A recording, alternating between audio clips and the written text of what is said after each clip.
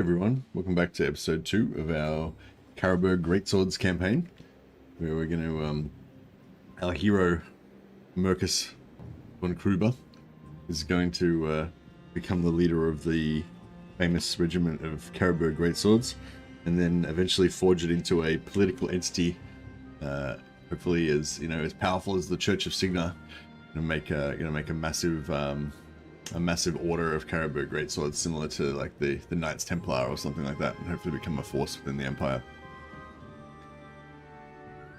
Hey Al-Islam, sorry man, if you possible, like, I don't know if you can understand me, but yeah, if you can just type in English in chat, if you don't mind, just because I can't moderate if I can't understand like what you're saying.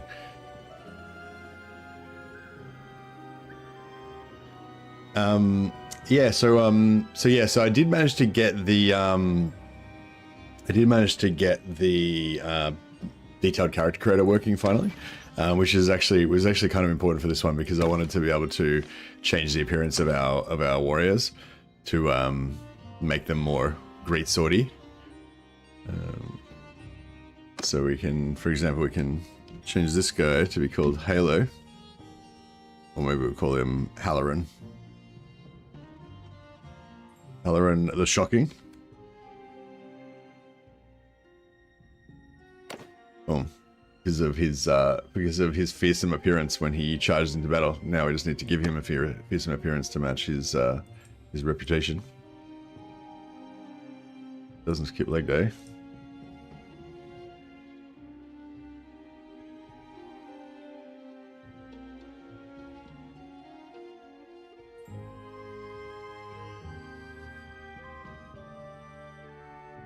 And he's going to have a great sword appropriate beard. Gonna make him bald. We'll give him a great sword appropriate beard. Alright, nice. Yeah, he's pretty cool looking dude.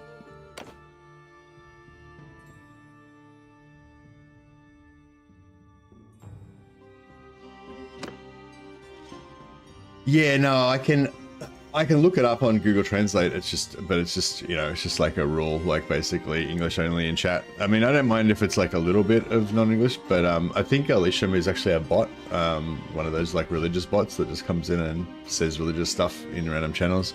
Yeah, because I've tried talking to him numerous times and he doesn't ever say anything apart from Alaikum and random like Bible kind of stuff. Not Bible, but religious shop stuff. So yeah, I think he's a bot, so I don't know, if he doesn't respond soon, I'll just ban him. But yeah, anyway,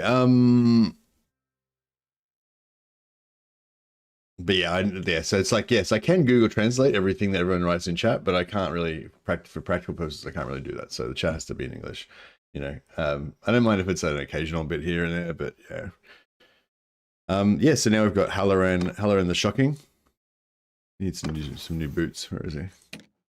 Actually, I'll look at him in here. Halloran the Shocking with his floppy hat.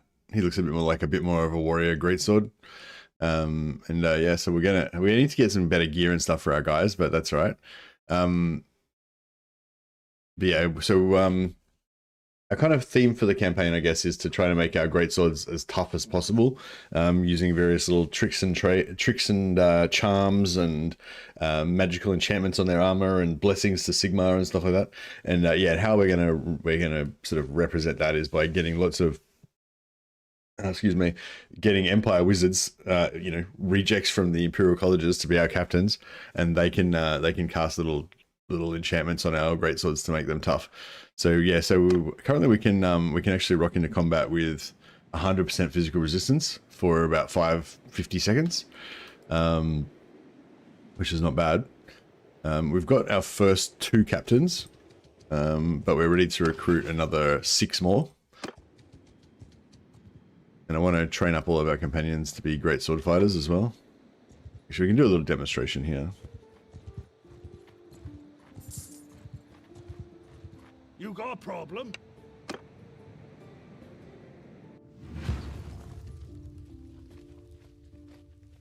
On my hold fire! Move! Dismount! Our guys are looking kind of looking pretty cool already. So yeah, we need to actually recruit some greatswords. So far, we've only got our captains with the greatswords, but eventually we'll have a whole posse. Oh, I think we've got some wounded. Yeah, I think we've got some wounded at the moment. That's right. Marching, hear me! Move out! Move! Onward!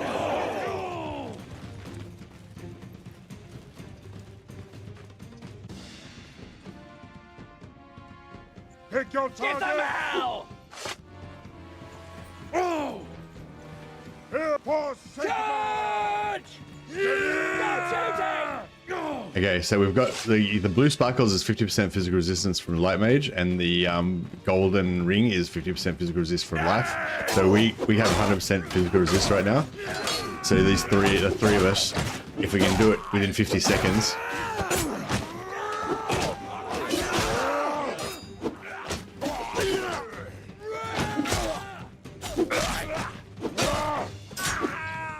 Boom.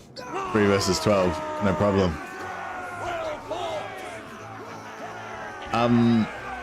I think some of the I think sometimes you encounter stuff like magic damage, which obviously our physical resistance won't work against. Also, some troops, especially in this, and some characters have increased physical damage. So I think it's oppositional because so I think if you have like minotaurs, for example, they do plus 100% damage.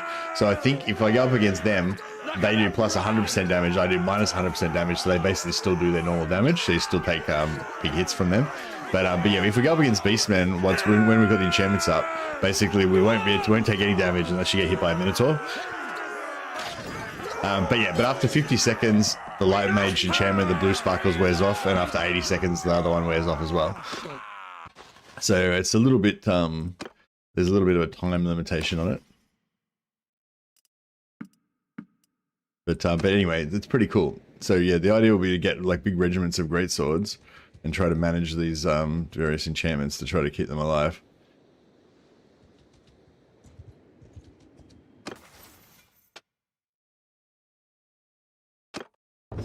Well, yeah, and hopefully level up our characters really nicely. So yeah, I'm going to cruise around now and start trying to recruit all our captains. Can be hard to find them. I've got a bunch of mods on now, so we're probably more likely to get crashes, especially if we're doing what I'm doing right now, which is going to be picking out characters all the time. So I'll save it before, because this will probably crash the game. Actually, before we do it, I'll just sell some of this gear to reduce the cost of this exercise.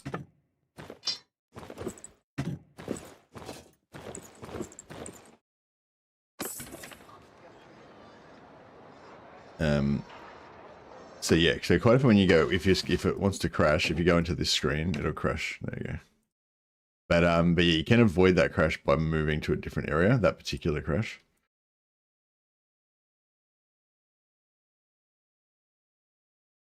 Hey Lately, how you going, buddy? Hey Joshua. If I can get it working again.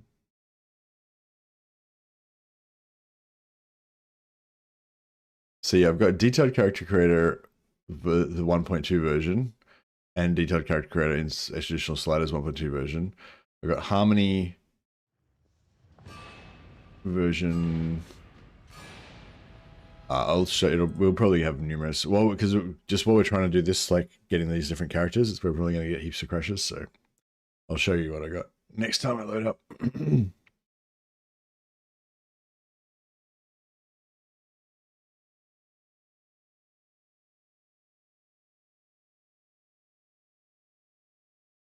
But yeah, it seems to crash. Seems to work okay with more mods on than less. So maybe we needed some more ones to make it work. Life Wizard. Okay, so we actually really need that guy. That's the whole reason I hired this Witch Hunter, so I could make a space to get a new guy to come out. So we can't, if we try to reload in this spot here, we'll just crash again. So we'll try to like head off into the forest over here somewhere. Hopefully that'll fix it. Probably it'll just crash again, but we shall see. No, I think we're good.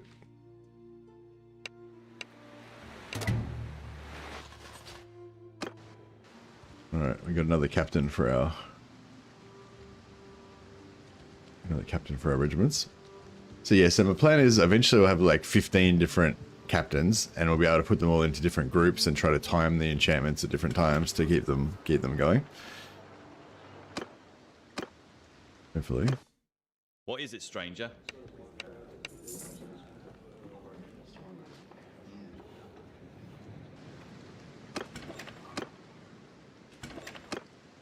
Another one. Beautiful. What is it, stranger? Who are you? So I guess we want roughly equal amounts of life wizards and light wizards. But yeah, obviously we can't really control what we get.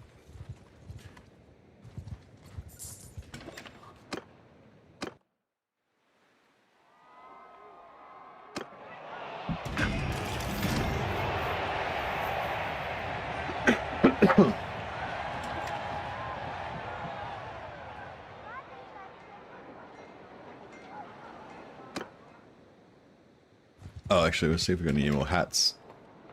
Hats are quite important.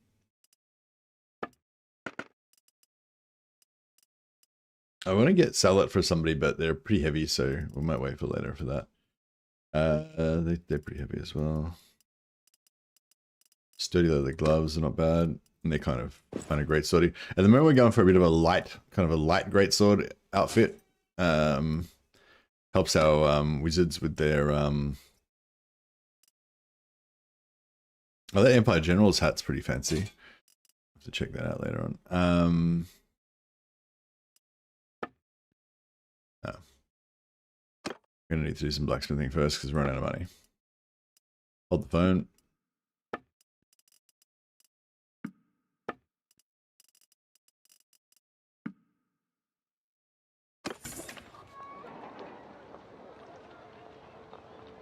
Yeah, so they're all kind of wizards. So we want to go for kind of a lighter armor at the start, but as we go on, we'll get more greatswordy as we go along.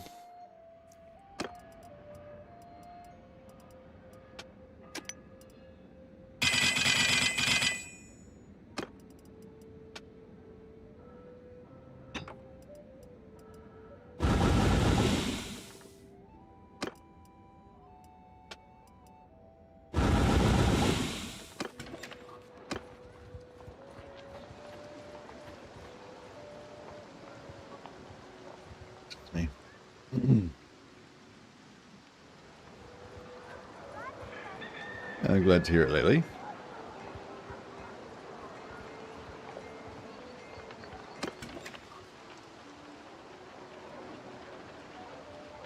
I think we can get some more. So Andred is our scout. So Drescher can be our scout.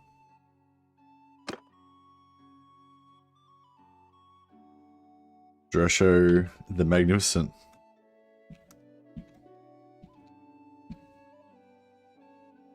Oh, maybe something that reminds me that he's a scout. Drescher the Eagle-Eyed.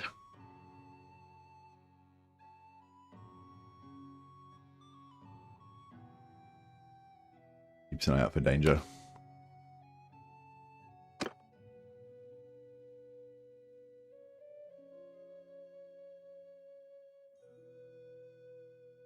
Make him quite tall.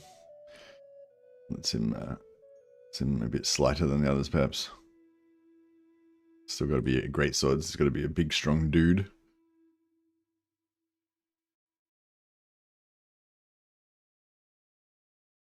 Give him some whiskers, some appropriate whiskers. Pimp mustache, perhaps.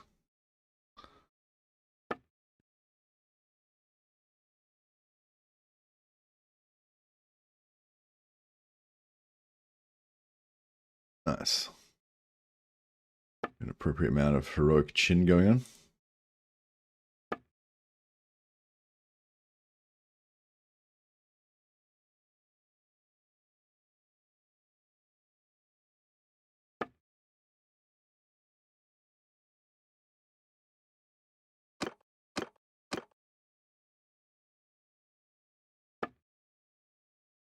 Give him piercing blue eyes.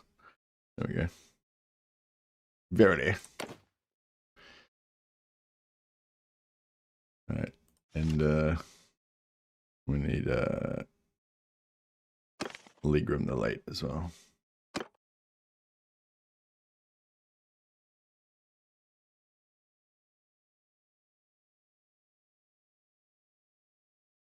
Legrimus. Boom.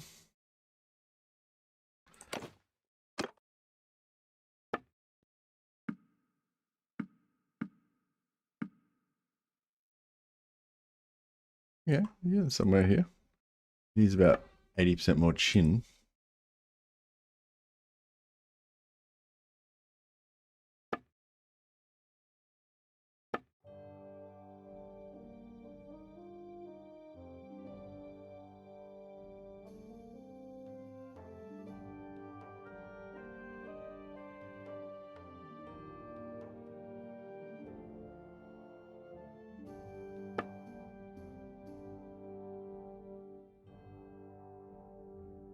There we go.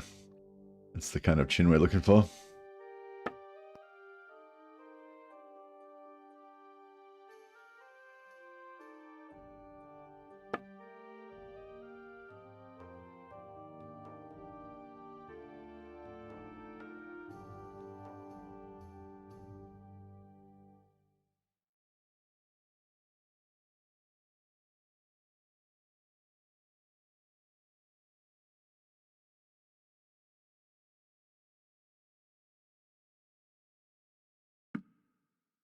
Nice.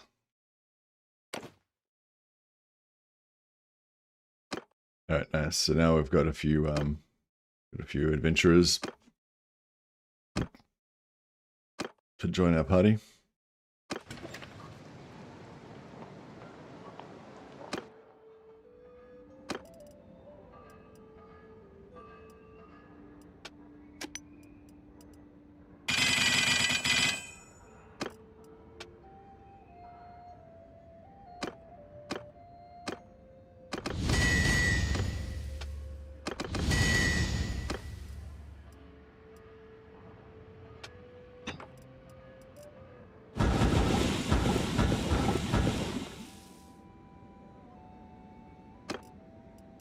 Alrighty.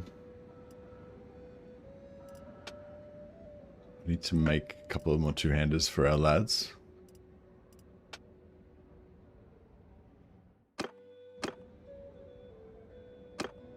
These are just starting swords. We'll make some better stuff later on.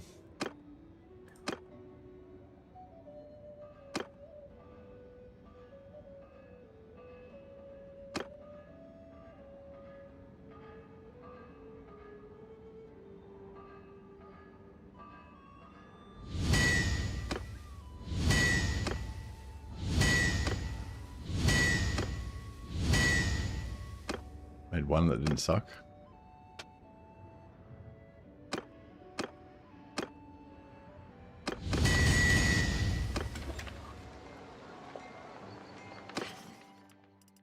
Alright, sell some of these better ones.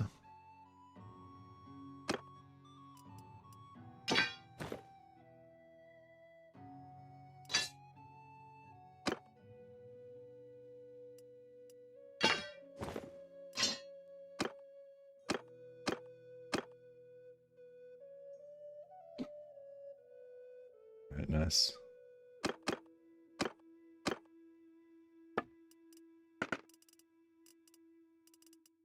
Alrighty, and we'll give him some sturdy leather gloves, some gold wizard boots. The gold wizard boots are nice. They're really light and decent armor, and they look pretty jaunty as well. I think they look alright for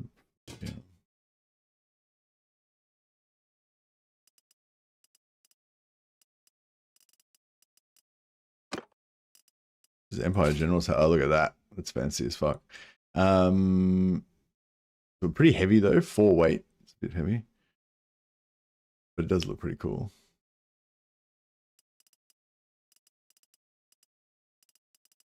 Yeah, I think Rule of Cool needs to supersede in this situation.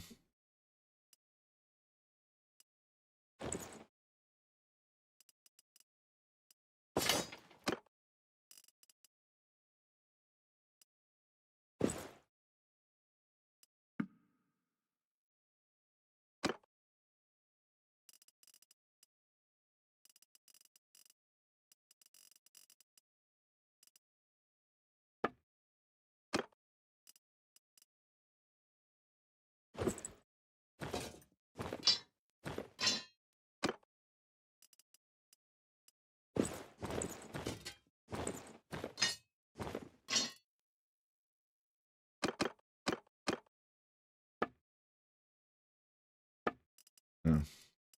Let's give this guy some rags so he's not naked. Alright,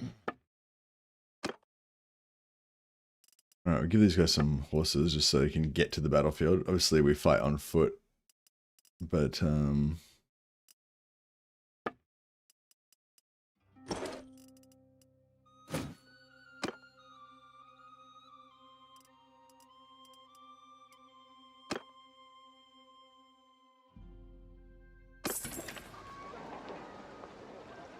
alright, I think that'll do.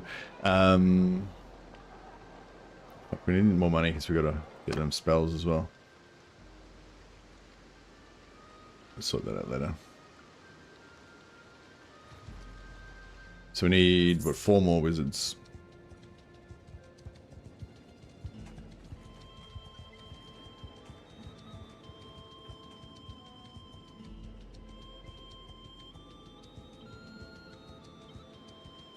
Just keep traveling around.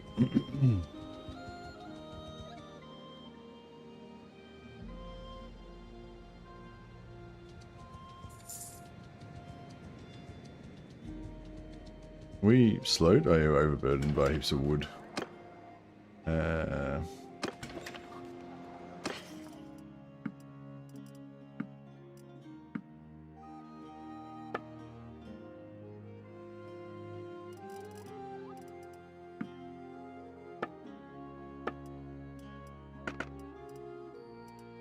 Right out for fancy fashion items. Woodman's hat. Not bad.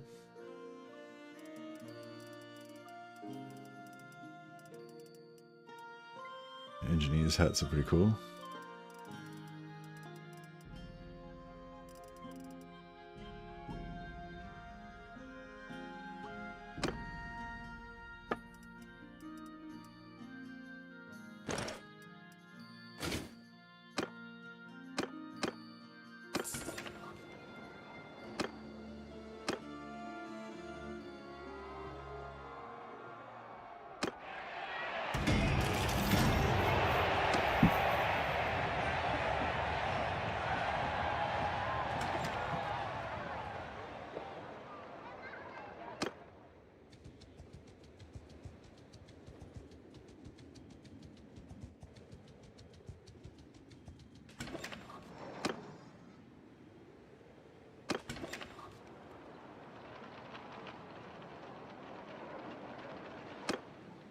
And we're still just trying to get our Britannian Knight to win our tournaments. There he is. Every time he wins a tournament, he gets another 6 renown. It's kind of just chips away at the next level. Maybe I'll keep him in the clan permanently. It's kind of cool having him just occasionally win a tournament for us. All right, so we need to upgrade our. We need to buy a couple of spells for our new guys. We're going to cost about 40,000, 50,000 gold.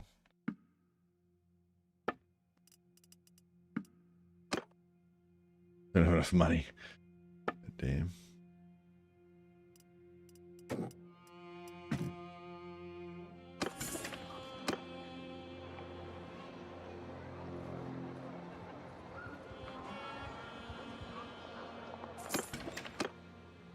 Celestial Wizard's no good.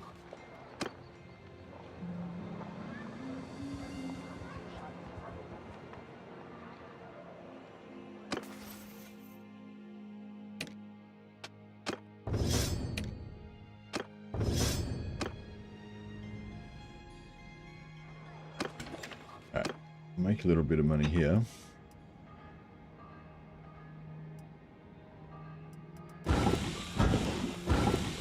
Smelt these with our main character, give him a ton of XP.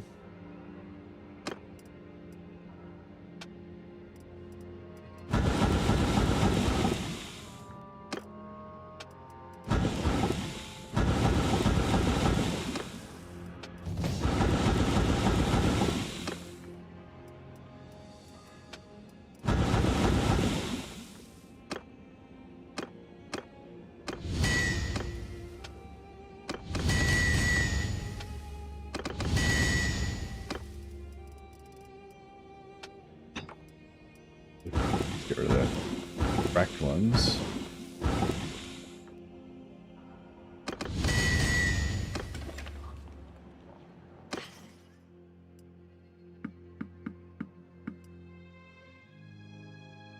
Alright. So that should get us just enough money to train our new guys.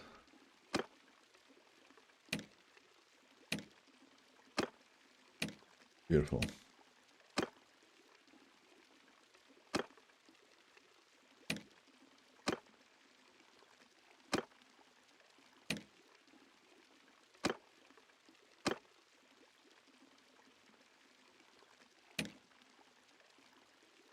Yeah, so we're a bit short on light wizards.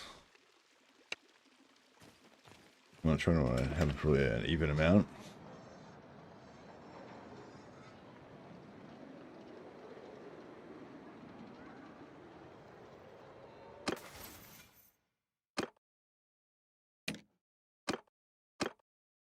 He's only going to cast Bark Skin. He's only going to cast Shield. Only going to cast Bark Skin, Shield. Oh, actually, no, I can cast whatever I want. Me.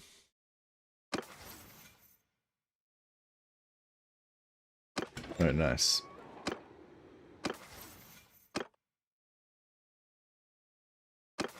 Now we can convert, if we recruit any troops that have like cool stuff, like this guy's hat or whatever, we can actually convert these guys. Yeah, we can have a look at here to see if they've got any equipment that we want. 11.4 weight.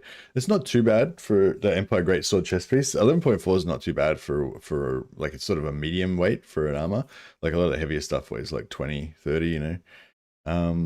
But in Old Realms, there's a lot of really super heavy armor that actually is pretty light, relatively light. So medium armor doesn't really have as much of a place.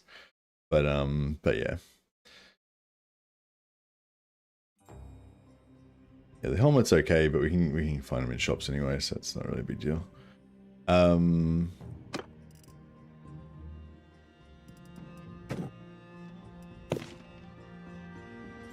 We upgrade these guys to Greatswords. They've got the exact same chest piece. They've got a slightly better helmet. Secrete. The Secrete's probably our top tier Greatsword floppy hat helmet. Although I'm probably gonna have some of them with just full plate helms.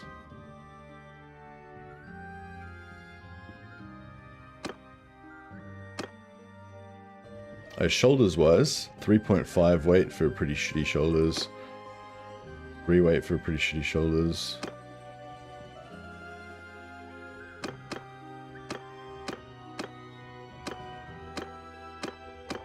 Yeah. I like the puffy Renaissance type clothing the Empire has for their shirts. Yeah, that's definitely the look we want to go for. For sure.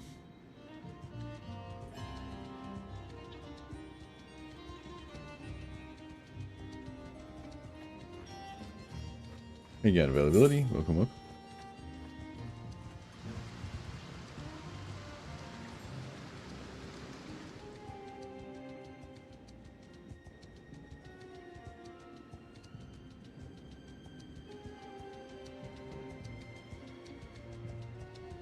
Pretty cool. Right, let's get you in here as well.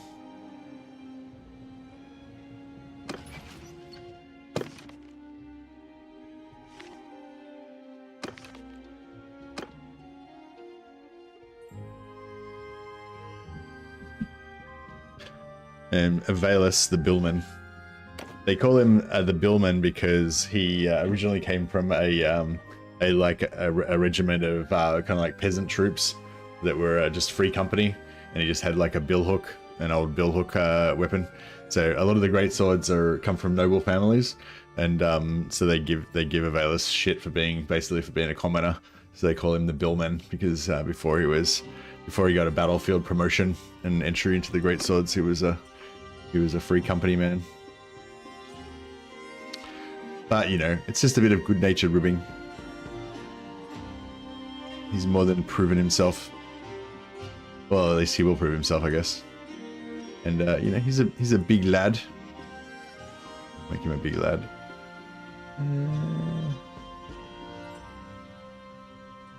As are they all.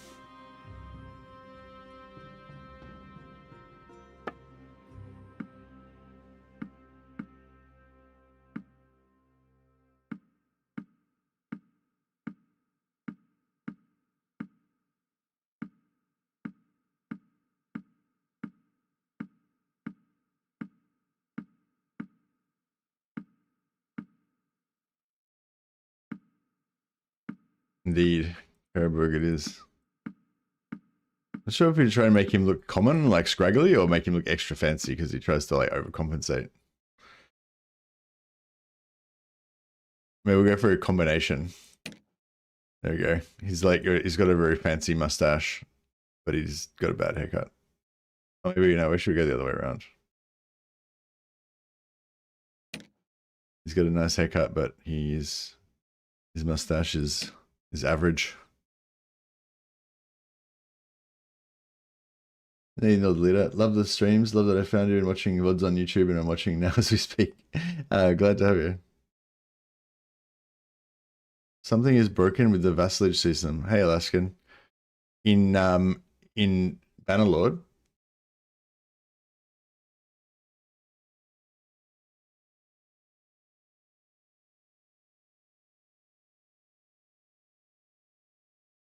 He needs a bit more. Everyone has to have a bit more chin. You gotta have between 50% to 100% chin. It's like the basic minimum requirement. Oh yeah, he looks like a young adventurer. Good work.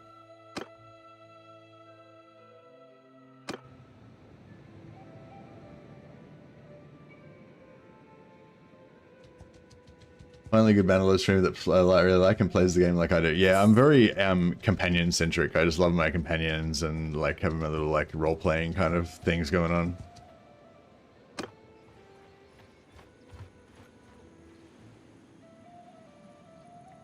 So your stream with Dakala going to the Empire. I was there and took Carl's starting location for some reason at turn 22. Everyone wanted to be vassal. 18 in total. Oh, right. Yeah. Sounds like your campaign's going well. Yeah, vassalage can be a bit... It's a hard one because it's like alliance system is kind of unsatisfying because you try to build this amazing alliance and then your allies just randomly break alliance with you for no reason half the time, and it breaks your balls. But then the vassalage is much better because your vassals don't ever leave you or go to war with you and stuff. Very rarely.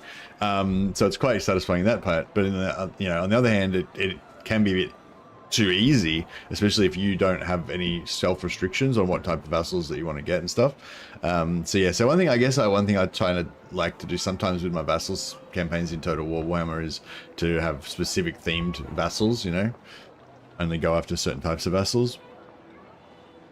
So yeah, so if you're doing like an Emperor Vlad or an Emperor whatever campaign, then you might want to go like, you know, take an evil faction, go to the Empire, vassalize all of the Empire factions, the Imperial factions, and then fight against all of the other evil factions. So you don't vassalize any orcs or chaos or anything like that. Have basically you're defending your perverted Empire against everybody else, kind of thing.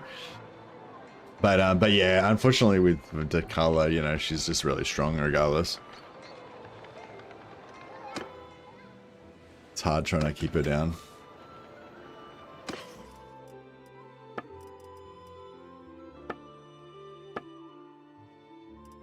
Big titty snake empire. That is it.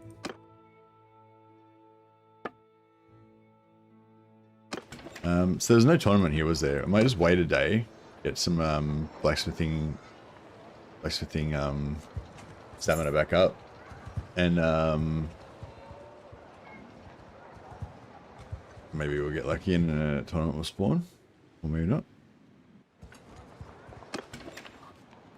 Maybe there was already a tournament here and I just forgot.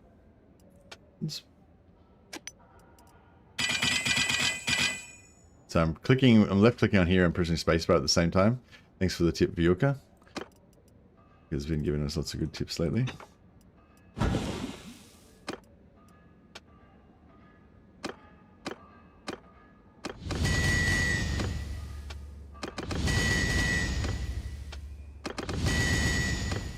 Nice to, when you're doing like industrial style smithing like this, it's nice to be able to just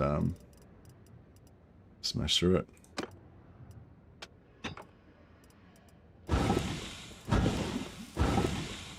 Oops. Smelted the wrong one there.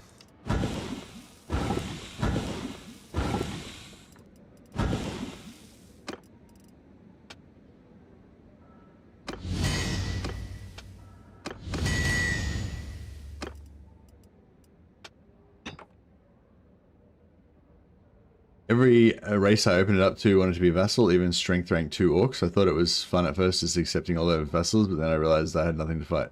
Yeah, you gotta preempt that stuff and, yeah, not do it. Too much power. You've attained too much power, Alaskan. Now you have to police yourself.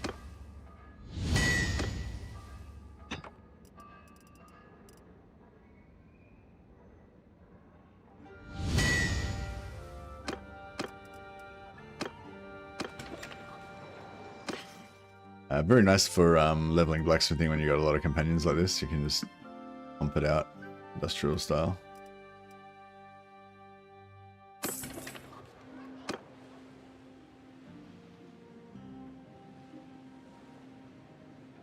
Seems pretty stable with all these mods now, which is good. Alright, we can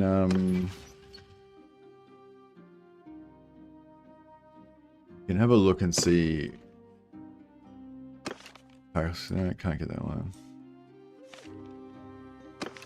Talabheim, alright, we can get him. The life wizard there. Talabheim, and there, we can't get that one. And there's a light wizard in Middenheim. Alright, we'll go there and get them first. Is the goal to take over Carroburg City? No, I don't believe the Carroburg Greatswords control Carroburg City.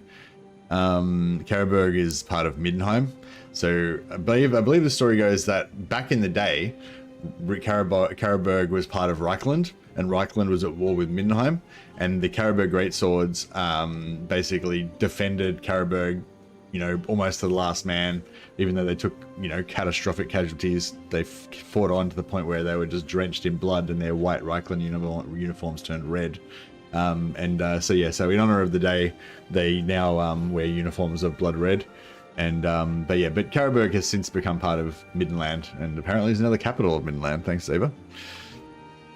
But yeah, so that's so they're named after the Battle of Carroburg, but they're not actually based in Carroburg.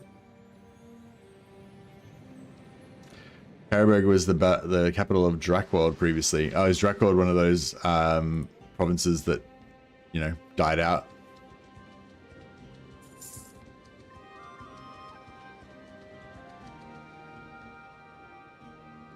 That ceased to be.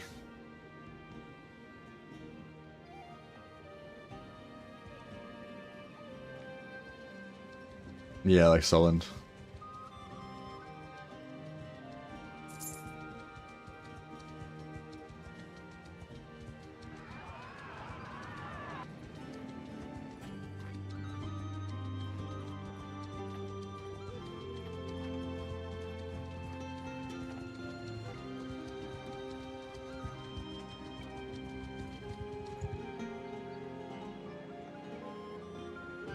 Bury the bodies.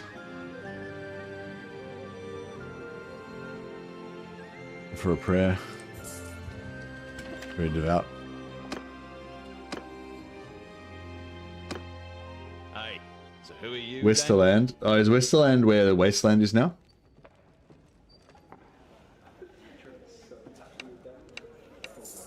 My name's Mercus Gruber, named after the character from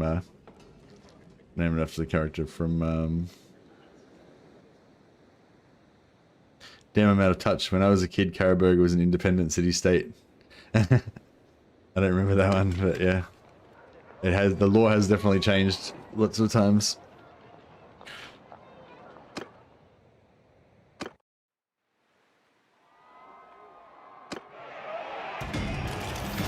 When I was a kid, I didn't know anything about it. I just knew the name Carroburg Greatswords, and I thought they looked cool as fuck. Basically, they were always my they were like one of the Carroburg Greatswords are the first regiment of renown I ever remember from when I was a kid, and yeah, they were like, yeah, my favorite. Oh well, actually, maybe not even from when I was a kid. Maybe it was just from when I was like in my 20s. But anyway, yeah. But I didn't really know anything about them apart from that they were badasses. What's their motto? It's like wades through gore and a good deal more, or something like that.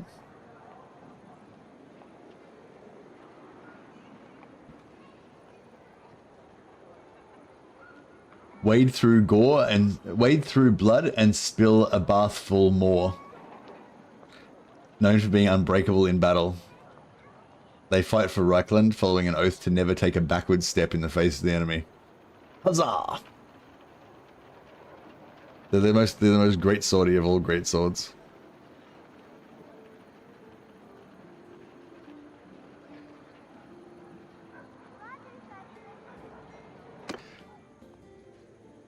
Another life wizard. Fuck, we're doing alright. We're getting a lot of life wizards though. We need to try and keep an eye out for light wizards.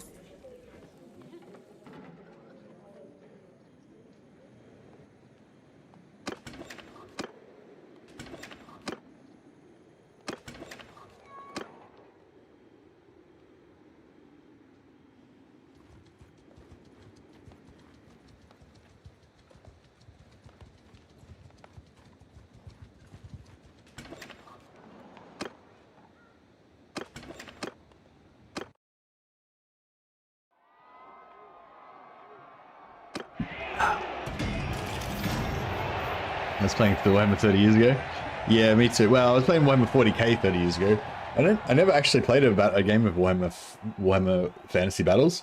I collected quite a bit of Fantasy Battles stuff, but I mainly used it for like Warhammer Fantasy Roleplay or D&D kind of stuff.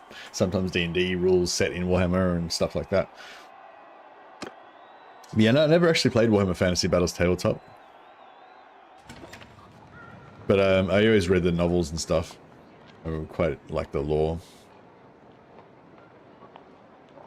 Yeah, I bought, way back in the day, I think I had a regiment of Chaos Knights. Or not a, yeah, I had a pack of Chaos Knights. I think I bought one box of Chaos Knights. I had Chaos Thugs, which is like the Marauders before they were Marauders. Can't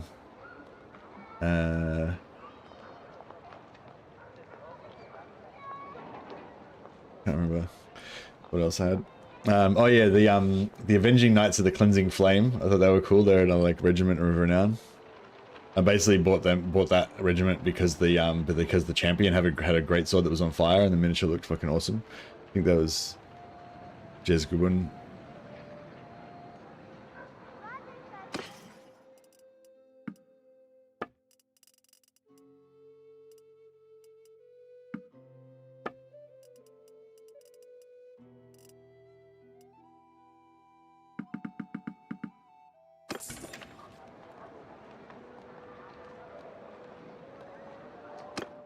Might need to...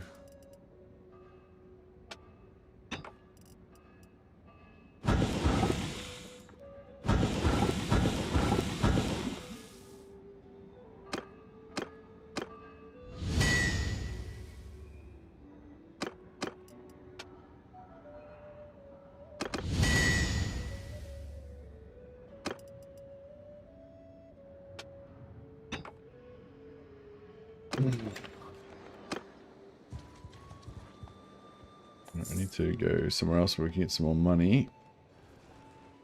How many companions we got now? 8. Oh, we need 2 more. ideally 2 more light wizards.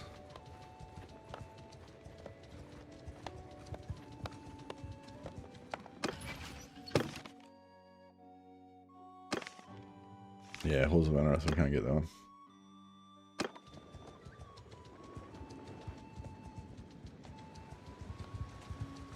Call of Warhammer. Yeah, I booted up Call of Warhammer on Medieval 2 a couple of times, but yeah, no, it didn't. I don't know, it just didn't grab me as much as Stainless Steel, which was basically vanilla plus. Yeah, Stainless Steel was my my mod of choice for Medieval 2. Because I loved it because it still had that really historical feel of Medieval 2, but it just like expanded everything. Like the map was this like zoomed in, literally twice the size, kind of like Old World mod for Total War Warhammer. And it just had all like extra factions and just, I don't know, it was really cool.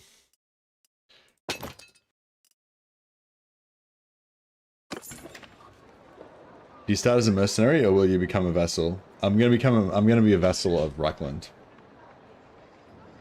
We'll probably do that pretty soon, actually. Once we get our army going, I'm still just collecting my inner circle of captains, and then we'll actually maybe I want to just unlock. I want to unlock some advanced guns, and then we want to start collecting troops in earnest.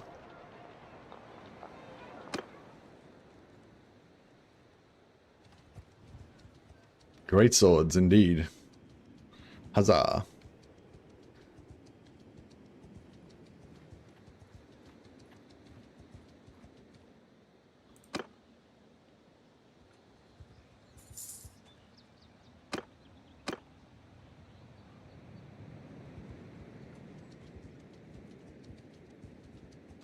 $76 faith. If we can get to 100 faith, it'd be nice, because then we can get extra faith XP whenever we go into a town.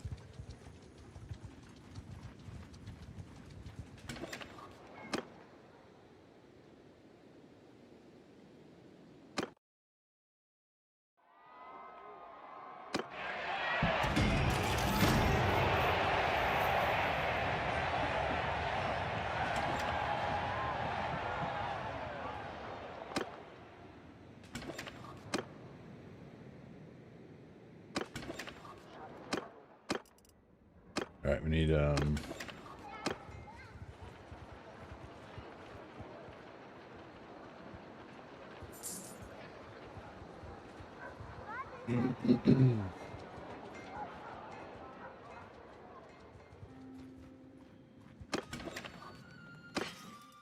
need a bit more money.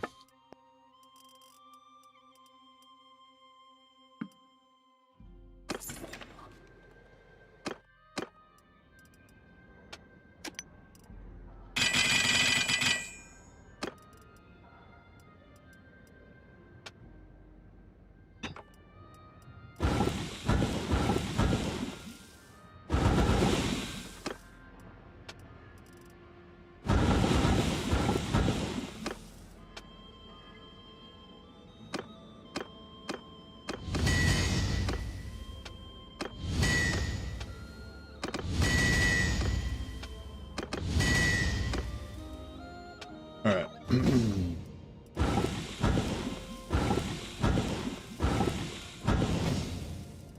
A few levels for our main character.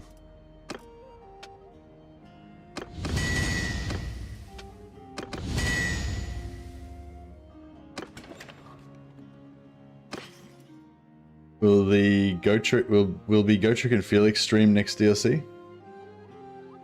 Next DLC? Is this the same kind of crew from your Mordheim warband? Yeah, well, I've got a Carroburg Greatswords Mordheim warband. I've got two different Carroburg Greatswords. I think I've done it 3 or 4 times now. Started like from scratch and made a new Carroburg Greatswords warband. Oh, oops, we've gone over the amount of total money that they've got.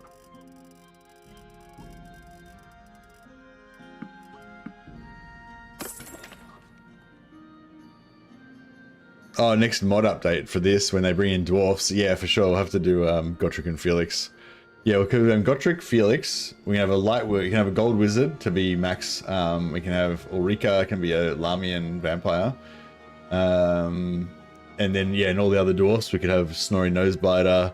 I don't know. It depends whether which like a lot of the characters die, so I don't know. It depends whether you want to like, you know, choose some of the characters that were dead alive at some point. You know?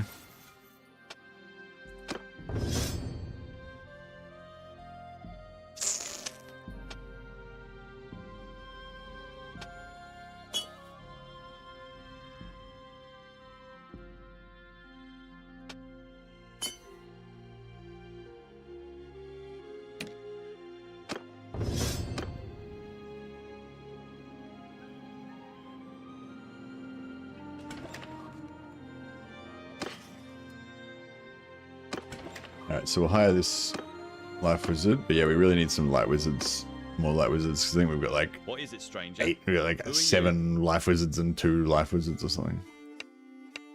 2 light wizards, sorry.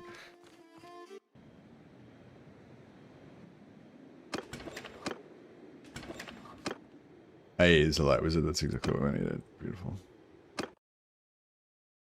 Hey, so who are you?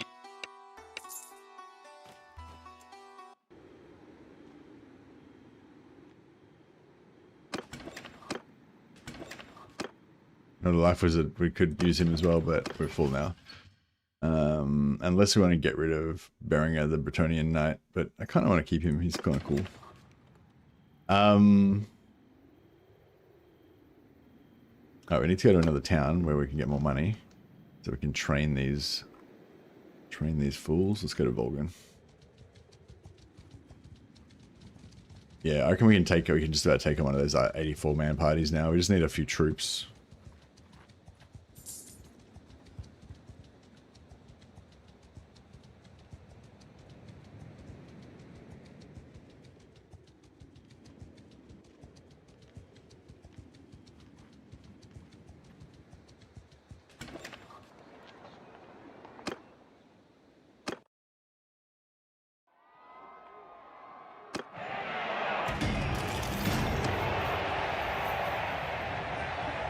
We could try. I wouldn't mind. I wanted to unlock some more guns so I can get a repeater pistol, at least for myself.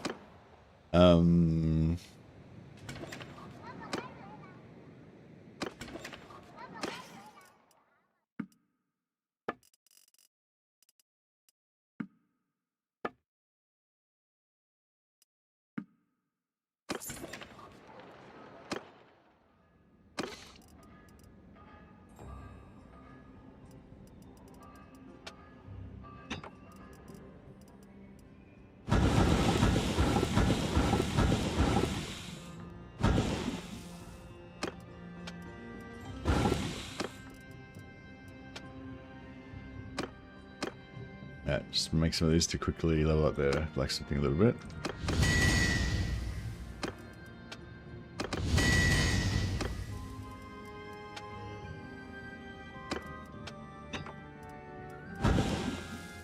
Smell the cracked ones.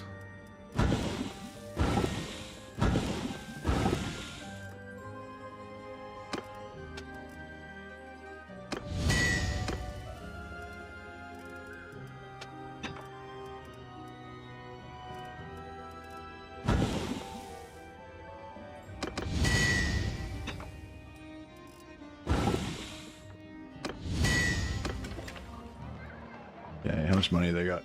68,000. All right, so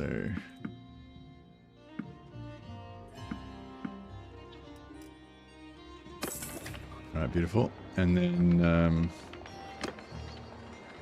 try and buy some spells for some of these guys. I don't think we can afford it all. So this guy needs respect. So Deal needs a respect. He should be able to cast this, but he's bugged out. He's good. He's good. He needs respect. So Deal and Liebricht both need respects. He's good.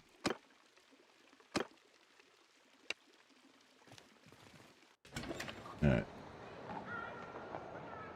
So we just go into the arena.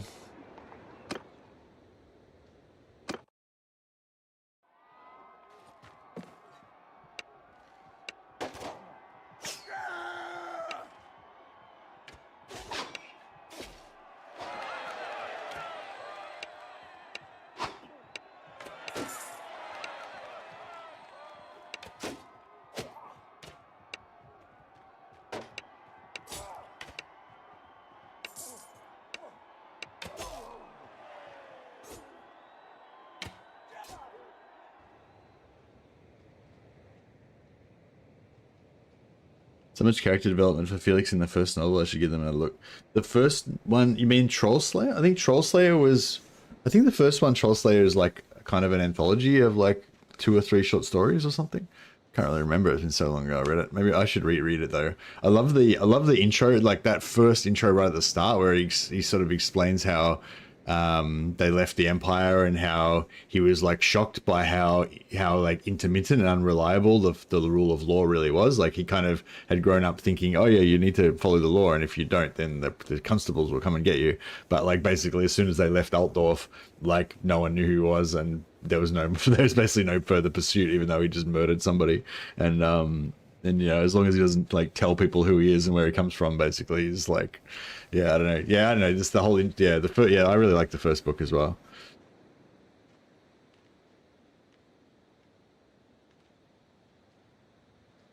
Yeah, it's like several. Yeah, I really like it too. All the William King ones I think are really good. But yeah, especially the first one, Troll Slayer.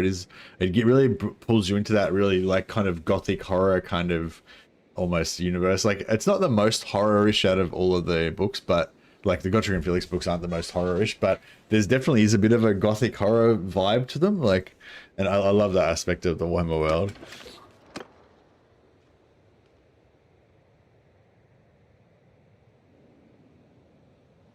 I just finished Orc Slayer. I don't think I've read Orc Slayer. Orc Slayer is not by William King though, is it? Orc Slayer is one of the other guy that took over.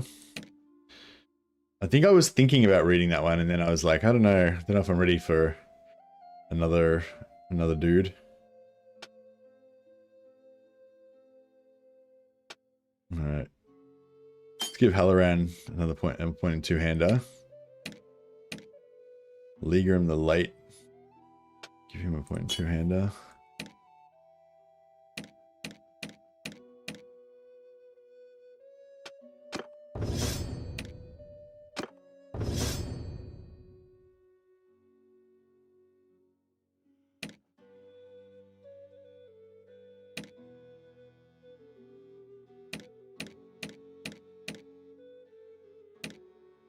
So Drasho Eagle-Eyed has got was our scout, but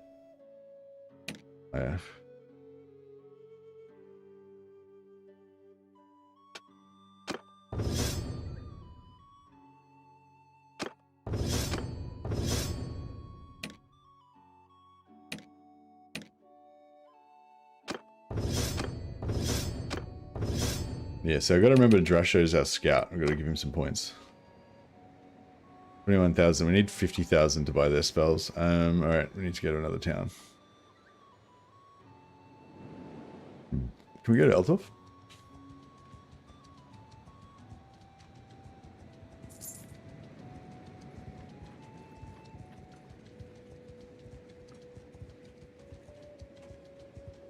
Didn't ruin the storyline for me, Husbanders. I just told you I hadn't read it yet.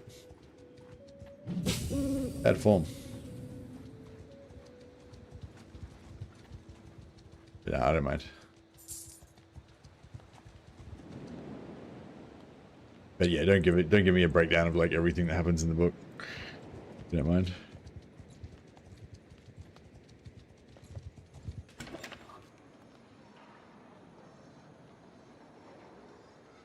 Gotrek loses in memory and Felix has to be the tough guy. What are you talking about? The first book is Troll Slayer.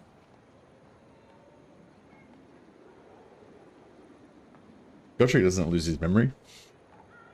Felix loses his memory of what happens in the pub where he apparently gave his oath to follow Gotrek.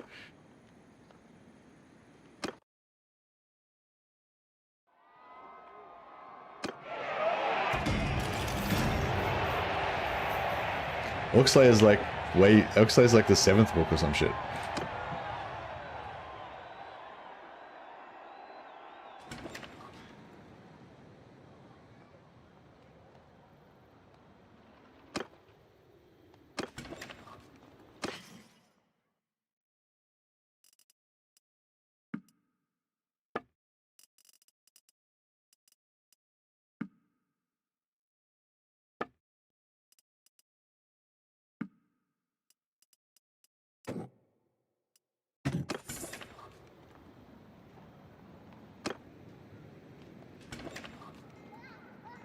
Oh, are you talking about one of the stories out of Troll Slayer, or are you talking about Orc Slayer? I haven't read Orc Slayer, so I don't remember anything from Orc Slayer because I haven't read it.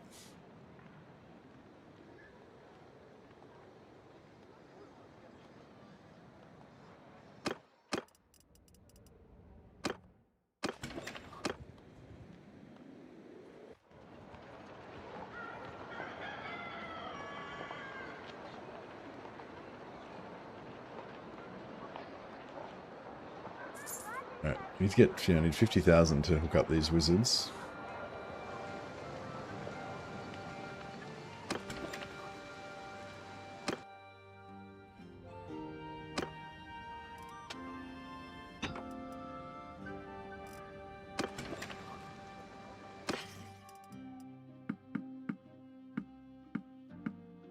Nearly, I might just about get us there already, I think.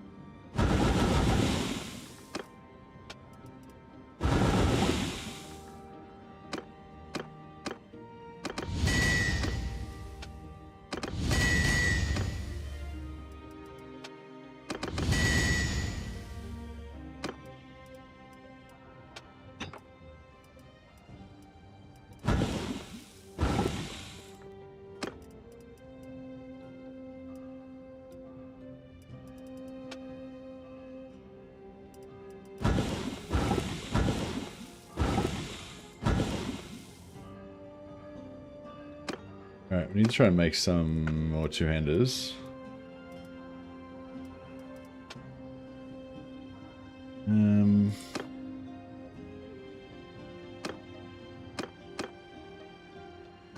Okay, these two ones don't use too bad of ingots. Oh, fuck.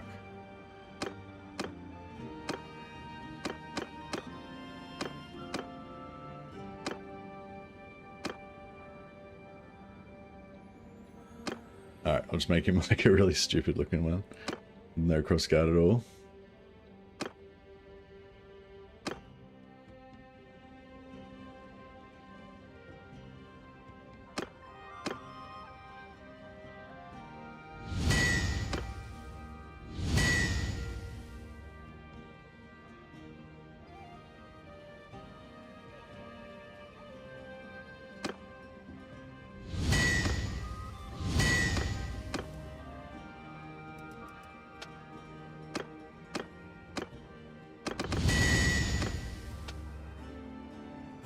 Alright,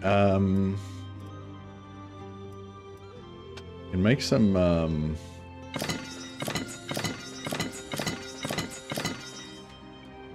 yeah, make some of these just for money and XP. Then they cost wrought iron, so they're kind of good. They're not as good as money poles, but I'll do in a pinch.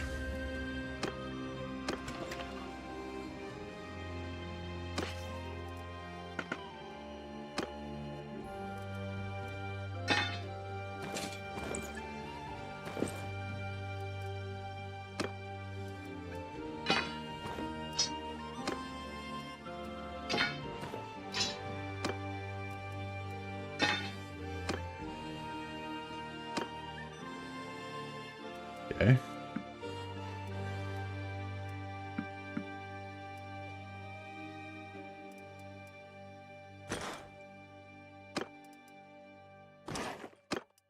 Just trying to basically equip all these guys.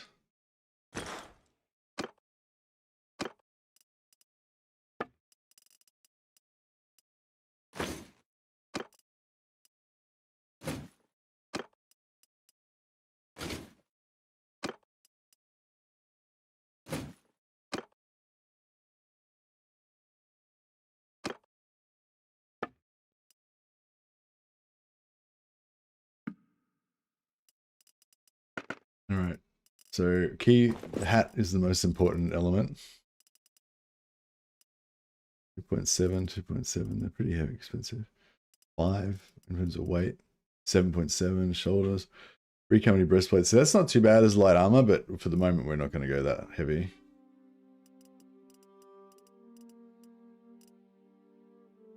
Gold boots are a bit too expensive. There's our woodman's berets.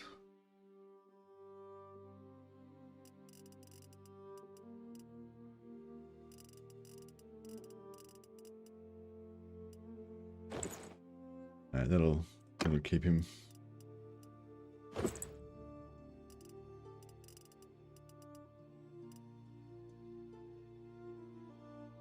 Cloth beret. Do. Artillery cap. Everyone's got to have a floppy hat. Either a floppy hat or like a full plate helm, basically. Get rid of this. Robes. It's a bit excessive.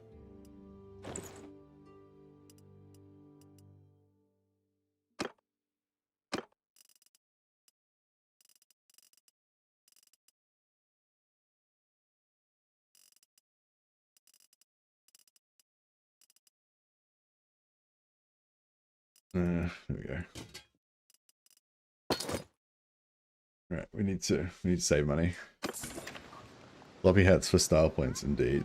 All right, but we just need to get their spells first before we buy any more style points.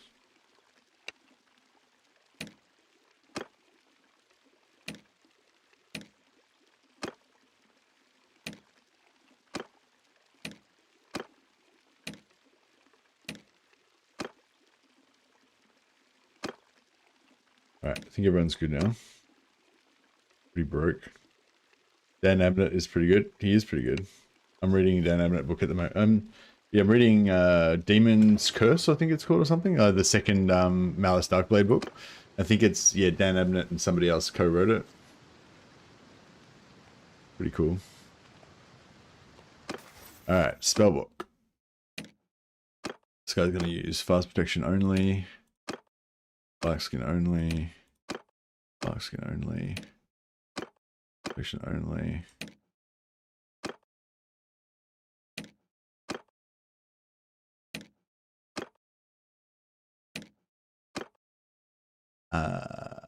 Might get Legram to cast some heals occasionally as well, just to keep us topped up.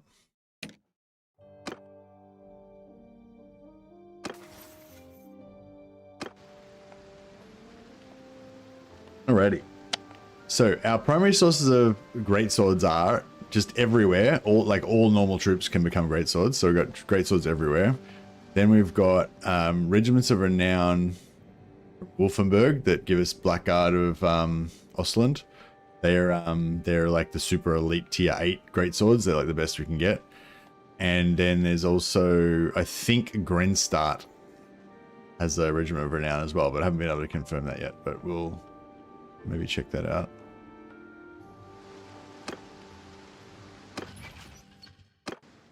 But yeah, I was thinking might sign up as a hired sword for a little bit.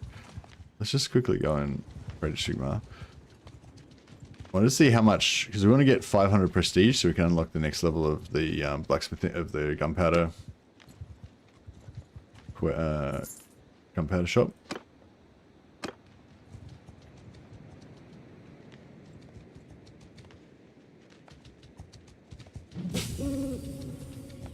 And yeah, you can get get prestige from talking to these guys, or we can do quests. So yeah, you can do this right at the start of the game. Tell me your name. Yeah, this guy's wearing the Blackguard. This is the Blackguard armor. It's got like the floppy, the puffy arms and stuff. Looks pretty cool. So yeah, offer our sword, and then just me and all my companions will join him, and the rest of our troops will disappear. We don't have any good troops anyway, so that's alright. And now we can do two-handed skill, bow, gunpowder, trade, or tactics. Well, all of these are completely useless. They're just much easier to just learn these skills by just fighting in battles. But yeah, some careers have really useful ones, like leadership. Being able to pump leadership up to 100 really fast at the start is really good. Medicine, being able to get medicine up to 75 so that you can get the perk that lets you heal enemies, which levels you up faster, is great. Faith, being able to get faith up to 100 is really good. That way you passively get XP after that, or even 150, so you can turn in goods for it.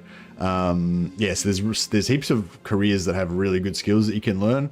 Yeah, faith, leadership, and medicine, probably 3 of the most important, and spellcraft. But the mercenary doesn't have any useful ones at all. They're all like the shit that you can just learn yourself. I guess blacksmith, gunpowder is okay, especially if you're an elf or something that doesn't have access to gunpowder weapons. It's kind of useful, but yeah. But anyway, it doesn't really matter. But yeah, I want to see how much prestige we get. So since we get 5 per day. Yeah, I don't know if that's really worth it, is it?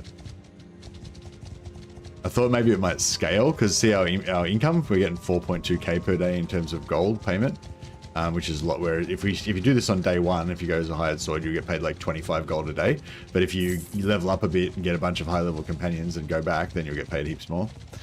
But yeah, this is kind of a good way to just get a bit of money at the start and just level up 1 or 2 of your skills to kind of power level in a bit. But yeah, it's not really useful to us.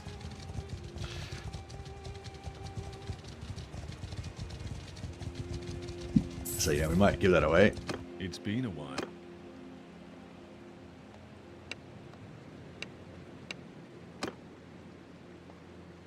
Hey Z4N, how you going, buddy?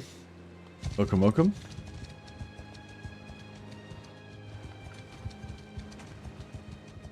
Oh, this is the middle of the day for me. This is it's about 5:30 in the afternoon. Z4N is one of the developers of this beautiful mod that we're playing. There's a lot of nice maps that you might see his name on the monthly dev progress updates. For those on YouTube, Z4N is just on Twitch chat at the moment.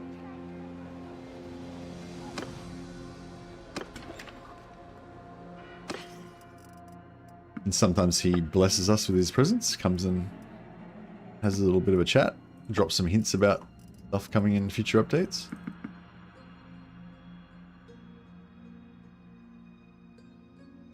Oh, you're getting paid.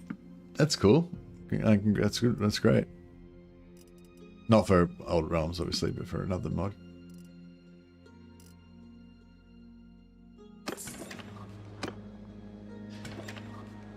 Alright, let's recruit some more troops. We do get... how much influence are we going to get from this? So at 238... Imagine we'll get like 4 or something. We got 1, yeah.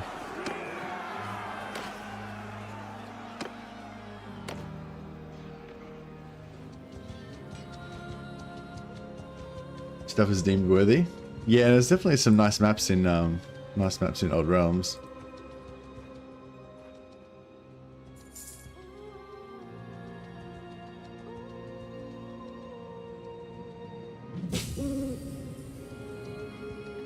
Maybe we'll do some camps.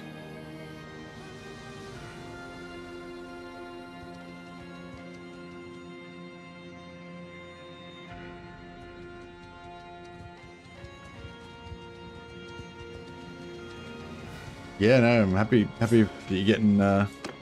you're getting kept occupied, Zedford. Although I'm concerned that it's gonna take your time away from Old Realms. We just want you to do more Old Realms. We don't care about that other stuff.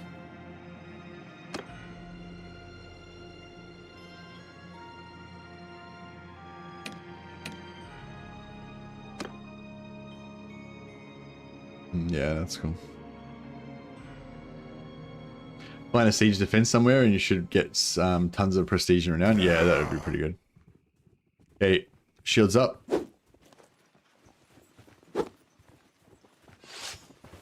Alright, I do have 100% physical resistance right now, so for the next 50 seconds. Here's our mighty greatswords. Floppy hats, big swords. Let's do it.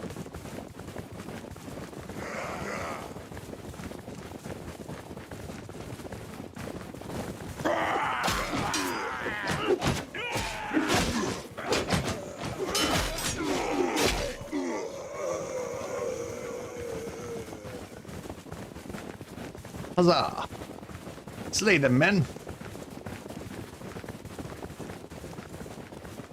Throw these abominations back into the pit from which they came. There's nothing like a large bunch of dudes with great swords charging into the enemy with floppy hats. There's the blood. But yeah, so when you do one of these fights, you'll get about 20 or 30 prestige from the fight, and you get 30 bonus prestige for getting rid of a camp. So in the early game, like it's probably one of the fastest ways to get it up. Later on, you just get heaps of prestige just from fighting battles anyway. But yeah, we might want to try and get our leadership up to 100. I think having 100 leadership, which gives you 50% extra, 50% extra influence from battle. Renown from battles. I think that also gives you 50% extra prestige from battles. That's pretty cool.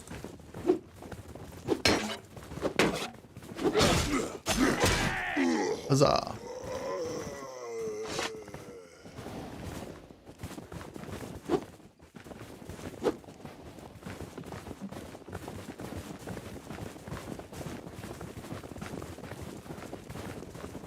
Should fight the elves.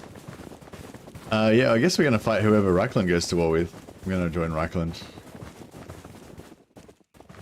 Sure, we'll go to war with the elves at some point.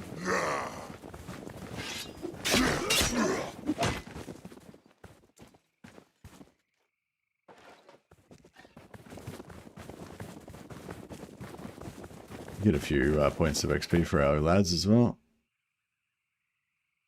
You've come.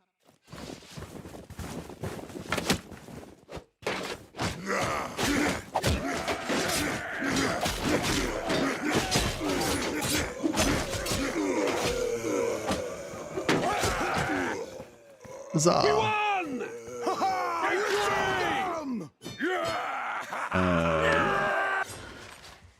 So yeah, we're 244. So I think we got the 30 already from the battle, or 20 or whatever.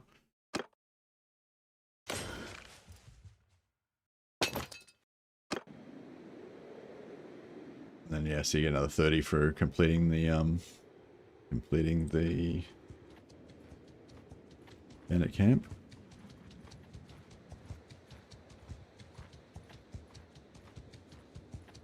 There's 40 of these guys following us. We will trouble. On my orders! Horsemen!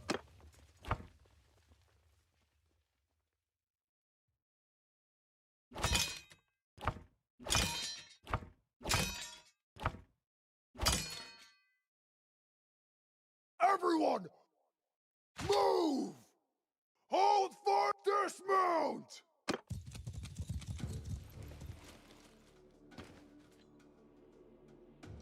Marching order! Go!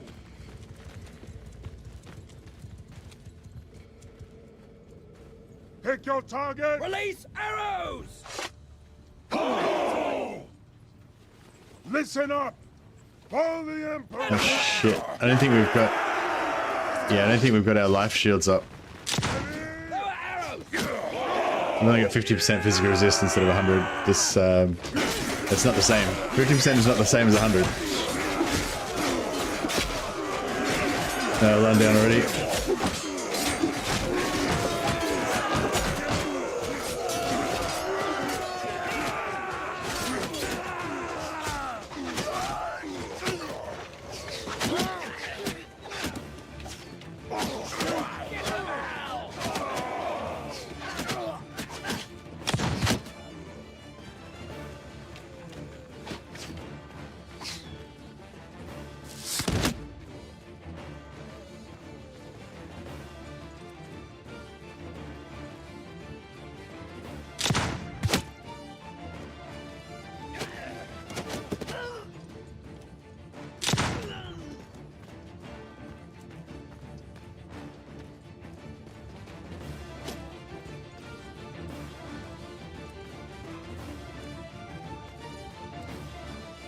Alright, it's a little bit messier than last time.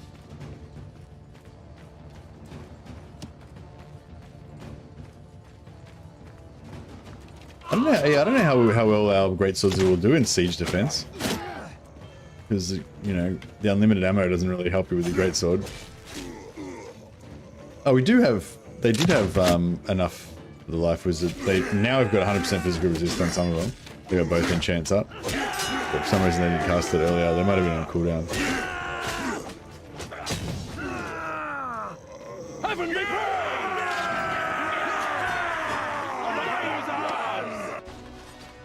We get a tiny bit of prestige there.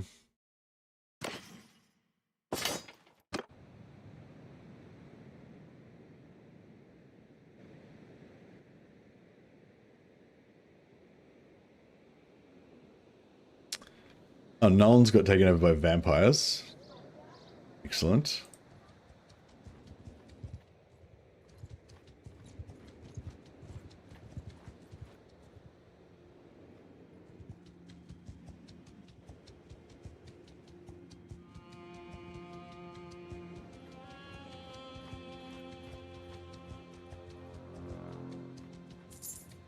Yeah, I need some more troops, so I've got mad herding. Overburdened.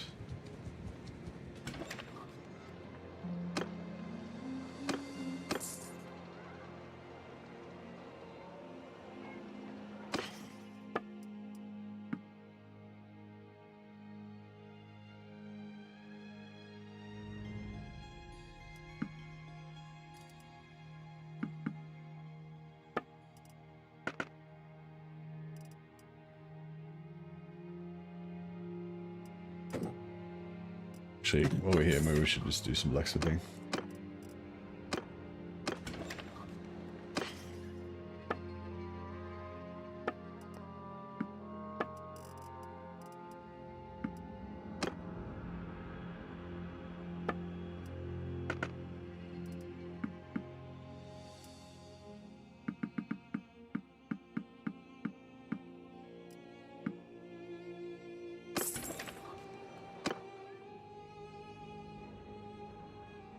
Don't know about you all, but I'd run through a brick wall for Kruber. Nice. Loyalty, that's what it's all about.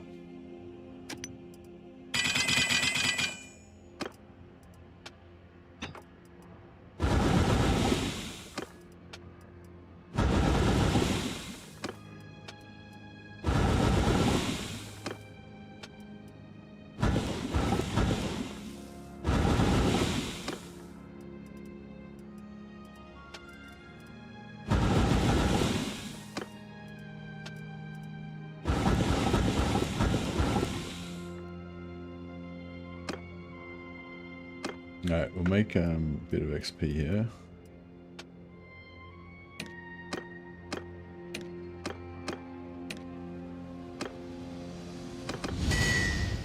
Kruber Strike 5.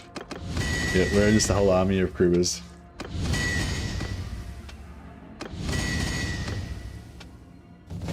Mercus Kruber.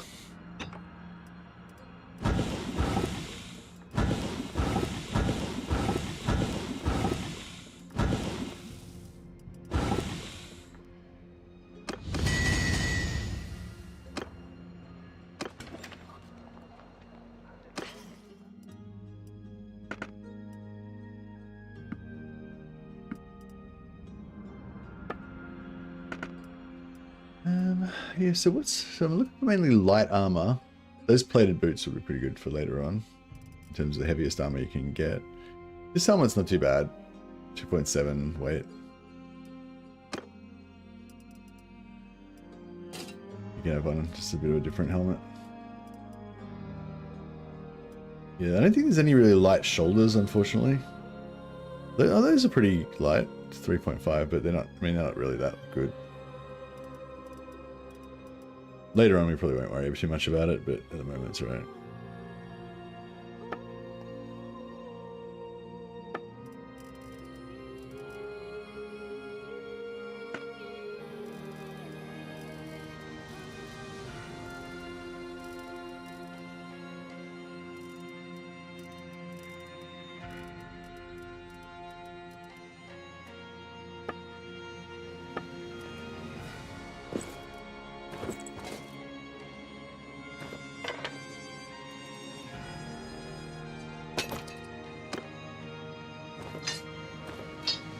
This crap.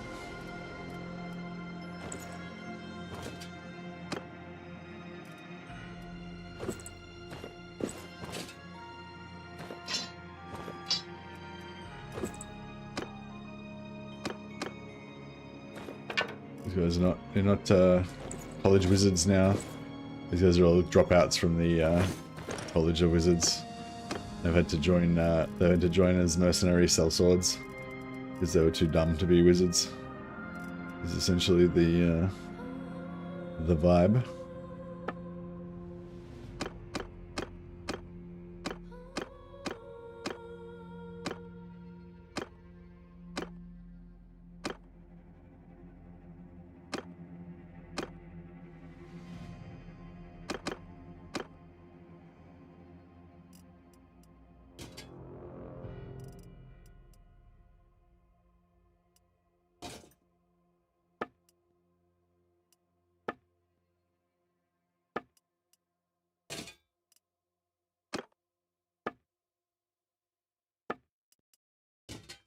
Even matching hats in both town and non-town wear.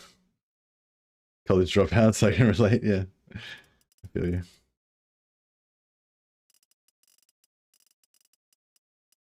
Alright, I think that's looking okay for now.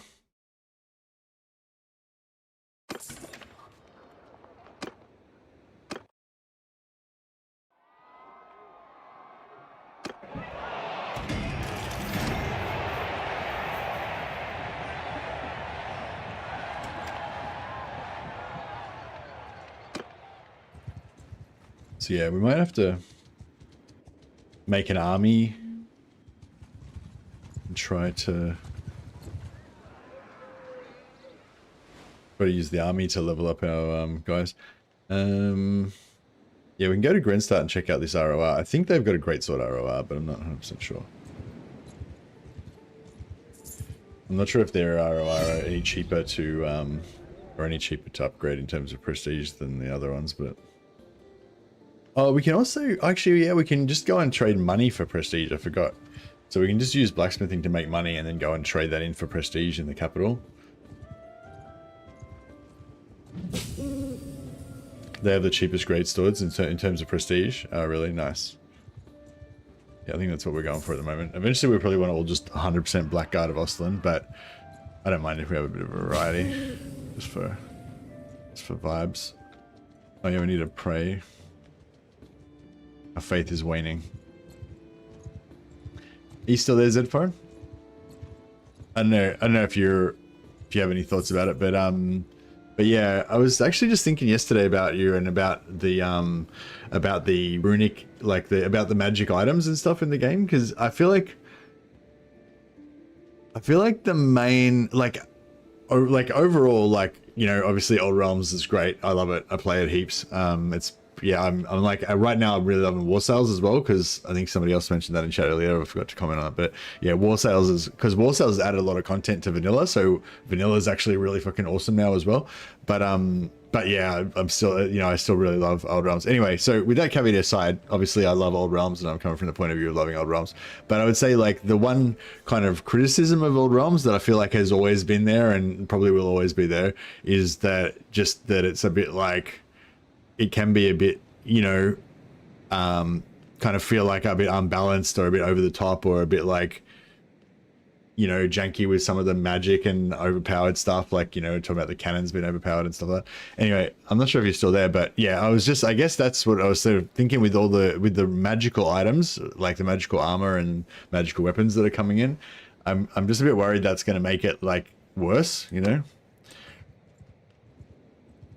Canskin 100%. Yeah. No, I was just talking specifically about the magic items, like the rune smithing and stuff like that. Like, you know, like with the, you know, like the armor that spawns, like the armor that every time you get hit, it spawns dryads out of you.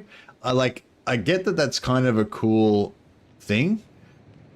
Like, it's kind of cool in a way, but it's kind of also just weird, janky nonsense. You know what I mean? Like, I don't know. Do you get where I'm coming from? No, I'm trying not to. So I'm not trying to be rude. I really love Old Realms, and I really love everything you guys do. But yeah, I'm just a bit concerned I'm a bit concerned with the magic items that are coming in, that's going to be a bit like, depending on what stuff they add to it, it's going to be a bit going the wrong way, you know what I mean? Yeah. Like, I think, like, you know, swords that, like, flaming swords that do a bit of extra magic damage, you know, or even vampiric swords or something like stuff like that, could be kind of cool to get, especially if they were unique magic items that you can't craft yourself. But yeah, but I feel like if you have like, yeah, if you have like, that's like, I don't know, 2 like crazy magical properties on the items, and you can make them yourself, and I don't know, just like, I feel like it's going to become, it's kind of the same thing happens with Total War. It's like you have like things that, yes, they do exist in the world, and yes, they are lore accurate, but does everyone fucking have them, and are they everywhere, and are they a dominant factor of the world? No. You know what I mean? So I think that's the thing, like with the enchantments and stuff like that, you know, like you could have something that's like really rare and all that kind of stuff, but it's going to end up that like just everybody has it. Like if you have vampiric weapons that heal you when you attack, or that blow up and blow everything up, and you know what I mean? Like just everyone is going to have that. Like that's just going to be a part of the standard build that everyone will have. So it's sort of like, you know what I mean? It's sort of like, I don't know. Well, anyway, obviously you guys are already aware of that issue, I guess.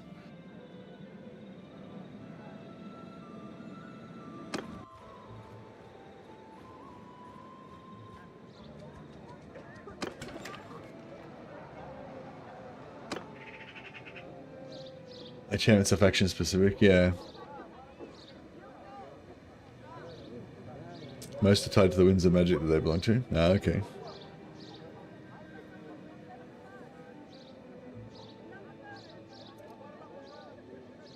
Fire enchants require somebody who knows all those fire magic, so vampire players can't get those. Yeah, so yeah, you're gonna stop vampire players from being able to recruit like Empire Magisters and stuff.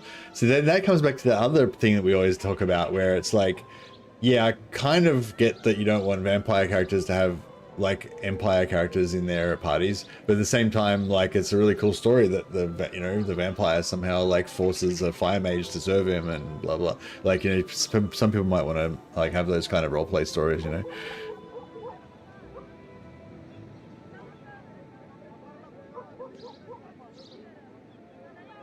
Yeah, I don't know. I guess it's hard because everyone's got their own, like, everyone's got their own idea of what's janky and what's realistic and what's lore friendly and what's not. And armor that spawns dryads, how long has that been in? Oh, no, it isn't in yet. It's coming in the next update.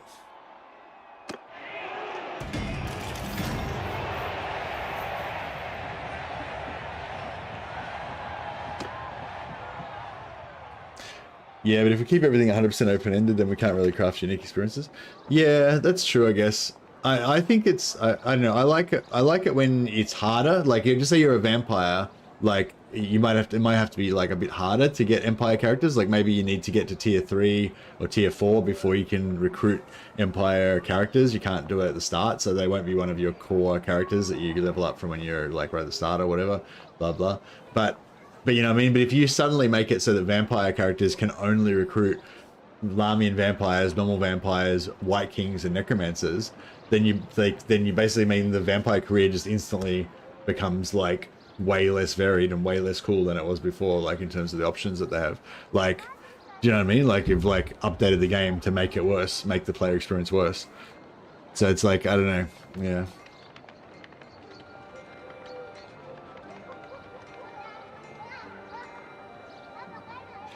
Yeah, but there's other characters coming for the vampires in update. That's cool, but that doesn't really address what I'm saying. Like, you know what I mean? I'm saying, like, currently there's like 15 different other non-vampire companions that you could potentially have in your vampire campaign. Not that you would bother, because vampires are way more powerful. You're better off having 20 vampires. But for role-playing purposes, if you wanted to have like a storyline where you've got a fire wizard or some shit, then, you know, you could do it. Whereas, like, and if you get rid of that, then you just basically just, you know what I mean? Like, you're basically doing work to update the game to make the player experience worse, basically, you know? That's kind of where I'm coming from. But yeah, anyway, sorry. I feel like I've covered this ground with you. We can go over the same thing over and over again. I feel I had my company Greatswords in a siege defense against vampires, and they used one wind of death, and the siege was over. Yeah, chill wind. We might create some form of midnight aristocracy mechanic at some point that allows vampire players to get empire things late game. Yeah, well, that's the thing. I kind of feel like you shouldn't restrict it until you like do that. You know what I mean? Like you shouldn't stop vampire players from recruiting bright wizards until there's a mechanic to get them later on at some point through a more difficult mate. You know what I mean? But yeah, but like shouldn't is like, you know, who am I to say what you should and shouldn't do? Like, yeah, you can do whatever you want. I'm sure it'll be great. But yeah, that was, you know, that's just my opinion. But yeah, you already know my opinion, I guess, because I've told you like the same shit over and over again. So sorry if I keep harping on about it. Yeah, I'll take the stamina just because it's good for leveling right now. Control, we never need control at all. We'll take vigor a little bit so I can get better with our greatsword.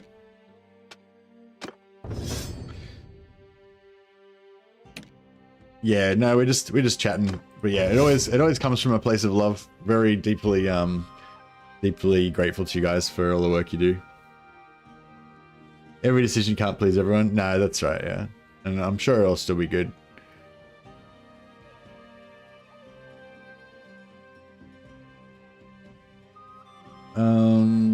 So scouting, we need 3 points in scouting.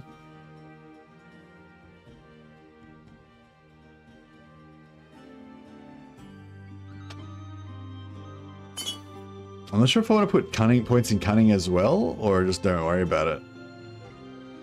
With 2 points in cunning,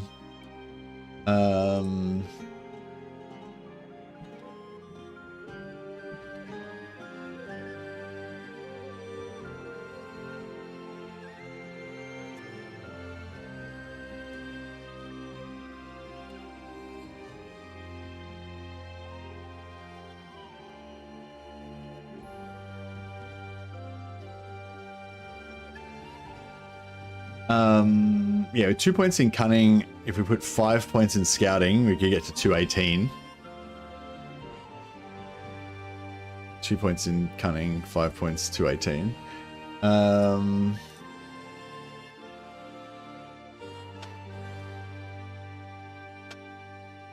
So we wouldn't get that.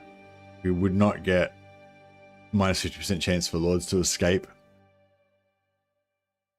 We get that, which we don't give a shit about.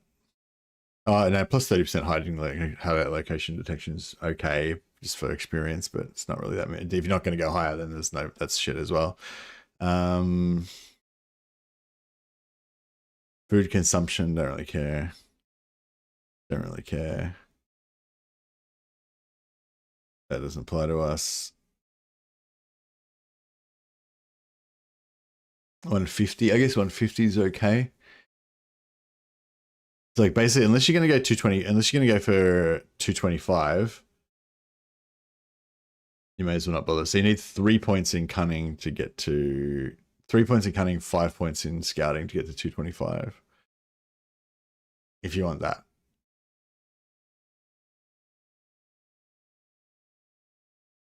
Although this stationary vision is pretty good too.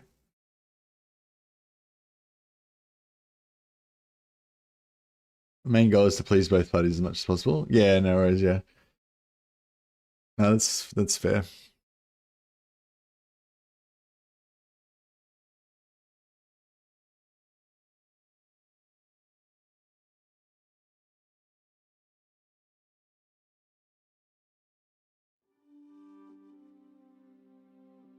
Yeah, for me personally, in terms of like law breaking and stuff like that, I don't really mind if the player can like break the law or whatever.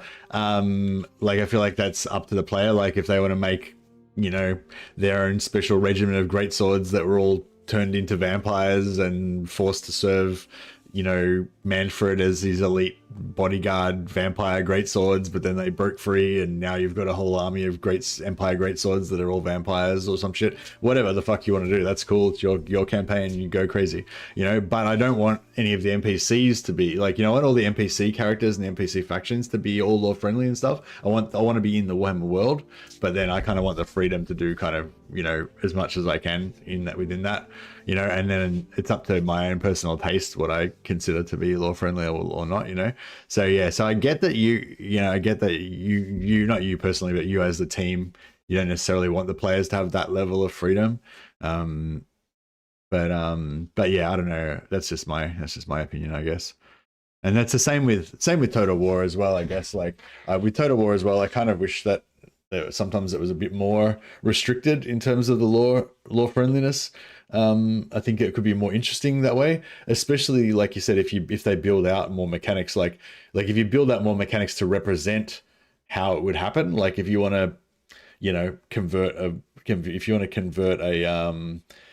like a bright wizard to be a vampire servant or something, like then, you know, if there was like a mechanic to represent how you would do that, or like you had to do a little quest and you had to get a certain amount of prestige or something, and there was a little bit of text about it or some shit, like that would obviously be better than just being able to recruit them. But not being able to recruit them at all, and then just cuts off all of those storylines. That I feel like, to me, I feel like that's worse, you know. But yeah.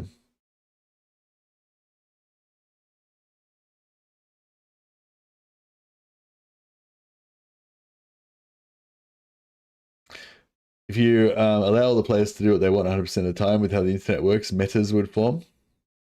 Yeah, but metas will form anyway. And it's just, and if you try to control that, then you just spend all your time chasing bullshit instead of just, you know what I mean, instead of just creating, you know, a tool set for people basically. But yeah, I don't know. I guess there's different philosophies about it. Like one philosophy, I guess, is that you create a totally manufactured, like, I don't know, like totally catered experience that provides a specific story. Like you are the hero. You can't be evil. You can only be good. You're a knight in shining armor. You go through these scenarios. You have to be chivalrous. That's all you can do. You know, that's like one version where you present a story that you want to tell, and that's how it is. And a different version that's available in games but not in books is, here's a tool set. Here's a world to explore. Go out and do whatever the fuck you want. You know. And I think in essence, Bannerlord is a sandbox game, and like that's the kind of the whole point of it. So that's why, like, yeah. The thing is, there won't be a king meta, because if there's a specific meta way of playing the game, then you do that once and you're like, yeah, I'm really powerful, I'm awesome. You do that a second time, it's like, yeah, I'm really powerful, I'm awesome. You do it a third time, it's like, yeah, I'm powerful, and then you never play again. So if you're like, if that's all, if you have that mentality of only going for the meta, you'll only play the game once, and it's kind of a waste of time playing, you know, playing something that's you know, a sandbox. Like, whereas I think most people like me, like every time they play a campaign, they try to come up with some slightly different version, some slightly different variation. And if there aren't any variations available, because you're only allowed to play one kind of Etonian Knight, you're only allowed to play one kind of vampire, you only play one, then you play each of those once and then you're done. You know, whereas if it's open and you can play infinite different ways, whatever you can imagine, then you play forever, you know.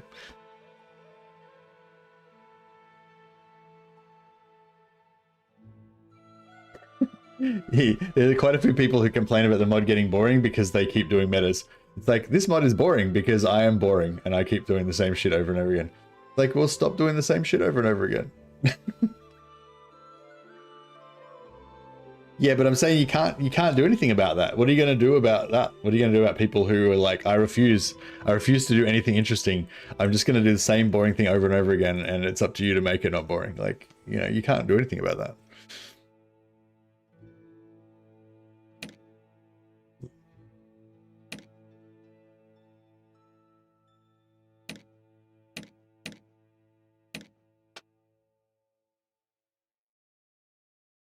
But yeah, it's definitely a them problem, not a you problem. One of the metas at the moment is to start Empire, get cannons, then swap to vampires, and then keep the cannons. Yeah, so that's not really like a meta. Like, it's like a waste of time. you're better off just not worrying about you're better off just being like you're better off just starting Empire and recruiting all vampires and just staying Empire. There's no reason to change to vampires.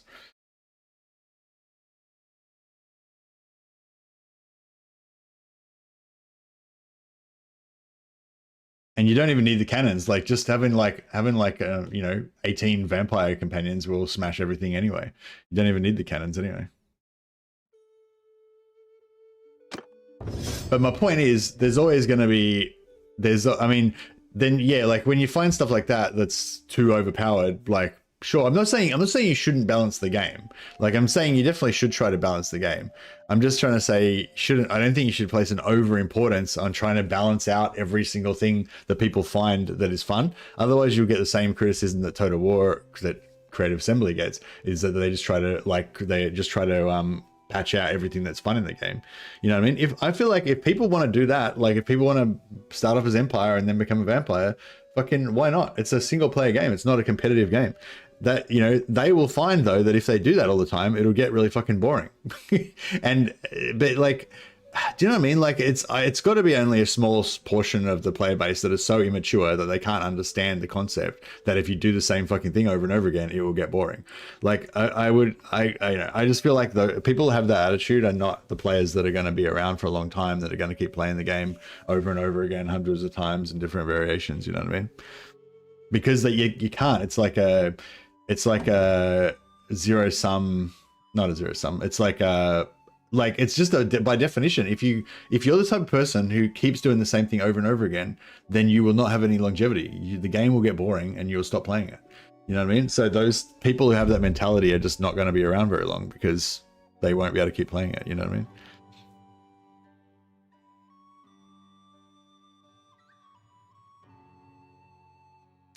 Now there's a check in the code that removes any artillery from the player if they're vampire count culture. Yeah, see, that will not do anything. That will make no difference.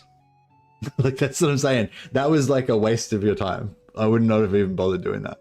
Because you can get past that straight away by just being Empire character, hiring 19 vampire companions, which gives you the full advantage of having like mad vampires on your side, and you still have all the cannons you fucking want. So, you know, like, do you know what I mean? Like, and then you're like, oh, well, we don't want that to happen. So we'll be like, oh, we'll put in a check. So if you have more than one vampire companion, then all your artillery gets away. And then somebody will figure out a way around that. And then you'll be like, all right, we'll put in a check where you, and then you just, then you're just blocking out every single creative choice that somebody wants to do. Like if somebody wants to do a story, like where they become Empire and then they eventually get to rank 4 and they get the blood kiss and they join the vampires and they bring all their cannons over and it's like an alternate reality where the vampires get Empire cannons or some shit, fucking let them do it. Like, whatever, go crazy, who cares? It's their own single player, they're in their own tiny little world of single player game, like let them do whatever they want. I don't know, that's my anyway, sorry, I don't know, I think we're like, yeah, I'm just going around in circles. But yeah, no, I get it. My point is just, I feel like if you try too hard to restrict that stuff, one, it'll be a waste of time. It won't work anyway. And two, you'll just piss off all the people who enjoy doing that type of thing. And three, you'll just reduce the number of alternate playstyles available, and basically, which just reduces, which just makes the game worse, objectively less good, Yeah, I know, you know what I mean. Sorry, I keep going on about it. But yeah, anyway, it's fine. It's good. I'm anxious to see what you guys come up with. I'm sure it'll be amazing. All right, let's give everyone a bit more two-handed.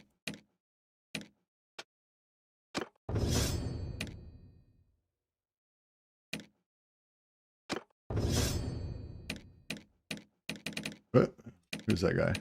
Oh yeah, Joshua the Eagle-Eyed. Yes, I don't know if I want to put a point in cunning or not. I don't think I do. Well, what do we get up to? 225. No. What was it again? 218. So if we want that, then we need to go 3 cunning. So 3 cunning. 3 cunning gets you to 232. Otherwise, you've got to go 5 cunning to get 250, which... So 250 is... Don't care. Yeah, don't really care. Just auto resolve stuff. Site. I would like that 250. I mean the 225. All right, fuck it. Let's do it. We'll do one. We'll go one. We'll go 3 cunning.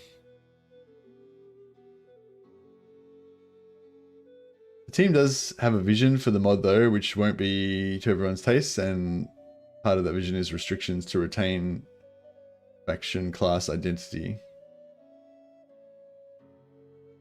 Yeah, no, I think it's kind of cool to have faction class identity, but yeah, but I like, I guess for me the ideal would be you have sort of faction class identity, but then you also have and it's easiest when you go into that class, it's easiest to do that thing, but you have the ability to maybe do something else. Like just say there was a game where you can play as a paladin, and the paladin's primary thing is being a tank. He's got some kind of holy enchantments that basically make him more tanky. He can kind of heal himself a little bit. He's got like a prayer that he can do that makes him feel more tanky or whatever. And he's got a mace and stuff, you know. But you know, if you try hard enough, you can respec him so that he uses like a fire mage's wand, and he, you know, still can use some of his tanky stuff, but his spirit, he can put his spirit points into fucking making his wand work better and blah blah. And it's kind of shit, and it doesn't work as well as if you'd just been a normal paladin, but it lets you go around being a tanky paladin with a flame wand or some shit, you know. And like, you know what I mean, like that's kind of my best, for me that's my favorite version of that type of scenario, where you have a main class that's what you're meant to do, but then you have other, you can do other stuff, but it's maybe not quite as optimal, and you have to like screw around and whatever, you know.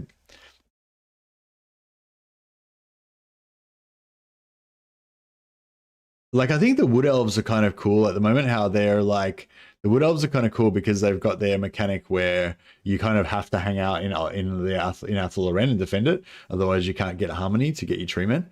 You know, a D&D enjoyer. Who, me? No, I don't play D&D. I did used to play it when I was a kid though.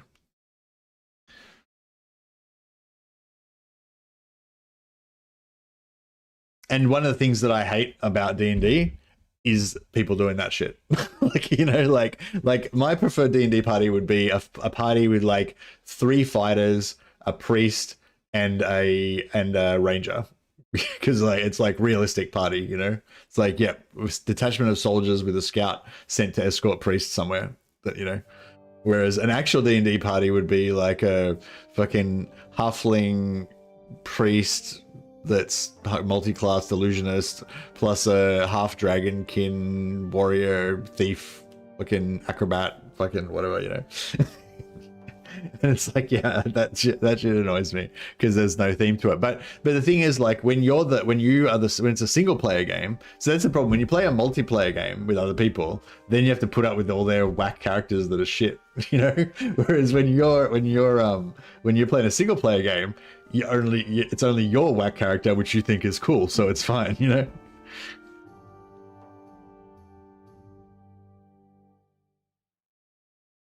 Last time I played D&D, I died to a mimic in the first mission and I got laughed at. Sounds like your friends are the friends that you played with are mean.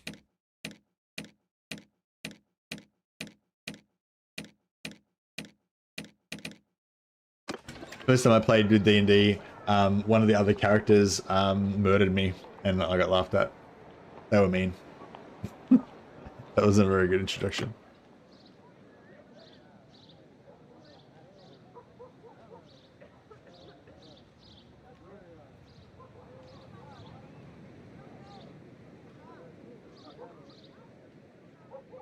The DM probably did it on purpose to teach you not to throw rocks at shit all the time, because he was getting annoyed with you. What the fuck? Oh, here we go. Von Krasberg retainer. Yeah, these are the guys. Von Krasberg, personal guard. They have great swords.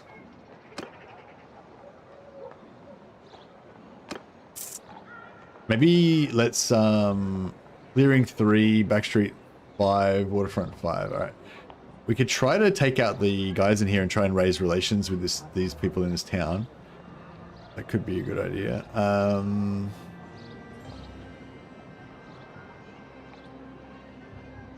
But we need some weapons.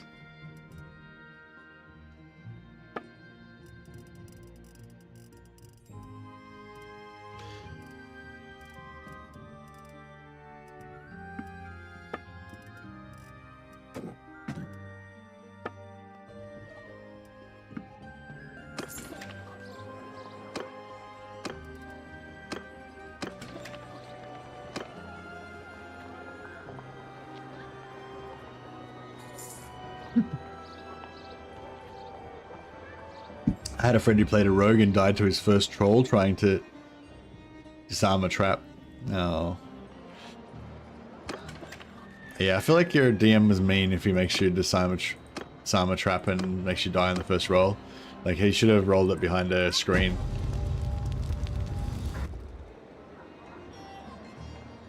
Alright, so the mission is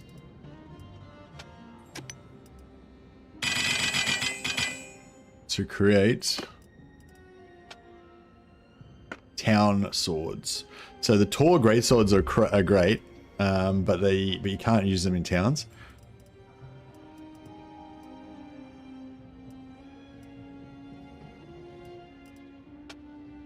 Whereas this sword you can use in town. Ah, but you need crude iron. God damn.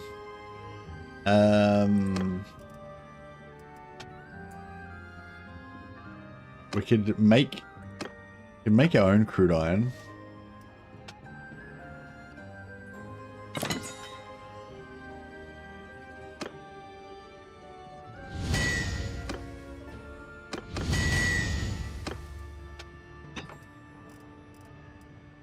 Yeah, this will make crude iron, alright.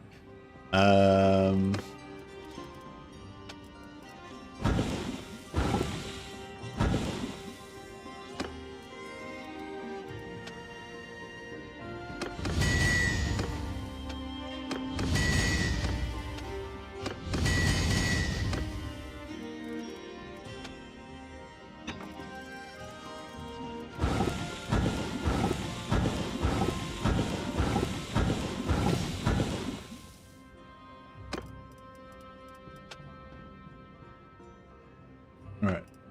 Try to make some two-handed swords.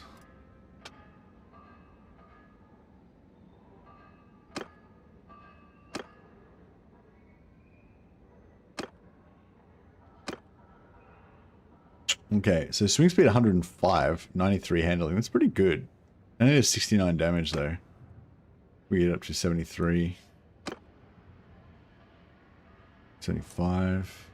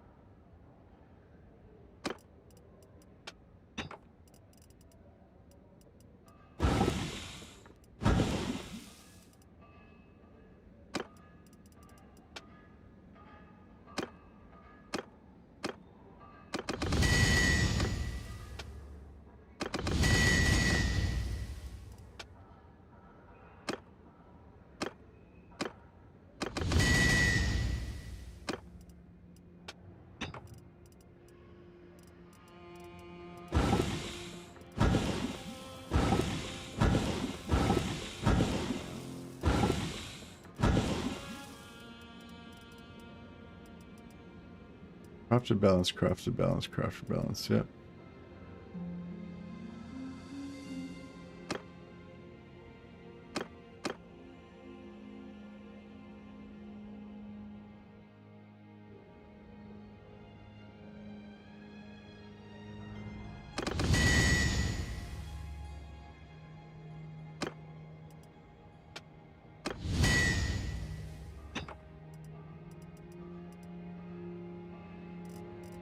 I think we've got enough swords now, maybe.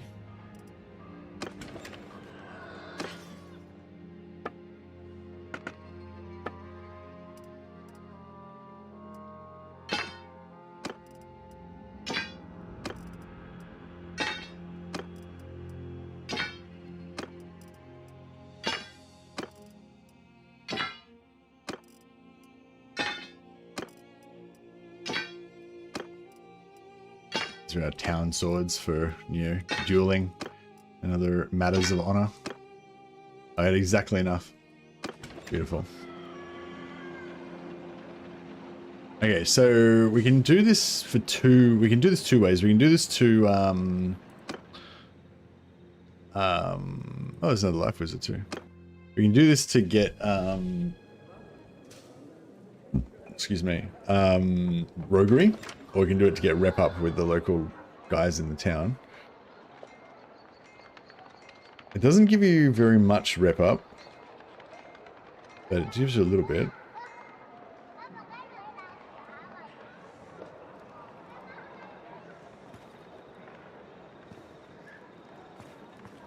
I'm at your command.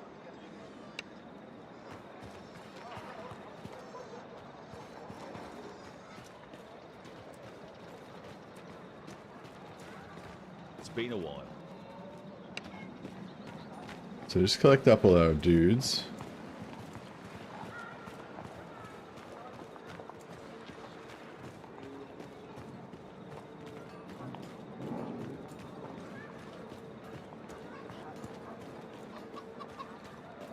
It's been a while. Glorious mustache of Alice.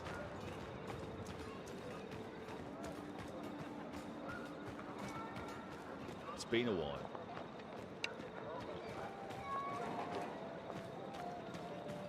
I'm at your command. How good are these maps? They're cool. Legrimus the Late. It's been a while.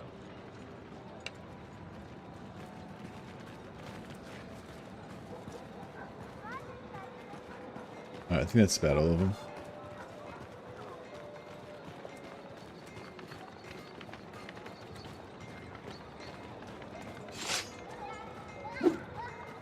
It's pretty quick. Yeah, that's nice.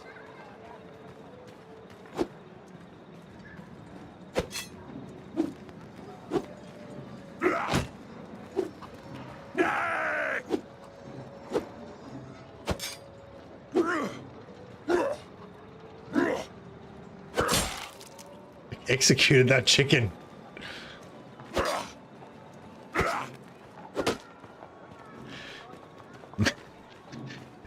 All right.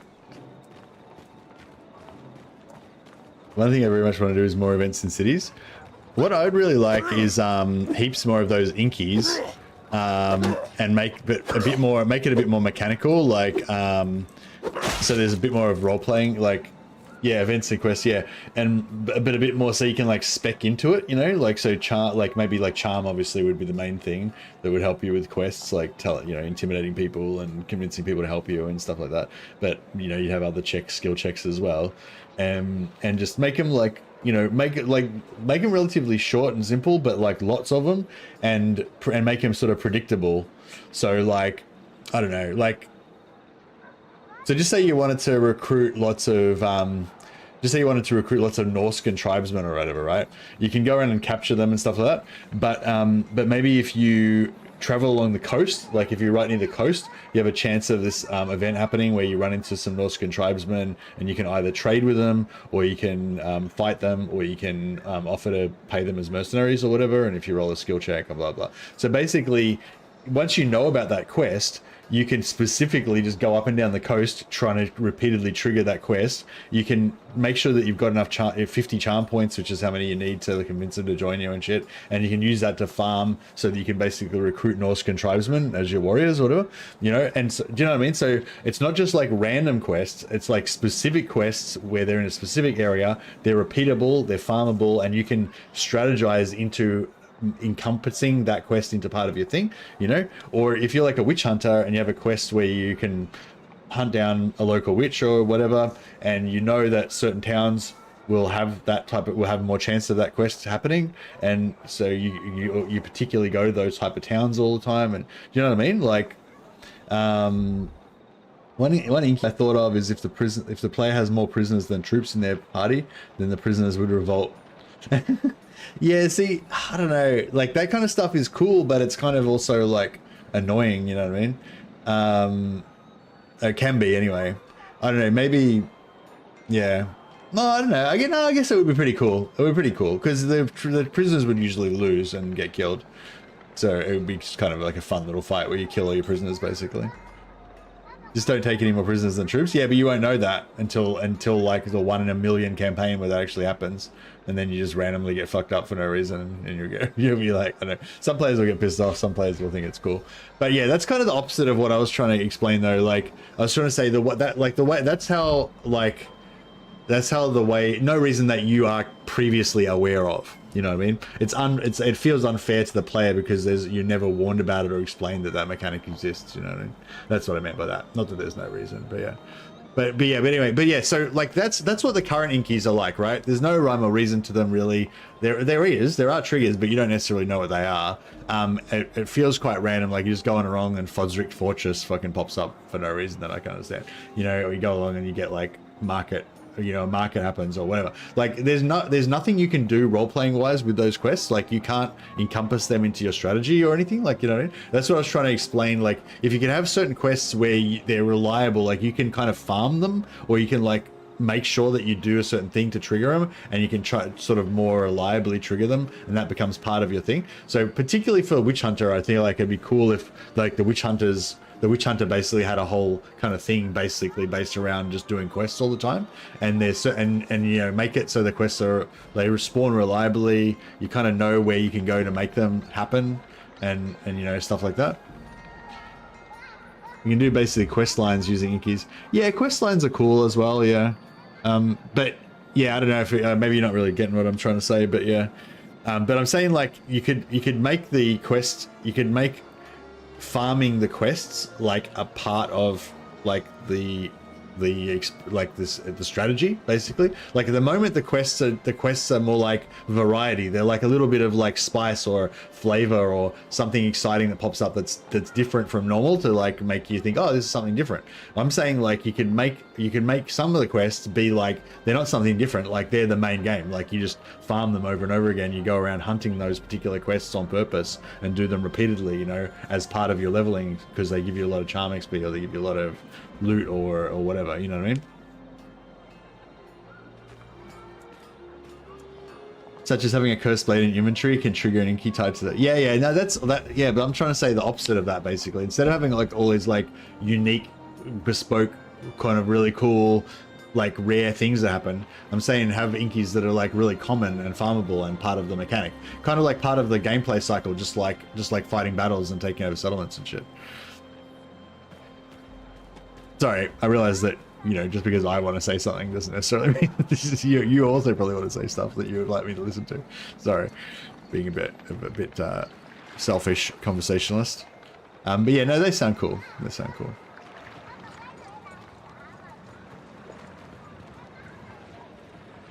Quest givers more. Yeah, maybe. Yeah, well, you can do it with inkies as well, but yeah, it would work with either, really.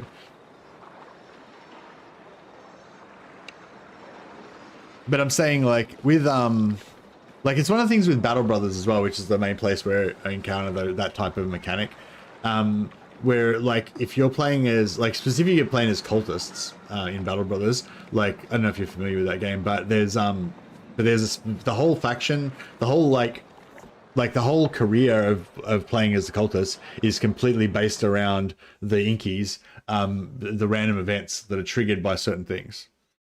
Oh fuck. Got to crash after all that. I talk too much. The game crashed me because I talk too much. But yeah, anyway, doesn't matter.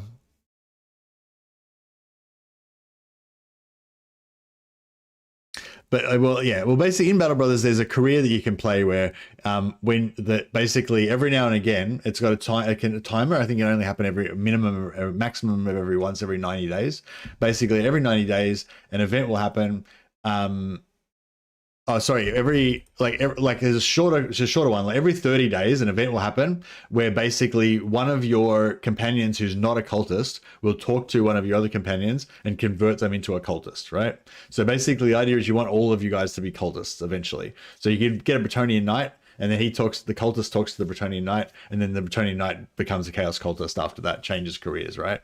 And so yeah, that happens every 30 days. Randomly, one of you guys can turn into a cultist. So that's one of the inkies that happens. It's it's got triggers, but it can only happen once every 30 days. Then there's another one that happens where every 90 days, you will sacrifice one of your companions who's not a cultist. So any companions that haven't been converted into cultists, they'll be murdered.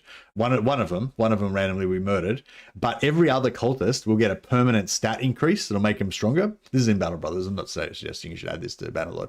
And every other cultist will get stronger. So the whole like career basically is based around these two inkies basically that can occur semi-randomly, but they've got triggers and stuff, and you are intentionally trying to trigger that one so you can convert all you guys into cultists, and you're conventionally trying to trigger that one so you can sacrifice your non-inkies to, and you strategize around that. Like you try to keep a certain number of cultists and a certain number of not cultists, and do you know what I mean? Like the inkies are part of the mechanic and part of the cycle, part of the gameplay loop.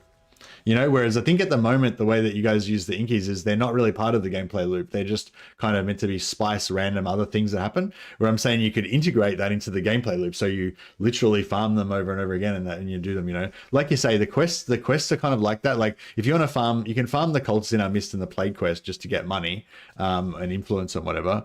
But I'm saying you could expand that to make it so that you can farm troops, money, influence, items, you know, all different stuff, and there'll be certain different quests that you would go to different areas to do and stuff like that. And I don't know, the reason I'm kind of excited is a little bit on that tap is because I think for a witch hunter career, it would just really make sense if that witch hunter's whole kind of career was focused around doing those type of quests. But I don't know, that's just an idea. The update's pretty close to being ready, but there's some bad 1.3 bugs that are kind of prohibiting the launch. Yeah. Greenies might have something similar to what you're talking about. Yeah. It's indeed happening. Yeah, no, I mean, we'll see how it goes. I'd be interested to see what they come up with.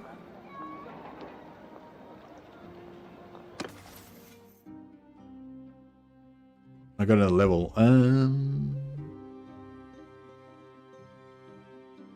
you want to go medicine or athletics? I guess medicine.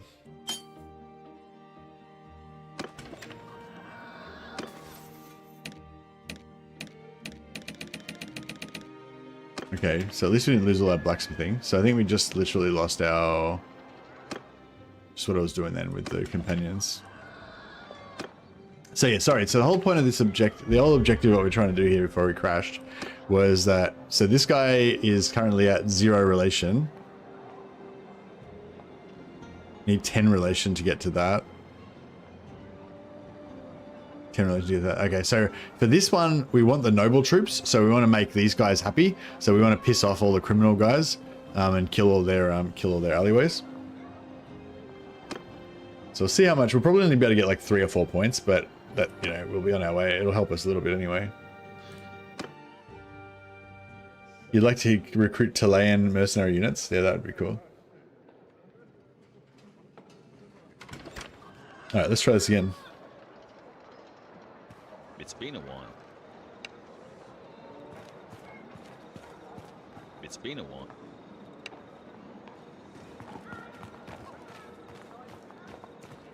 I'm at your command.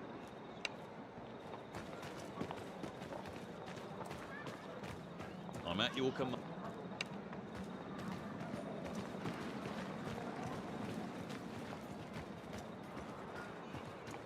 When we get to Talea, I'm sure there'll be many Chileans around. Yeah. So Zedforan just was, he previously had said that they're actually planning to add Talea as a playable faction. So you could be like a Chilean mercenary captain or a Chilean, It's been a while. you know, sea trader or something maybe, or whatever. Yeah, I saw Jackie Fish was talking about saying that yeah, there's a lot of bugs with the mod tools with 1.3. Is that what you're talking about, Zedforan? Like the mod tools are buggy, or just the game itself is buggy?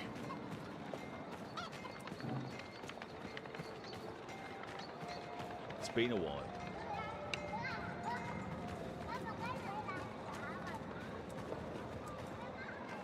It's been a while.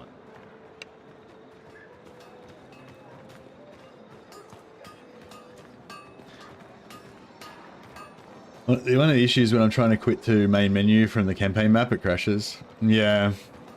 And does that happen just constantly all the time when you're trying to go in and out? Oh, you mean in the, sorry, in the actual gameplay, not when you're creating a map.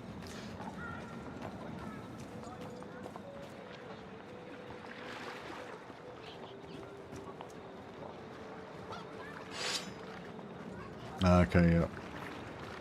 Alright, so the point is, so what we're going to do is like kill all these bandits, and then we'll get a good reputation for being law keepers.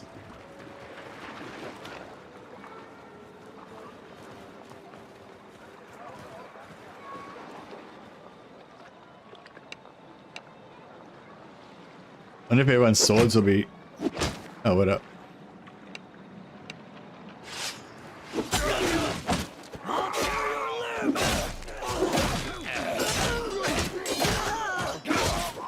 Our noble greatswords will not stand for these criminal barbarians.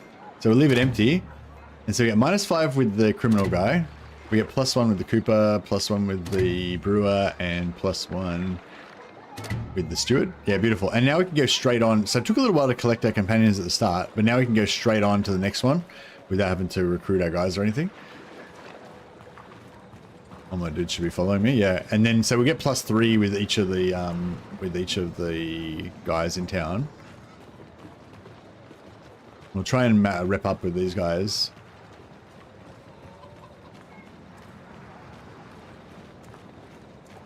If you have a companion that's got high charm or whatever, or if you have a companion that's got like a perk that gives you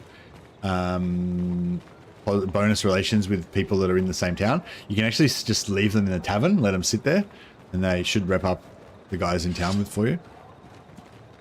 I don't think we have any of those, but you know.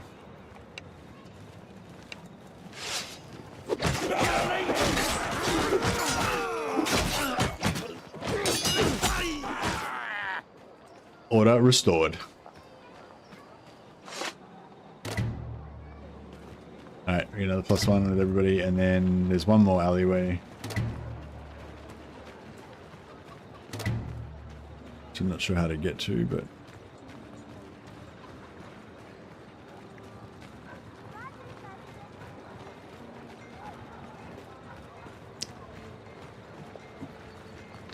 Yeah, so once you so you're saying once you fix some of these bugs, Z4, and if they can be fixed relatively soon, you might put out a version of the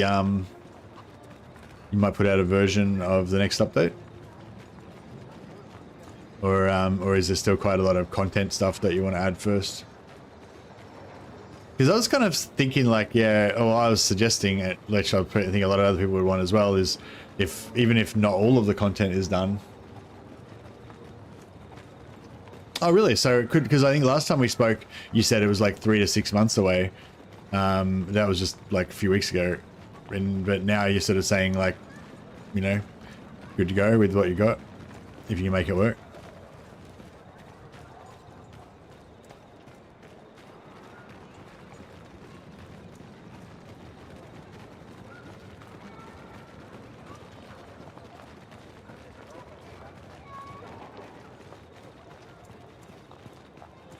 There's still parts that are lacking. Yeah, but I think, I don't know. Yeah, I don't know. It's hard. You want to release a really good product that's, you know, that's going to really like kind of wow people and stuff. But then at the same time, people want like,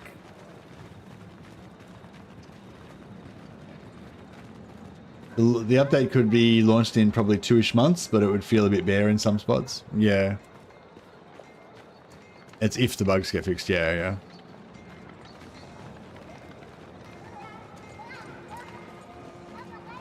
Yeah, well, I guess that kind of comes back to what I was saying again as well. Like, it's like with a bit feeling a bit bare in some spots. Like, the more you restrict the players from doing random shit that you don't want them to do, the more that it relies on you physically creating every bit of content for the players to experience. You know what I mean?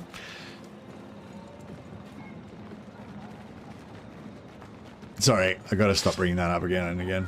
It's like getting boring.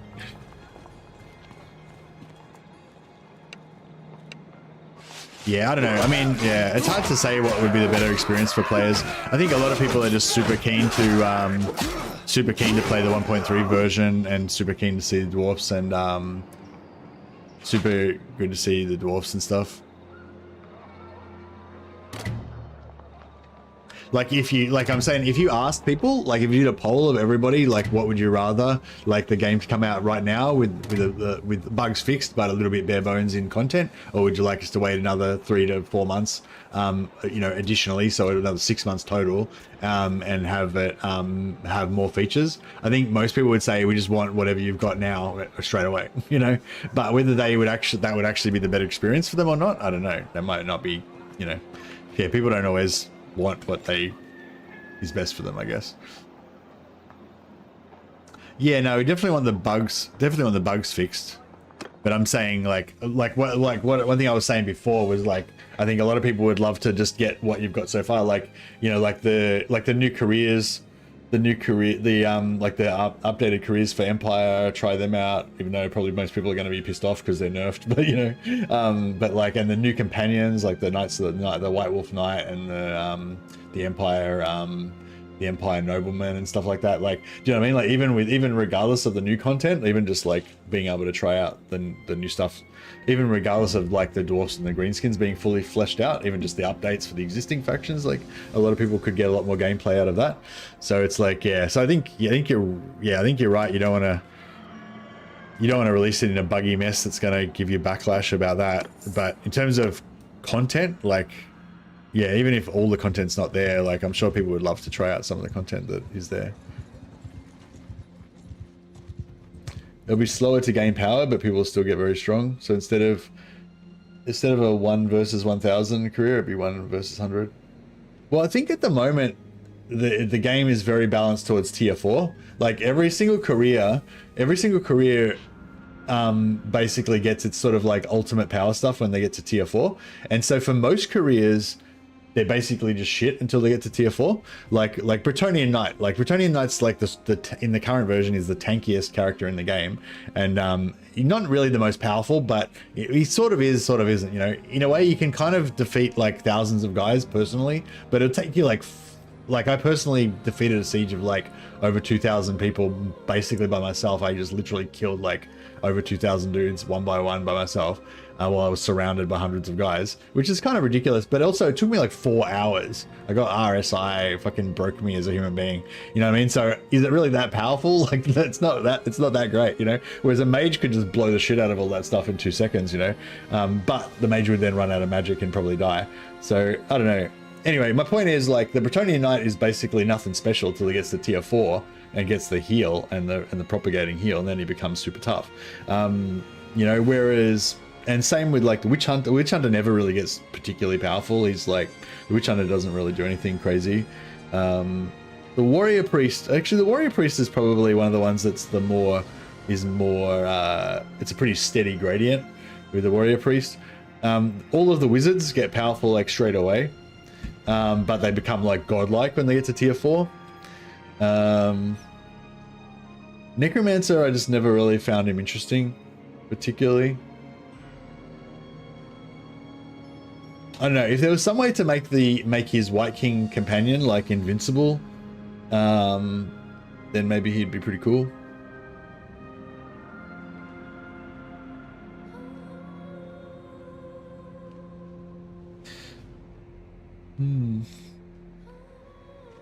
But yeah, I don't know. Yeah, I feel like that's, yeah, like I think it's a good idea to try and work on that steady gradient where you get like, you straight away get some cool stuff, and then like as you go on, you know, you get cooler stuff, I guess, but it's harder to unlock it or whatever.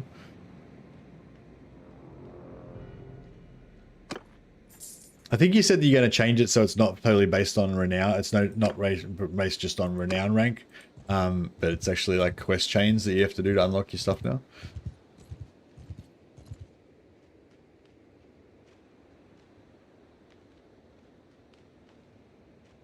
Yeah, so for me personally, and I don't know if I know at least some people feel exactly the same way, but I'm sure there's lots of people that don't. With the vampire careers, this is basically my summation of it. Necromancer, nothing cool about him. Don't like him at all. Like the only thing that's good about the Necromancer is having a huge army size, which is like, you know, I guess that's cool. But yeah, basically there's nothing cool about the Necromancer in my eyes. But like you say, the Vampire is just like a better version of the Necromancer almost.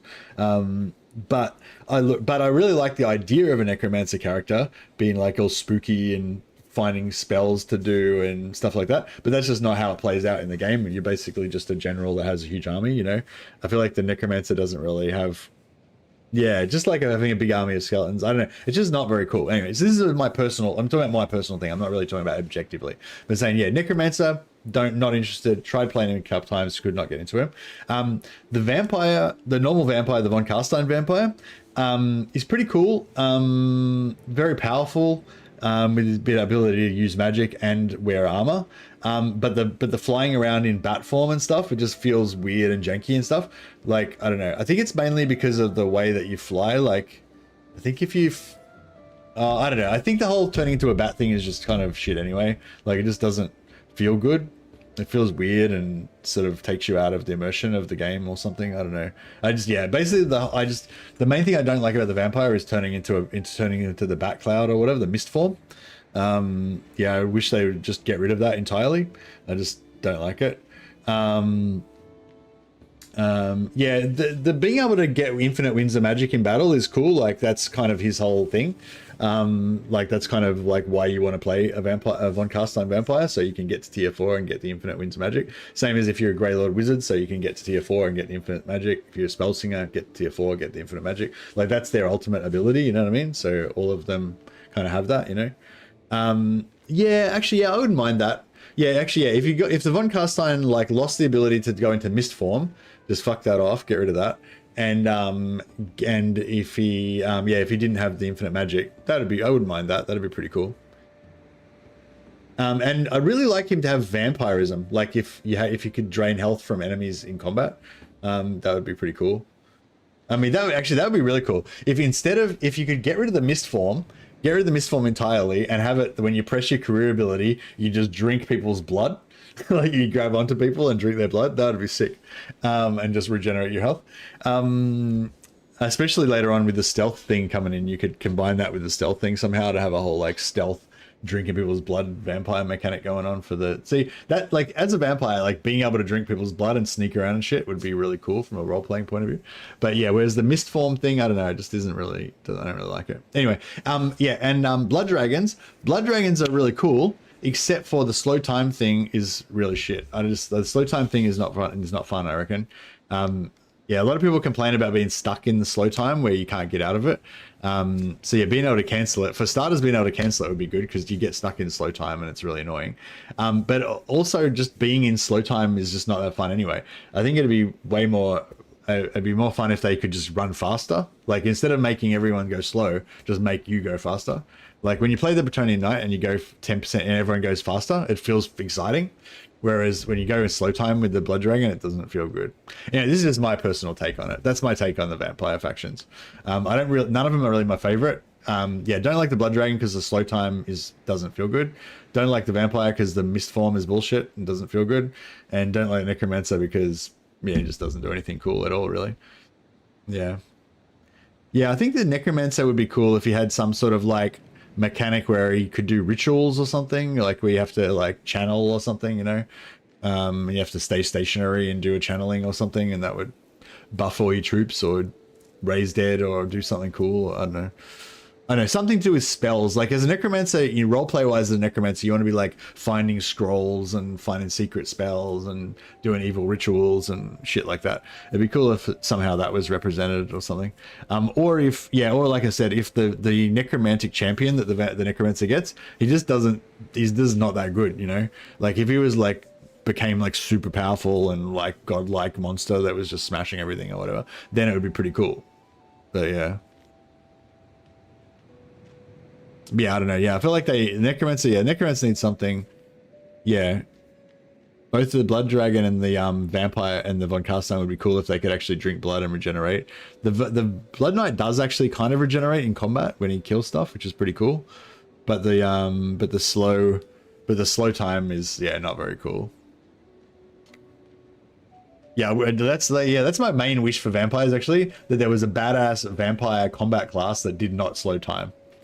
Because Von Carstein's okay as a combat class, but he just doesn't he doesn't have anything. He doesn't have the 15% stagger, the below 15 stagger resistance, which I feel like you kind of need, you kind of want it to be like a proper combat god.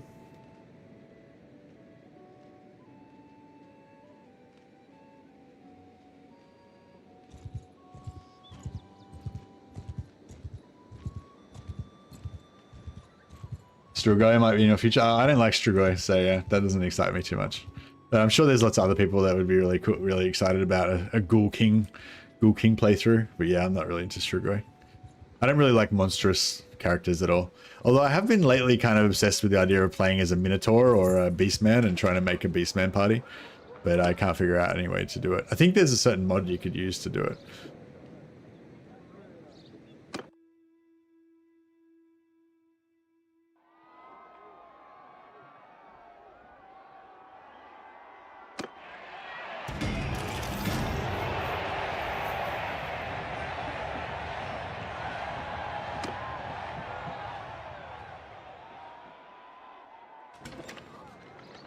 The Minotaur is just an armor set, so you can spawn it. Yeah, I thought so. So that's why I was thinking I could like play as the Minotaur and then get it and then just recruit only Beastmen, only Beastmen troops. But it would be a bit shit because you wouldn't have any companions, and you know, it'd be a bit weird.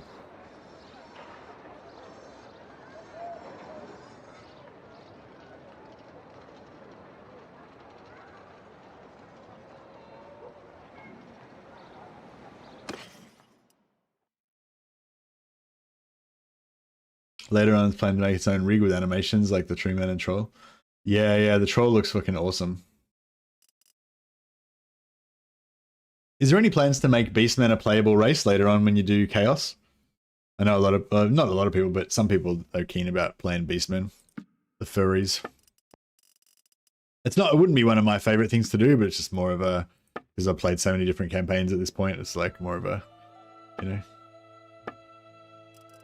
alternate playthrough to go for. Something different.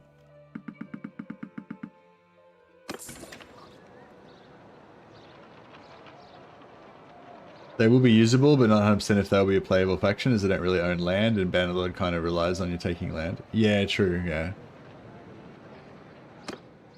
It'd be cool. Yeah, it'd be cool if, like, if you play as Beastmen and if you take over a settlement, your only option is to like raise it to the ground or something.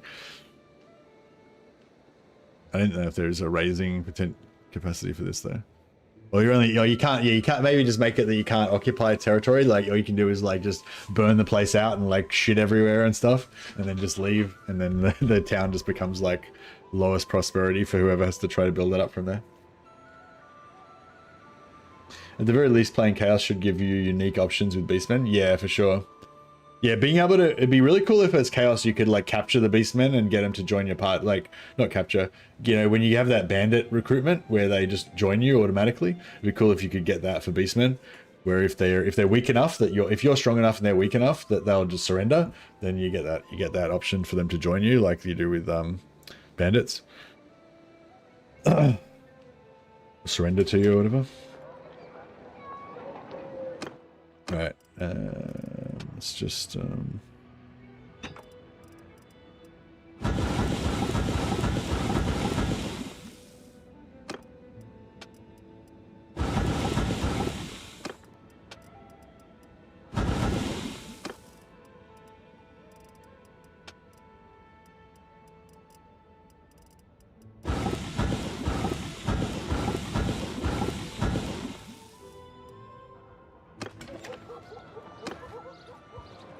Alright, we need to go take on some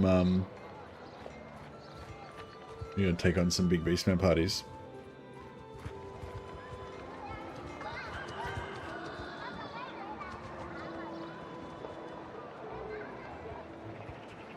There are some, I think there are some Chilean regiments of renown, the like mercenary factions. There's the I can't remember. Perazzo, is it Perazzo's Lost Legion or something? I can't remember. The ones that have the heavy armor and spears. And then there's also the crossbowmen that have got like heavy armor and crossbowmen and pervase shields. So there's a few Chilean like regiments of renown. Well, they're not regiments of renown. They're kind of, I don't know, whatever they are in this game, but yeah.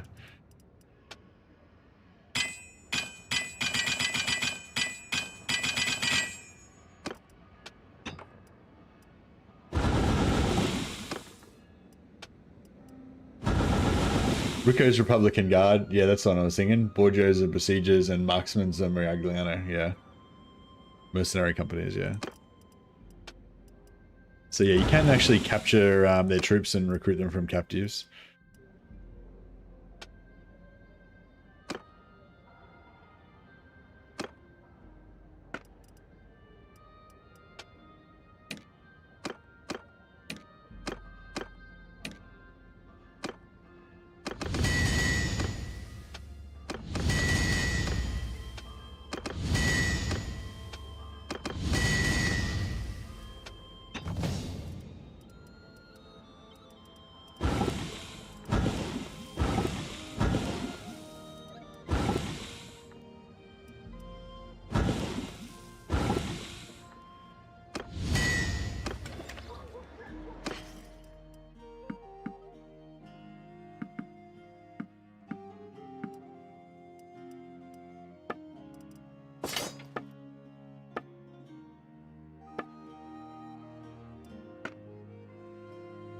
Alright, fish cheese.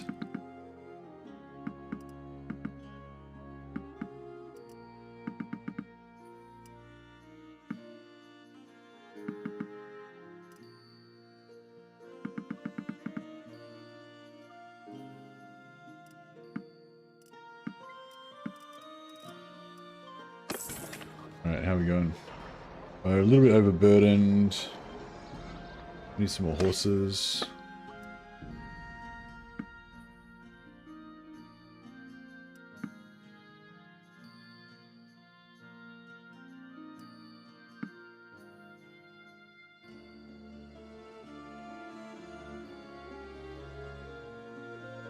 Alright, nice.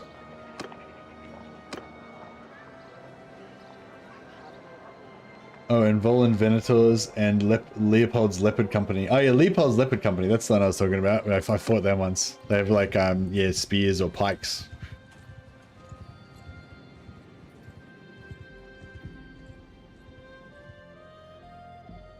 We're up to 332. Oh yeah, I was gonna say if we could find some, if we go back to Grinstad, if we can find some bandit camps around Grinstad, we might be able to get some rep up through that.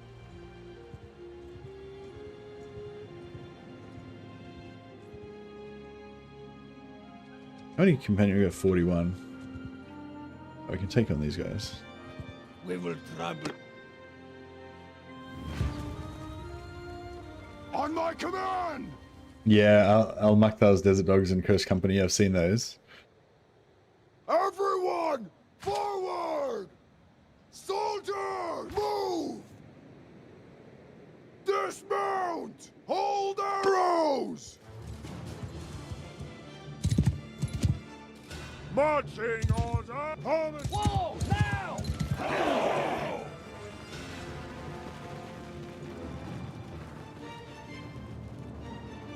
Advance! Face up! Oh shit. Try! Shoot! Get them out!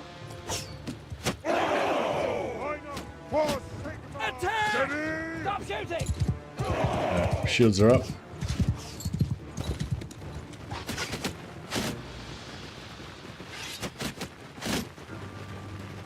Still got 100% physical resist for another 35 seconds.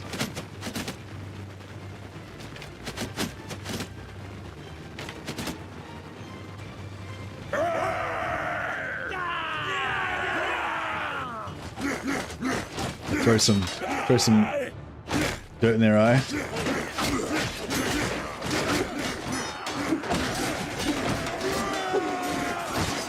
I keep missing.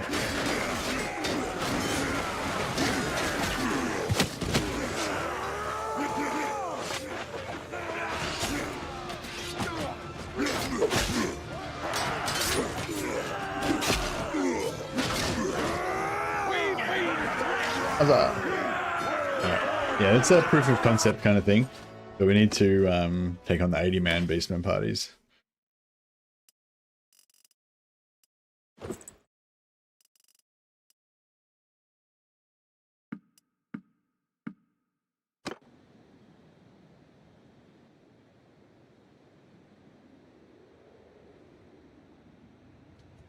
Alright, let's go up to Ostland and see if we can get some Ostland Blackguard. From Wolfenberg.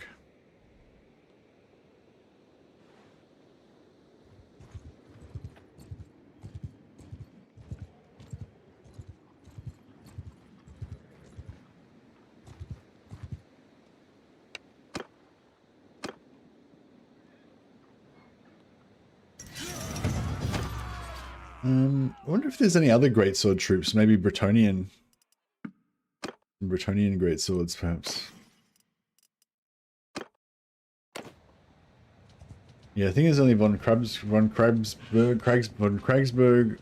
the normal greatswords, and the oh, one-handed sword. Oh, okay, no, I thought they had two-handed swords for a second. No one is belonging to vampires. I know Greatsword Regiment could change that. I don't know if we could change it right now. I feel like we'd get wrecked.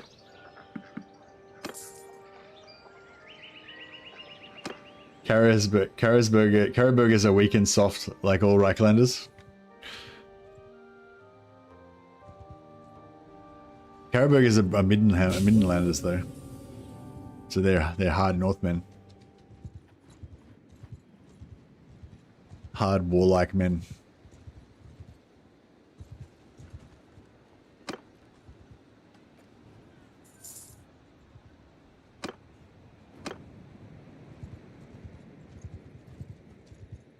Nordland forever.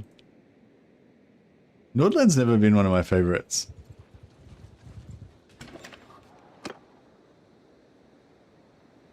Actually.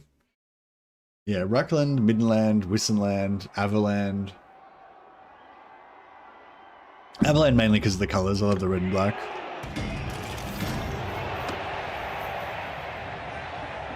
I kind of like the Ostermark as well. Yeah, I think Ostland and Nordland are my two least favourite electric count states. Unless you count Marienburg, I don't really like them much either. But that's probably just because I don't know much about them. I don't know much about their lore or whatever. It's kind of a bit like that with Warhammer. The more, whatever faction you've like read a book about, you'll probably like them the best. Because the books are designed, the books and the fluff is designed to make you think they're cool, so you want to buy their miniatures. My favorites are Nordland, Hochland, and Ostermark. Yeah, Ostermark's cool with their whole like death thing.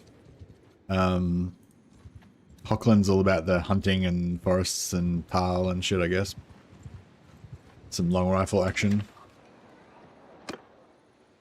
But yeah, Nordland, I don't know. What's Nordland's deal? They just, you know, they're from the north. They like the sea. I don't know. What's cool about Nordland?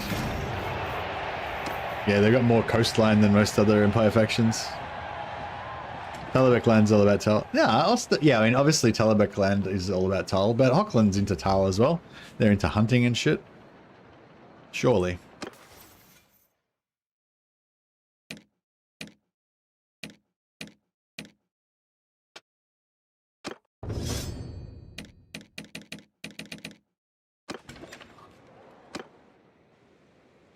Yeah, what's the essential difference between Hochland and Talabek Land, would you say? They're both kind of hunterish. I like Averland, yellow halberdiers, look like Swiss Guard. Yeah, they look cool.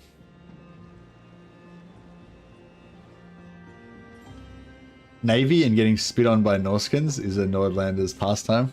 Yeah, having like uncertain parenthood, potentially being half Norskin. That's their main claim to fame. Here we go, Shield of Ostland. So these guys only have one-handed swords. However, they upgrade into these guys, the most elite two-handed troops that we can get. I might do the thing here where to raise the relations with the because if we can get up to 10, we can get two extra guys.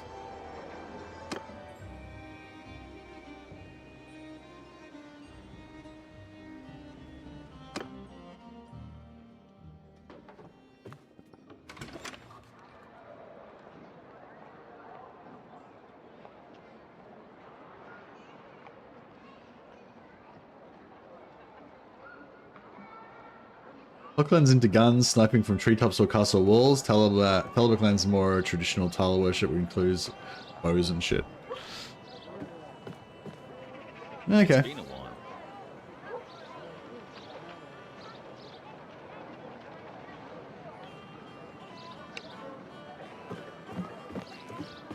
But yeah, I feel like they're both into like hunting, forestry, that kind of stuff. But just, yeah, Hookland's just a bit more long rifle specialization.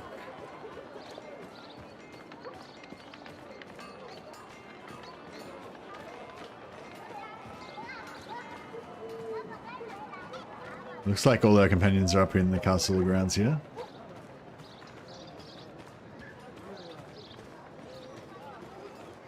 It's been a while.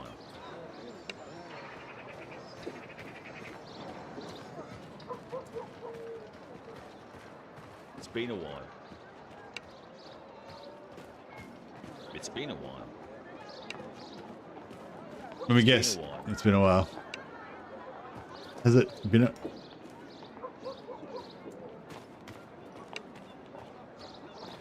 It's been a while. It has been a while, hasn't it? I'm at your command. I'm at your command. Alright, I think we got everyone now.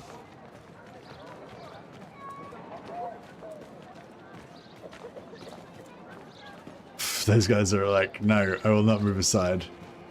This, I love this armor. This halberdier's armor. It looks so cool. Like, not just the chest and upper legs. Not including that shoulder piece. Yeah, it's such a really nice armor piece.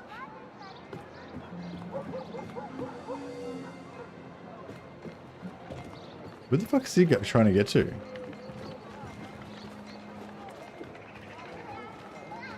I'm yours to command.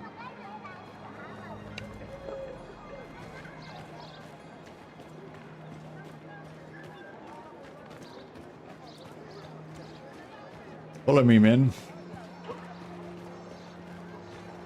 Oh, there's only one criminal enterprise in this town. It's barely even worth coming in here for it.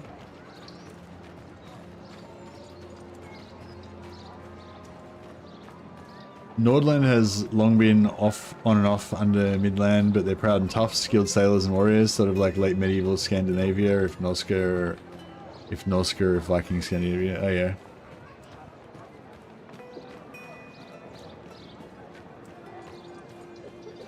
Where are we going? Where are these criminal miscreants that need to be educated? I see them.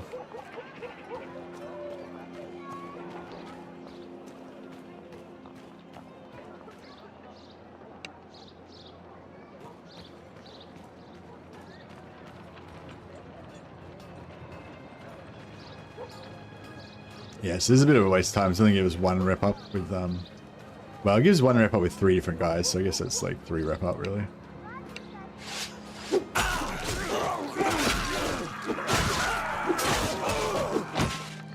Well done, men.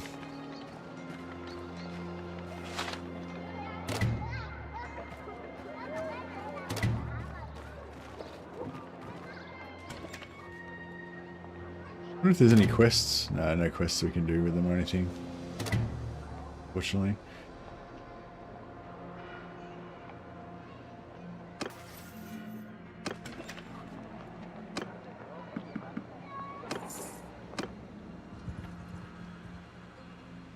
Right, well, let's go back to Altdorf and see if we can buy some prestige.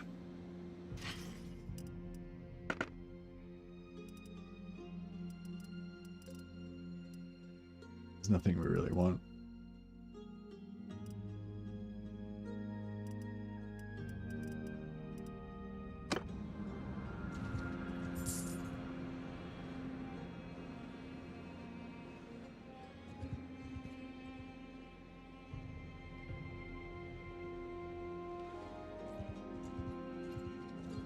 What Dowie faction is your favorite? I like Carroburg because I always win with their banner in tournaments. Nice. No, in terms of banners, I don't know. Maybe Carrot Kedron. I kind of like the Carrot Kedron banners, and I kind of like the red on the dwarfs. Actually, these guys should be good practice. Good target practice for us. In terms of factions, I actually like to play. I probably like Belegar is my favorite. Thorgrim second favorite. Hold dismount. Purple Zarn Nagrand. They're your favorite dwarfs, the Zarn Nagrand dwarfs. Fair call, fair call. Raise your Shield shield. wall now! Advance. Move forth! These are the commoners that we're going to forge into our greatswords. Just a few farmers and country louts. We'll train them to be the greatest fighting force in the world. Greatbeard's prospectors have a nice banner, the yellow sort of one. We're probably going to have some... Get moving! Pretty soon we're going to be having some... Take them down! Line up. Make a Hold line! the At them! emperor. Going to be having some javelins and stuff coming in, that's alright.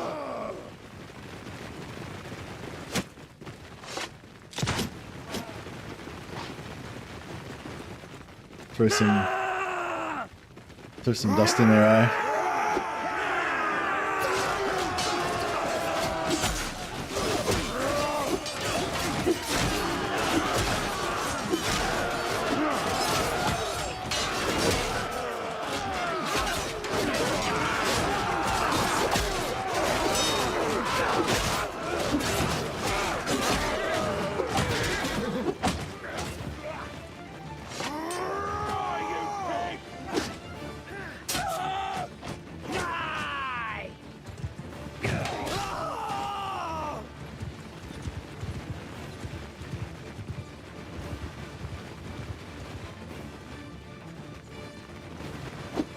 Nice. Catch him. Ah. Come on!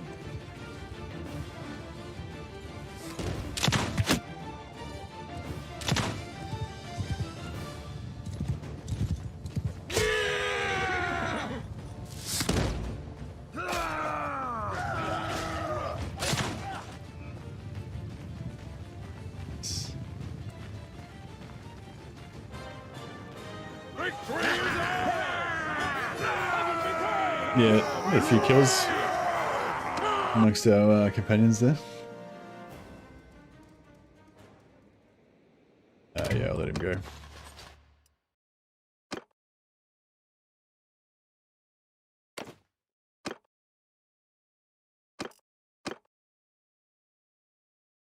Yeah, see, 35 prestige to upgrade him to Blackguard. So yeah, we won't be doing that.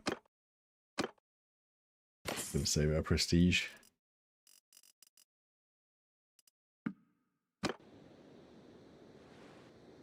As the Chaos troops have taken over Grimaged. But yeah, we do need to take back Nuln for sure.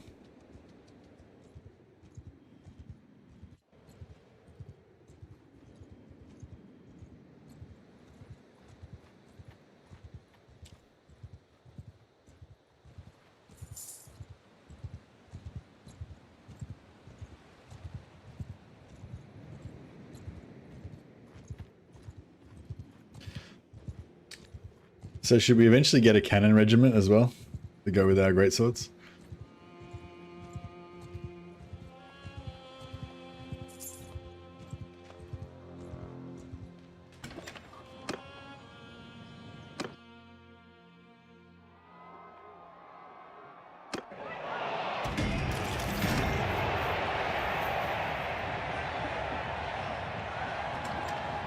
Hey, Club Monkey.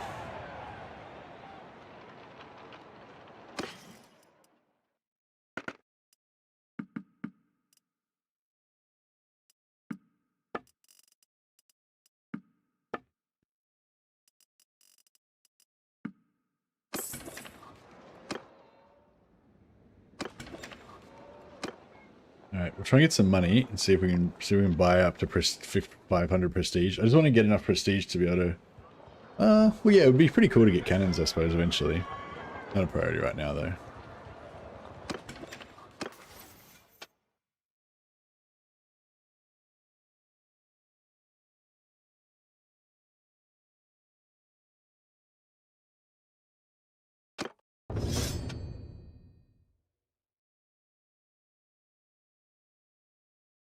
See, plus 30% chance of knocking down an enemy with a heavy hit. But the thing is, you can't knock down at all with two-handed sword. So I don't think that actually does anything.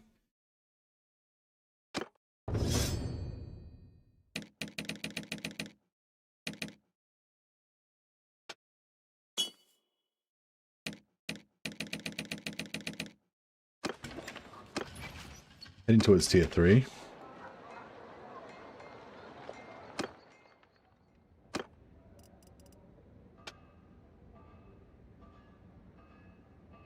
I bet the Calradian Empire could conquer the old world.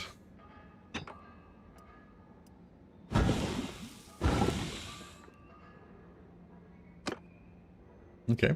I have my doubts about your ability to evaluate military stuff. But how you are? No, I don't ask how at all. I just think it's preposterous and ridiculous and it could never happen.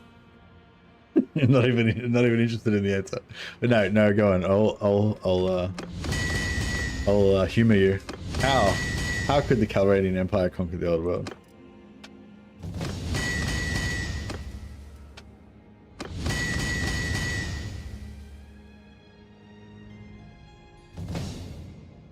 What's their answer to bright wizards and demigryph knights and dragons and shit?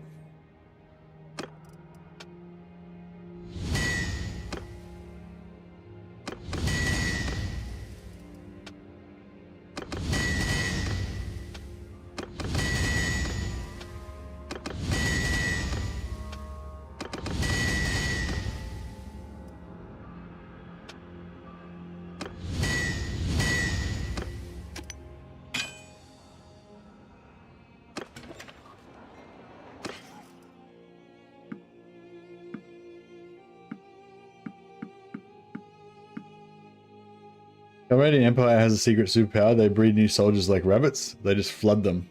They're all constantly and every single day. All their towns have new rosters.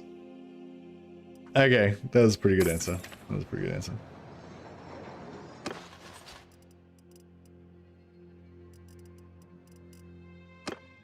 Although to be fair, I feel like they'd never quite be able to defeat the Empire. Because the Empire's constantly getting invaded by like billions of Chaos Warriors, huge hordes of orcs, like an undead, you know, from Empire. Like, yeah, the Empire's constantly getting invaded, but just never quite gets overrun, never quite gets defeated. You know, it's always like just hovering on the edge of destruction, but it never actually can be defeated.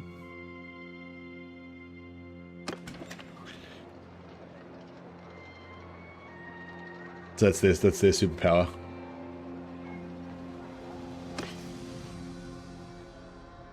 An army of toddlers would be less effective than you might think. That's true. A village of 20 people can somehow output 80 fresh soldiers per day. Yeah, but the Empire has like a total population of like 200,000 people, but they can take casualties of like 500,000 every single year and still survive. They can take casualties in excess of double their entire population in like massive battles and still survive.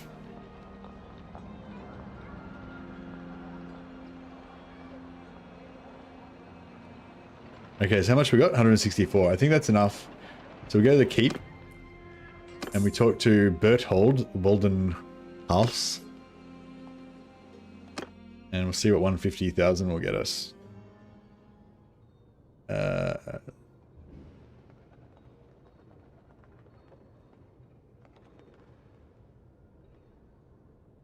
Want to invest in infrastructure?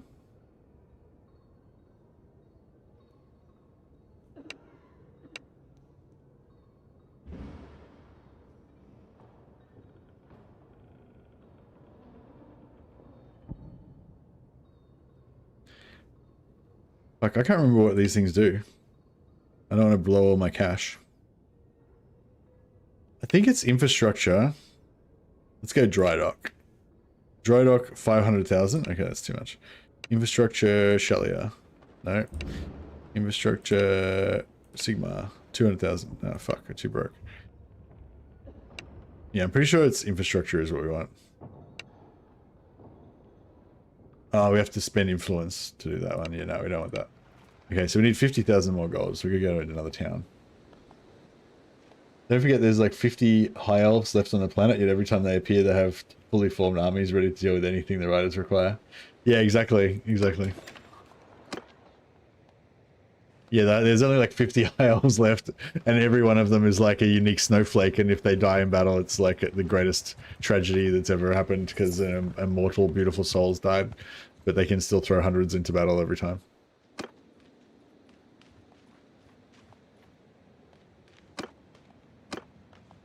That is accurate. I better get a good amount of influence out of this.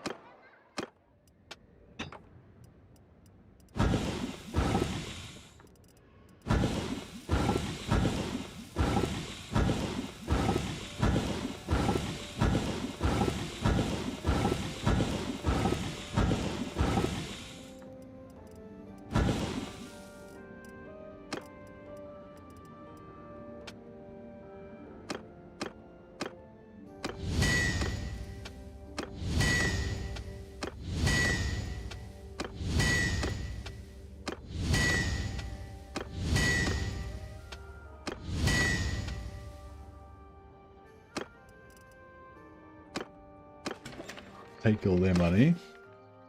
Got a bit. Beautiful. Just what we needed.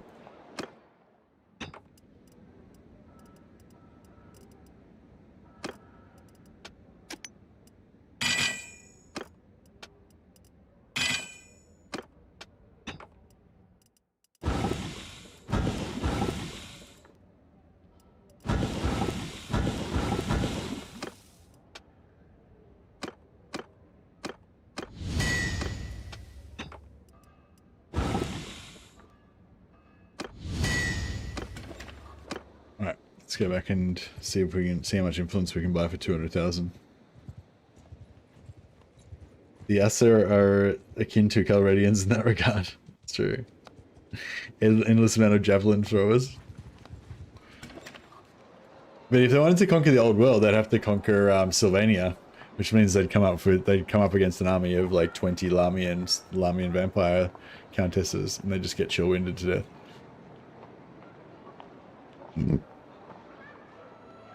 Arcan may be strong, but has he ever faced a rogue Calradian C-rated javelin to the face? Indeed.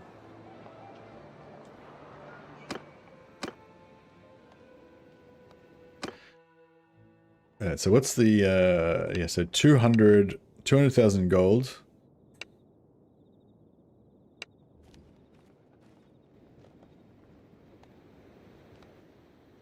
Oh wow, they gave us shitloads. We went to 360 to 760.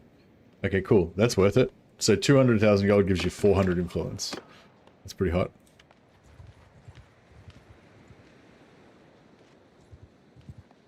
Druki don't care about numbers? Well, they certainly don't care about how many high elves die, that's for sure.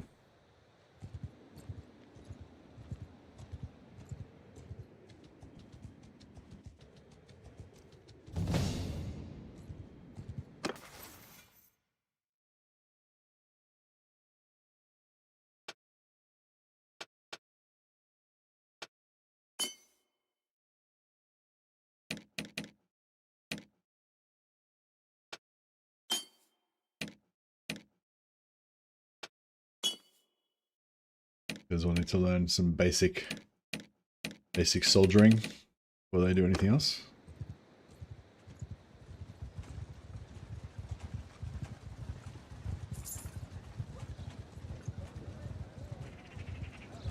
Reminds me of the letters page of Marvel Comics when Stan Lee would be asked which character could do the biggest dump. That's yeah, that's weird.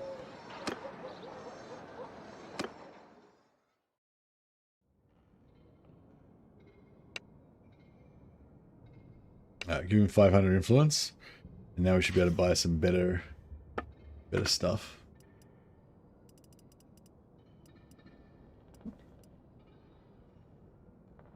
Oh, where's my repeater pistol? Two-barreled bladed pistol, 90 physical.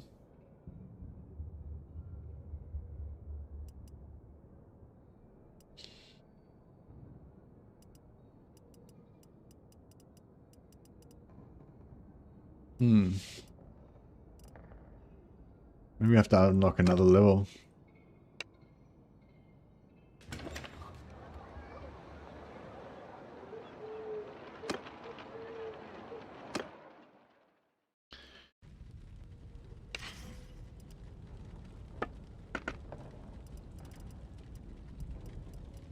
Yeah, I think I have to unlock another level. Fuck. Are there any pepper pot multi-barreled pistols? There is a multi-barreled pistol, but it's a repeater. It doesn't shoot them all at once. No worries, Edfer, and thanks for dropping by, and thanks for all the work you do on this wonderful mod. Hope you have a good sleep.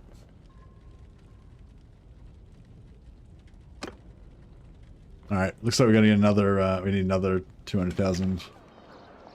Another 200,000 gold. So we'll do a bit of a tour. See how we go.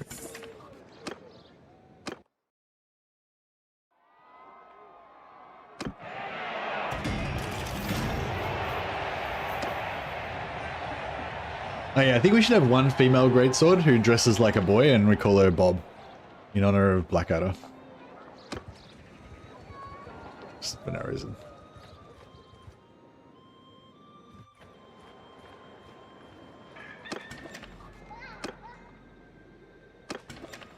So weird having vampires.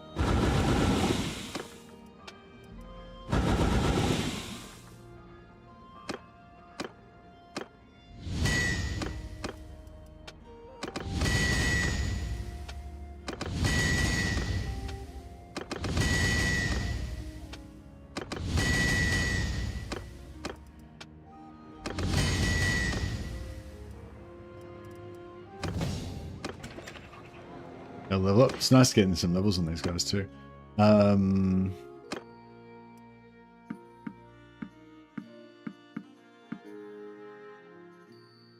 86,000. Getting there.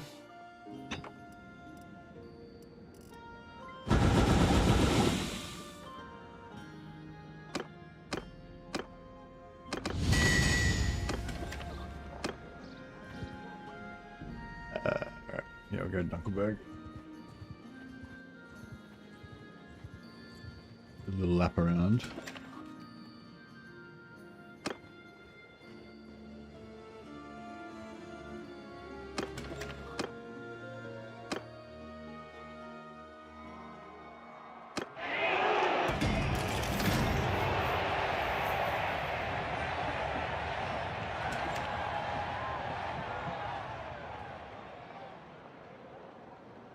Hey Zero Sum, welcome, welcome.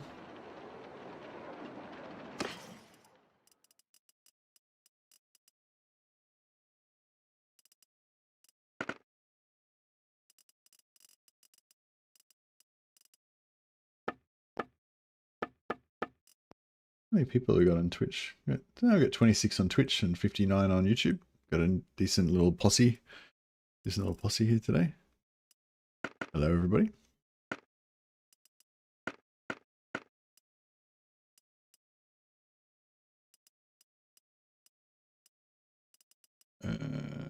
Fish, butter, beer, grapes, cheese. Gotta keep our food stocks up.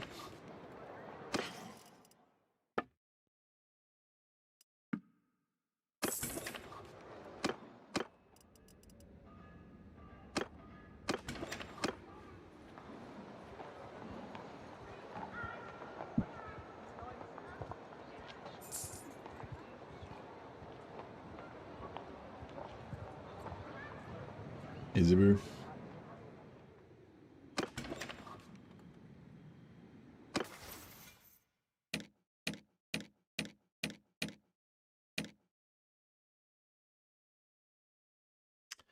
Ligrimus the Late. So I think stats wise, I want to put them all into endurance because they're pretty low levels, so they can eventually get to 7 endurance and become, you know, beasts of the battlefield.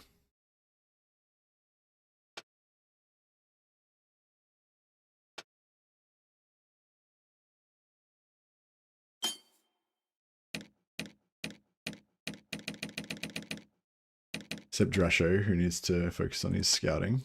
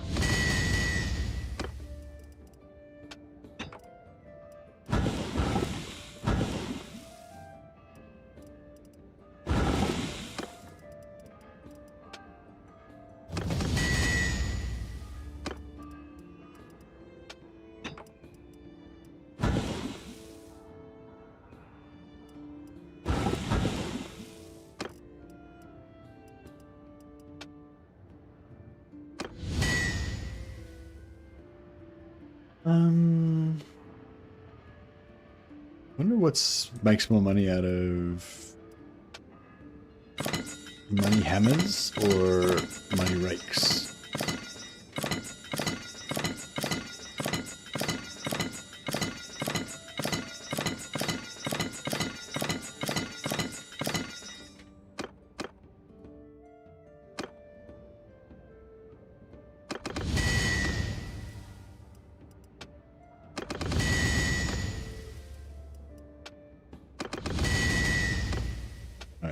Just try money rakes and see how they go.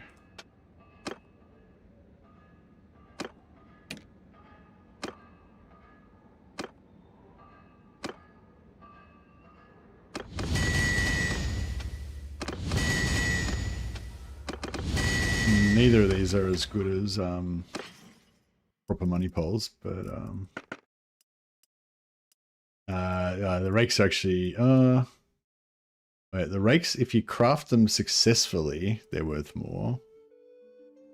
But the hammers are worth more even if you don't craft them successfully. Yeah, so I think the hammers are actually better in terms of leveling.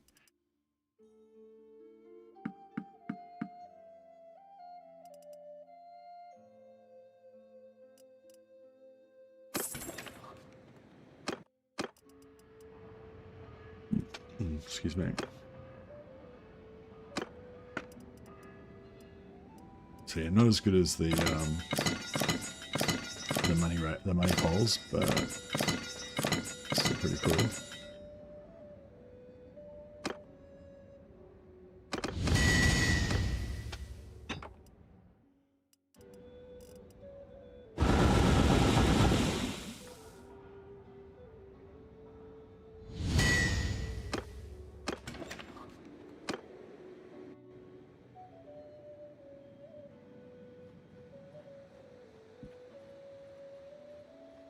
Hey Zero Sum, I'm really enjoying the DLC. Yeah, really enjoying the DLC. So much fun.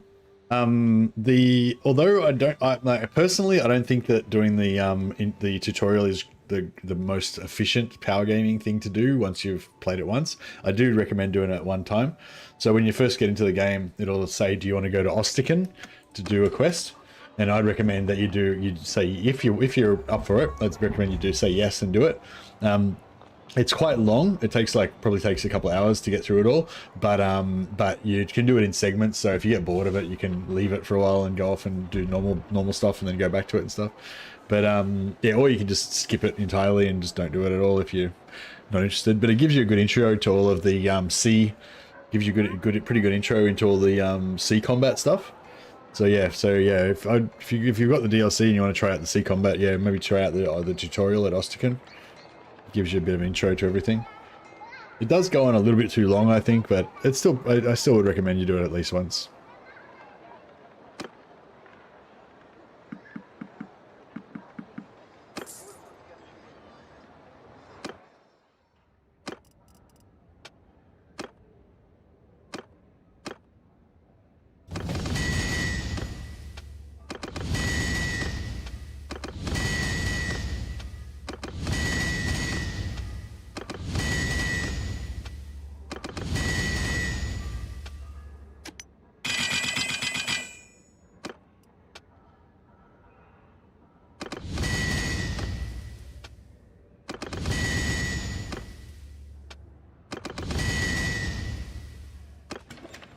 Alright.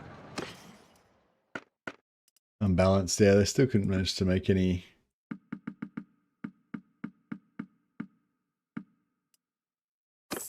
But that's good enough. 170k, yeah, we just need one more town. And we'll be good to go.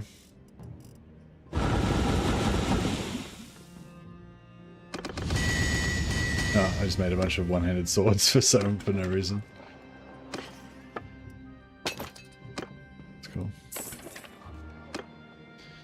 Alright, head to Ubersreich, get another 30 grand, and then we'll go back and get this last bit of influence. And hopefully I can get my gun.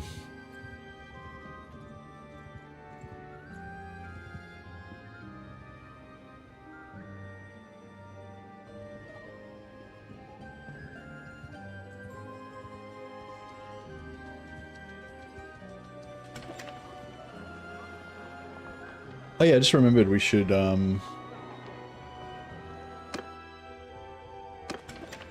buy some enterprises. I totally forgot. Yeah, you should buy enterprises as soon as you can because they give you merchant XP, which helps you level up. And allows you to manipulate the type of gear that turns up in the towns as well.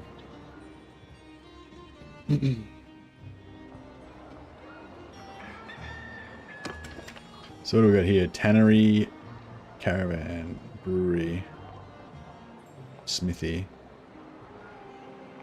Okay, so there's already a smithy here, so that's fine.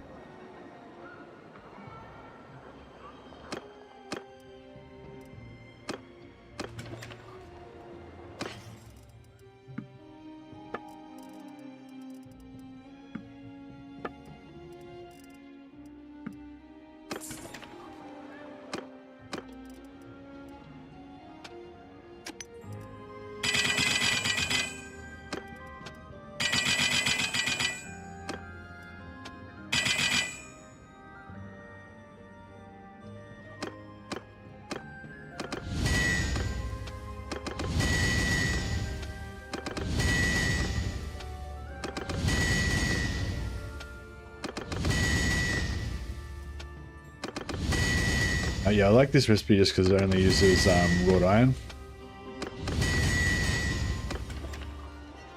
And yeah, they're worth a decent amount if you can craft them successfully, especially.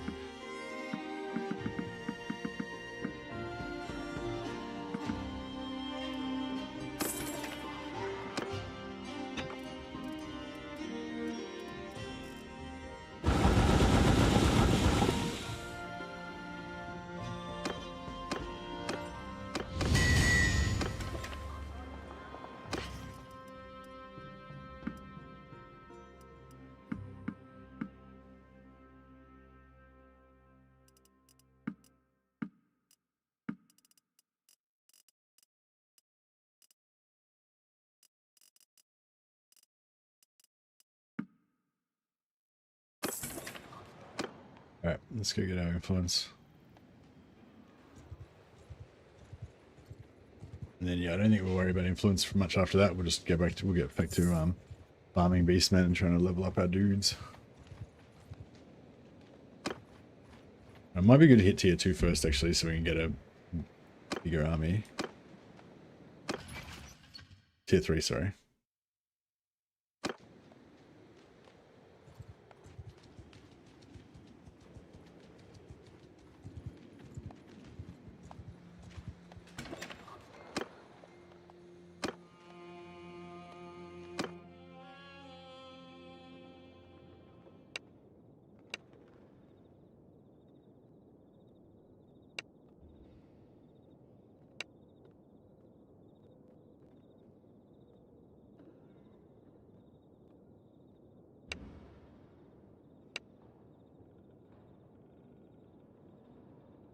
Oh no. Like more expensive now.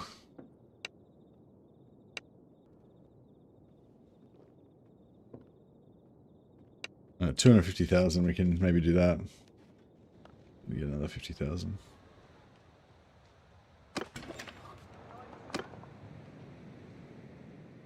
Up to Delbers.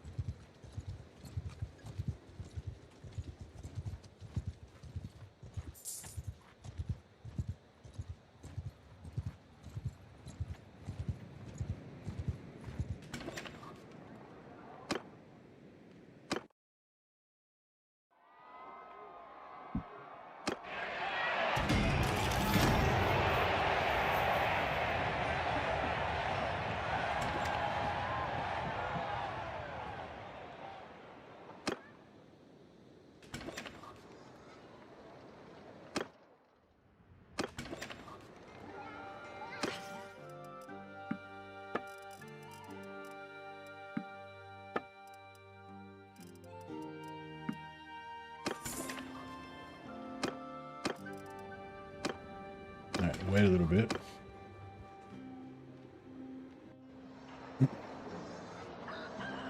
Yeah, you're gonna play the Nords Zero Sum? I recommend playing the Nords because they're the new race and they're pretty badass. All their troops are mariners, so they don't get any penalties when they're on boats. But they don't have any cavalry though. But you can always get cavalry from other factions, obviously.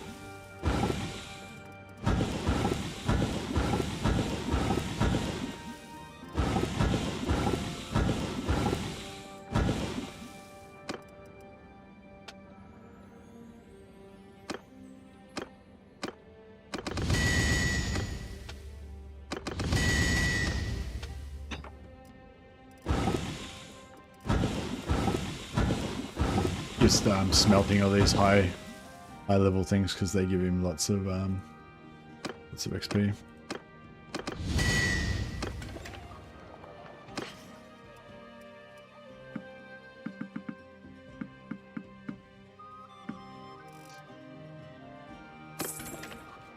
Alright, that gives us 250. You gonna play Nords? Nice. Man after my own heart. Let's smash these guys quickly. We will trouble. On my orders! I'm going through all my mod options, setting up a custom game. 71 installed mods. Takes me 2 days to verify, no conflicts. Taking me 2 days to verify, no conflicts. Yeah.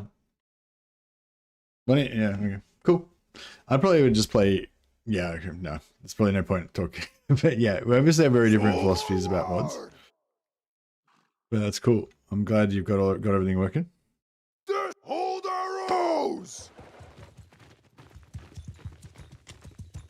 Yeah, I was about to say maybe you might want to just play it on vanilla first. Marching To make sure that you don't have any crashes or anything like that, you know.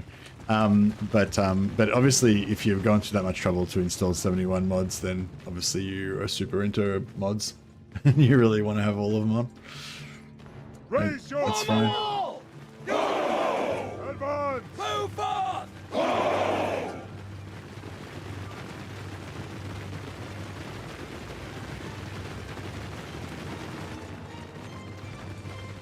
Marching order! Onwards! Forward! Onward!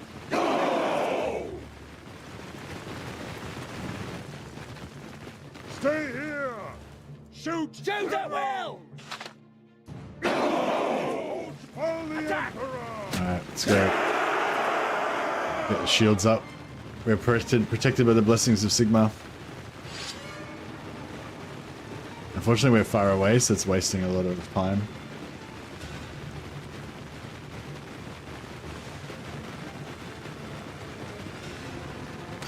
I played the game before. There are tons of missing and or poorly executed game mechanics that are fixed or improved with mods. Yeah, no, I totally get that. And obviously it's your preference to have all of those things fixed. So it's sort of, my philosophy is more like, I prefer to like learn about the game and understand all of its deficiencies and then try to figure out strategies to work around them. And like, I'm not saying that's the correct way, it's just it's literally a preference, you know what I mean? But yeah, but then I realized there's no point me trying to explain that to you because clearly that's not your preference. And yes, the customer is always right in matters of taste. So yeah, that's, you know, yeah, it's just, and it's purely like a, you know, there's no right or wrong, it's just whatever you prefer, you know?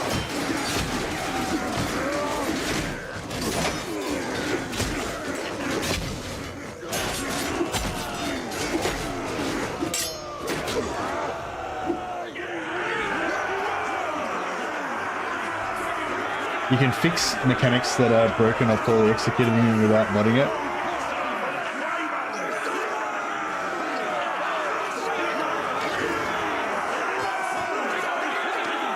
No, that's right. You can't fix them, but you can, that's what I'm saying. Like it's just a preference. I kind of prefer to play the broken game as it is and try to figure out how to make it work kind of thing. You know what I mean? As a general philosophy, it's not that I don't use mods. I'm playing a mod right now. And I've got a couple other mods installed as well.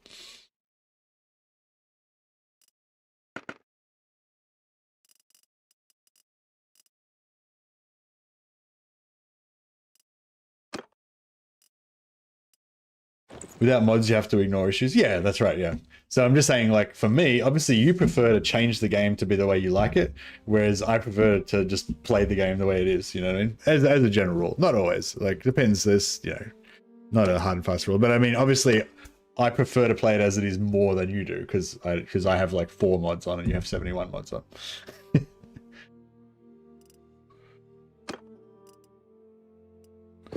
But as I was saying, yeah, I'm not trying to like convince you that I'm right and you're wrong. It's like, yeah, it's a matter of taste. You prefer to play it that way, I prefer to play it this way, you know. It's just a thing. That's and that is fine.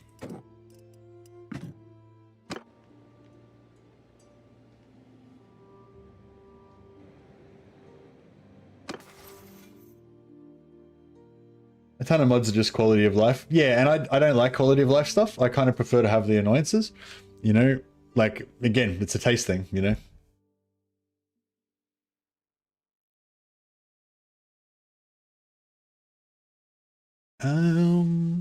Yeah, we'll go medicine 5 for starters. That's enough. That's all of the non-fun skills. Oh, actually, leadership. I kind of need leadership in this one, don't I? All right. We might have to lean into leadership because we need to get to 100 leadership so we can get this plus 50% renown from battles, which also I'm pretty sure gives us 50% extra prestige from battles, which we need to be able to constantly replace our troops.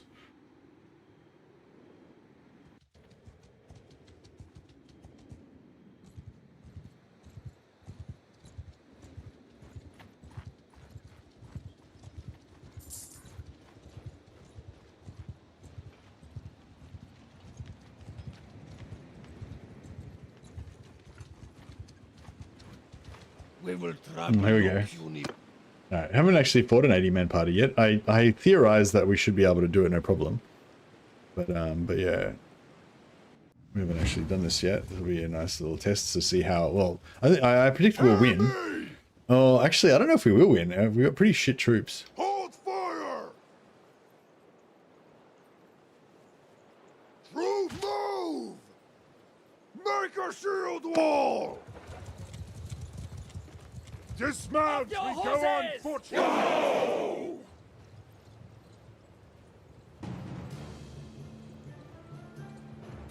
I don't know how this is going to play out, actually. Form a Shields shield wall! forward! Marching Move out! order! Move out! Move! Why are we... I don't understand why we can't... Marching order! Form a In square! Target! Release arrow! Alright. Line up! Follow the Emperor! Alright. Let's go.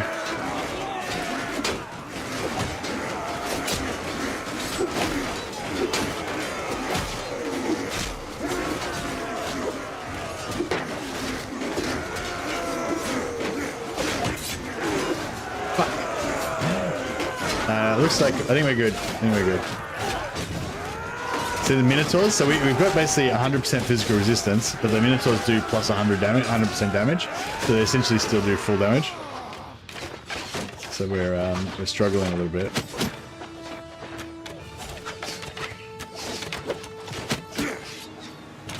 I lost 50% of physical resistance, so I've only got 50% now.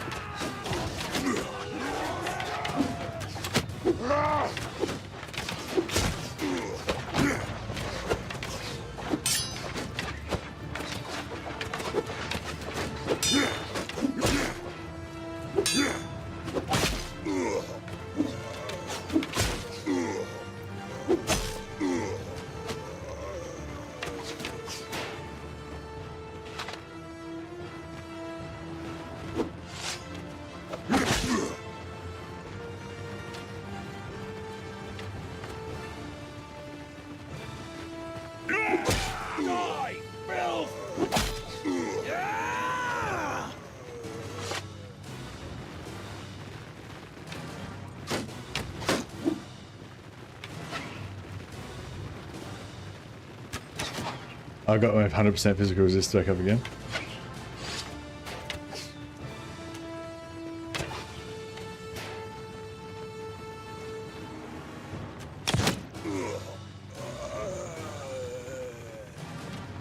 Yeah, chasing these guys down with no cavalry at the end can be a bit annoying.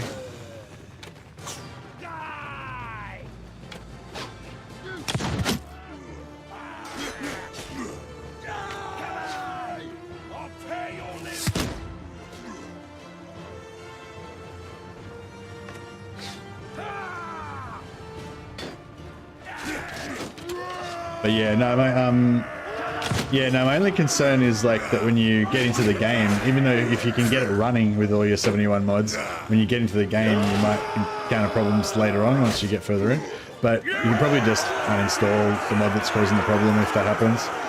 Just because a lot of the mods, you probably already figured out, a lot of the mods either aren't updated for 1.3. But the problem I had with mods is like, a lot of mods are updated for 1.3, but or some maybe aren't. But there's some mods that are updated for 1.3, but then they rely on other mods that are not updated for 1.3, or you know, that kind of stuff. But I managed to eventually get all the mods I wanted to get going working. I think that's 5 or 6 on actually at the moment.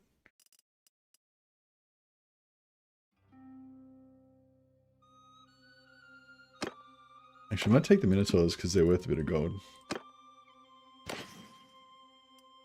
Yeah, it's just 71 kind of alarmed me. I'm like, fuck, the chances of you successfully getting the campaign to play all the way through with all those mods, it seems low, but hopefully it'll be alright.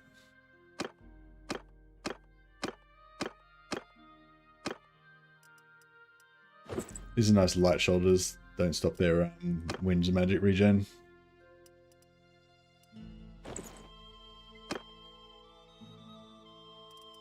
But they're also, you know, have negligible armor value.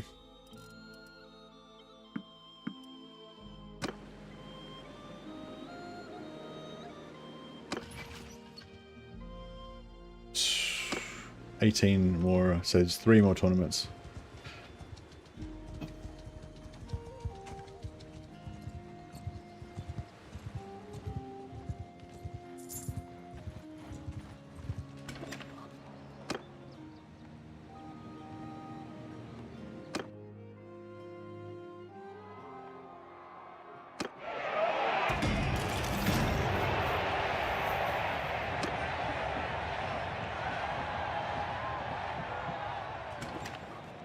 Do you use I was gonna say, do you use RBM or anything like that, Zero Sum? Like stuff that actually like is meant to improve the balance of the game or change the balance of the game at all? Or you don't like those sort of mods?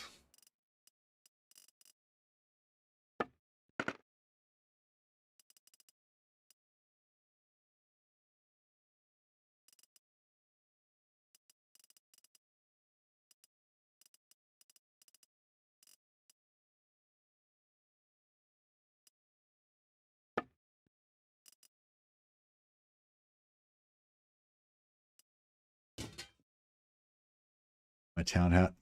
Does anyone have a marksman's hat on?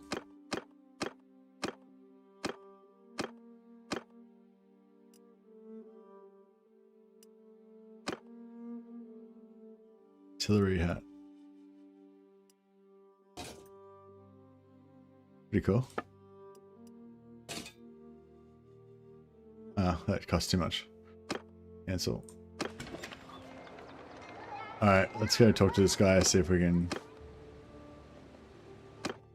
So I think this might give us 400, maybe 500.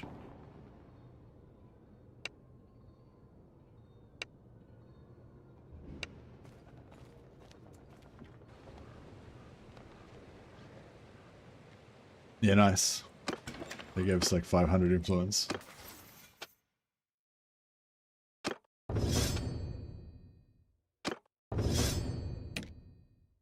Halloran the Shocking. This is Halo Shock's character. Give him some endurance. Give him, yeah, another point in two-hander.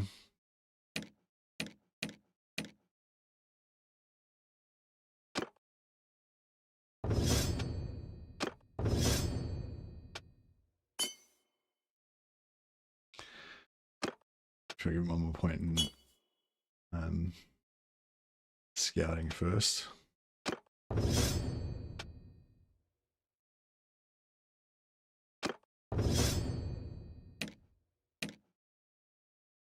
Availus the Billman.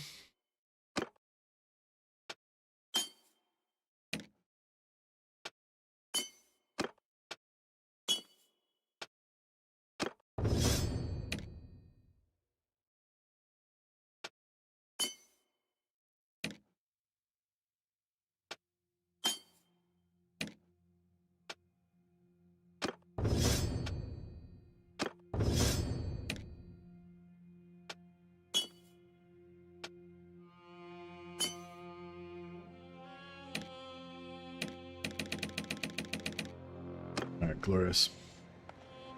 Alright, let's go and see if I can buy my gun now.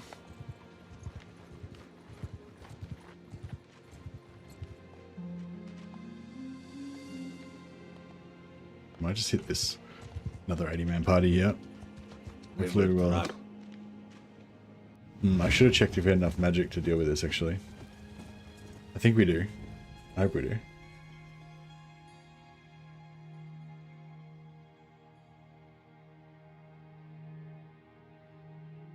Yeah, the main mods that I really like is the main mods I use are the total conversion ones that basically create content. Like I'm not really that worried about quality of life, not really that worried about balance or anything like that, about changing the game balance or the mechanics of the game, but stuff that adds new content, like actually new stuff you can do, new characters, new armor, new stuff, you know. But yeah, ideally I like it to be, like I think like the main mods I use are Old Realms, which is the one I'm playing right now, the total conversion Warhammer mod that makes it Warhammer World basically. Although I really like vanilla with War Sales at the moment as well. I guess War Sales DLC basically is a mod that adds a whole bunch of content, you know, in a way, if you think of it that way. But yeah, War Sales, Old Realms. Also, I haven't really played much of it yet, but Realm of Thrones, I want to play a bit of that. There's also another one called, I can't remember what it's called, like a Roman one that basically turns everything into ancient Rome. And that I think has a little, it's apart from just giving you different armors and stuff like that, I think there is a little bit of extra content with having like bodyguards and being able to create certain types of regiments and stuff. There's sort of some extra stuff that you don't have in the base game, which sounds interesting, but I haven't checked it out yet. And Shakuho, which is the Japanese like samurai one, that's still that's not updated for 1.3, but yeah, that's cool. A lot of the mods aren't updated for 1.3 yet, like a lot of the big ones. And apart from those big content mods, just detailed character creator I use so that I can change the appearance of my companions and change their names. So I really like doing that. Everyone, dismount! Hold fire! Alright, let's see if we can not get fucked up here. Marching order! Move out! Load my rifle up for later.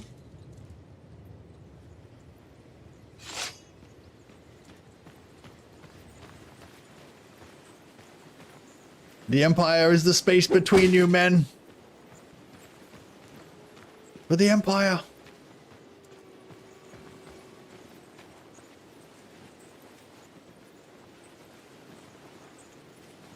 They don't seem to be coming towards us at a very good rate.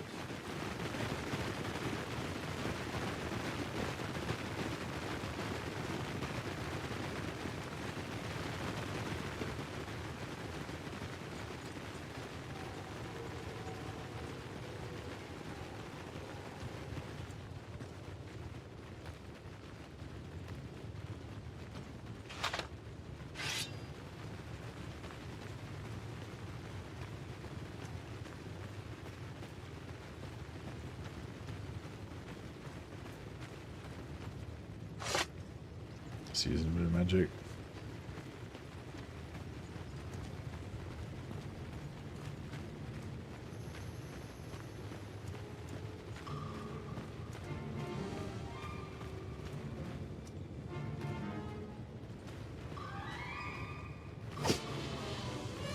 Oh, here we go.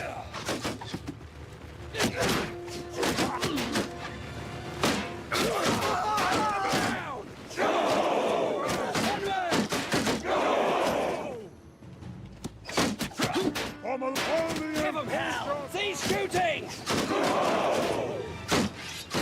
Alright, got full shields, 100% physical resistance.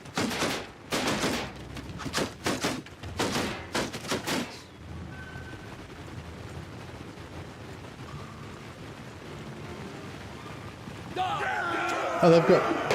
Oh, right.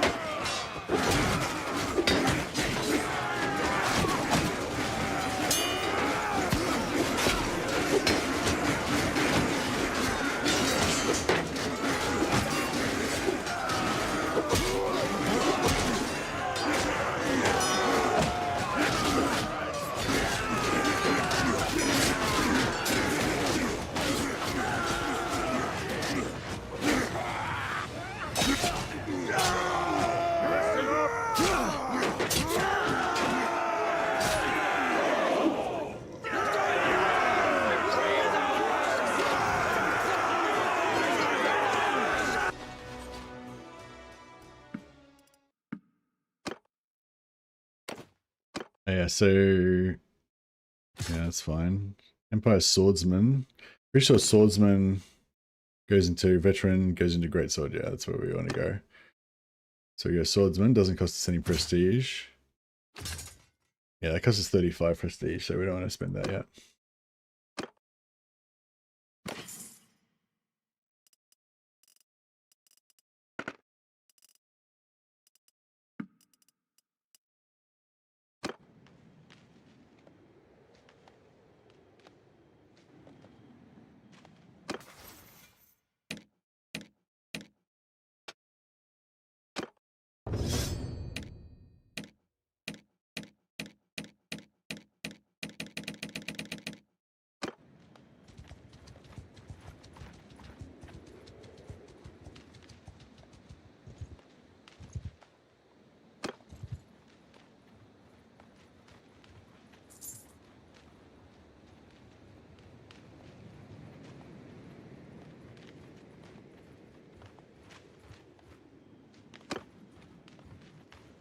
Yeah, actually, one thing, again, not trying to influence you at all, Zero Sum, if you're still there, or criticize you in any way. Totally, yeah, play however you want. And I definitely plan to try out other mods in the future as well.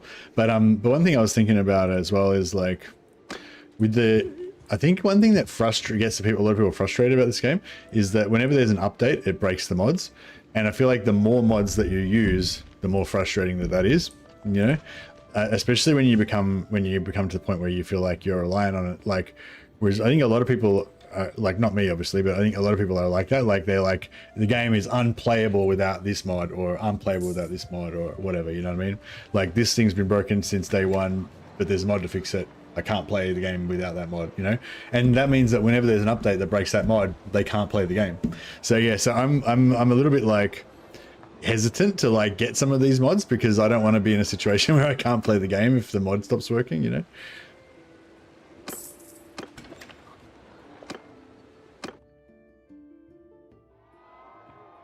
Like, I'm a bit worried that if I try any of these like quality of life ones, I might think, oh, that's great, I never want to play it without that again, you know? And then I'll be relying on it.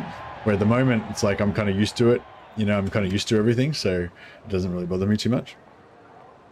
I'm sure there's like a lot of stuff that other people have modded out of their game that they kind of cringe watching me play, putting up with it. But yeah, but it doesn't bother me because I'm just never know, I don't know any better, you know.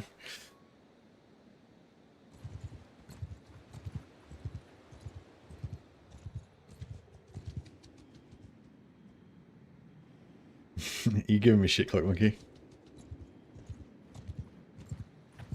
Yeah, I don't know. I mean, all of this stuff is not very important in the scheme of things, I guess. But, you know, this is a place to talk about it.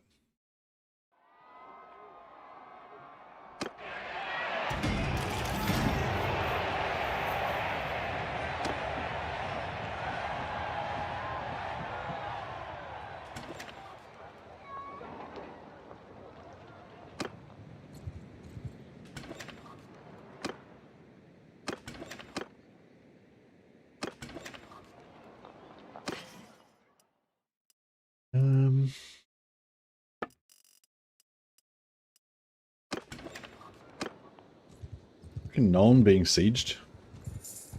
I mean, I'm glad that the Empire is taking it back, but... Well, should we try and take on some Warriors of Chaos? I suspect we're going to get fucked up, but I feel like it could be fun.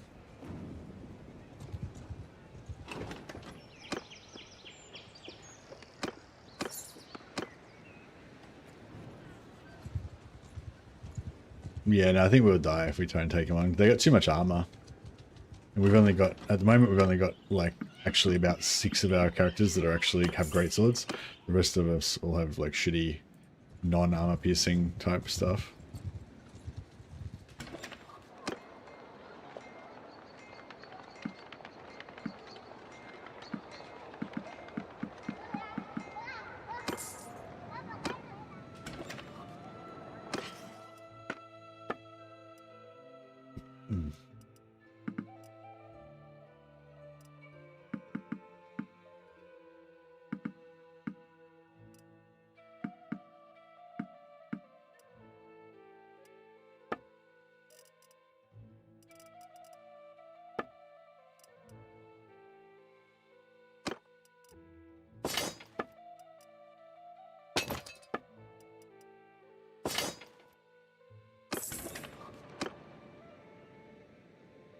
Maybe we'll go back to Grenstadt, see if we can get some more von Kragsberg's guys.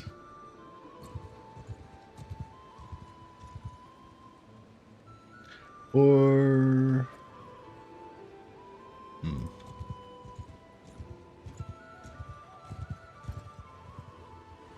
Man, going up against the vampires is going to be really scary.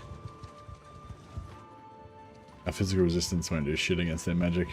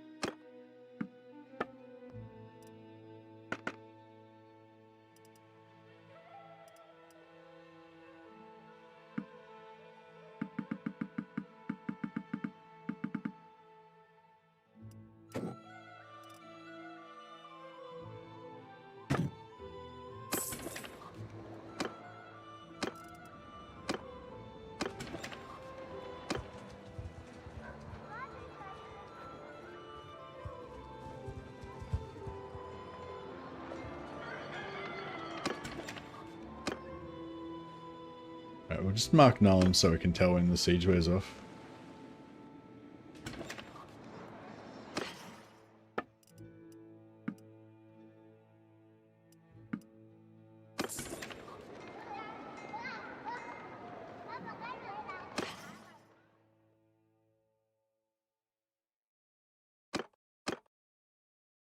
I need some boots. I suppose we had to make some money before we... Not too bad, 3.8 weight for 42 armor. That one's good. 2 armor for 40, 2 weight for 42 armor.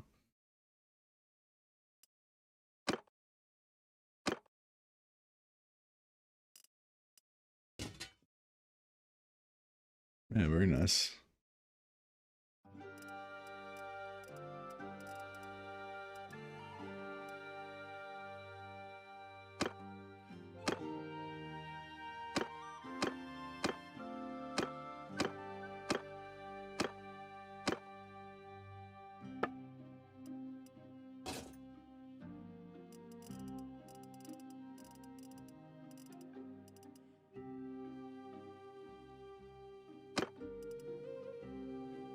Oh, this is the king.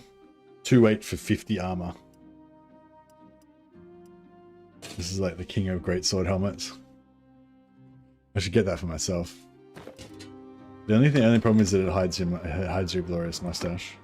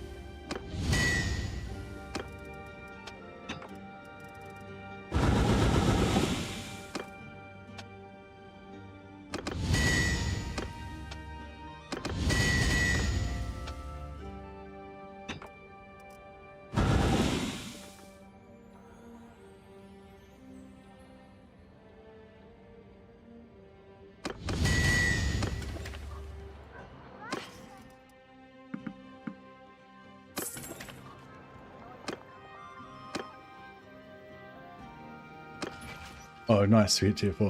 Oh, yeah, so I might go and recruit Bob now, I reckon.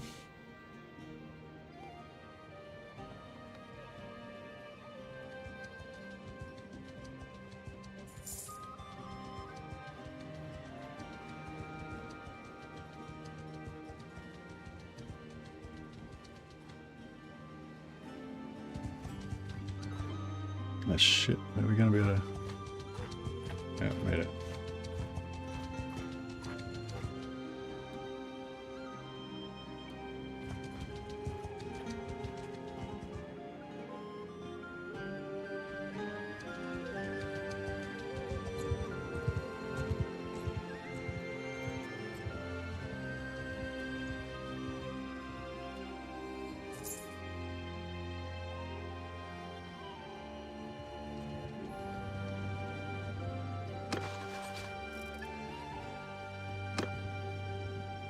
Oh, no one's been taken back. Nice.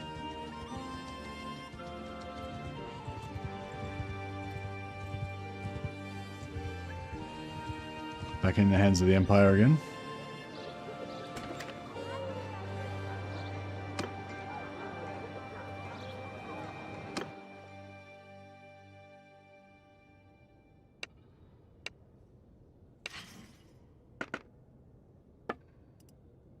Six-barreled repeater handgun.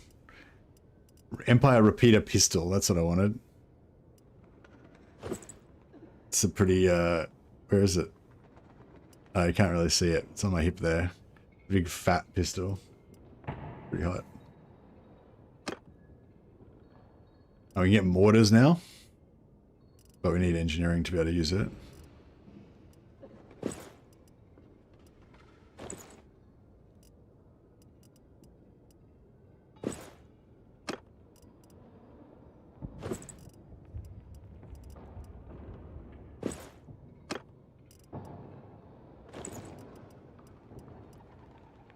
Give him an offhand old rifle. Eventually, maybe we'll train him up in rifle usage. Oh crap! Don't have money.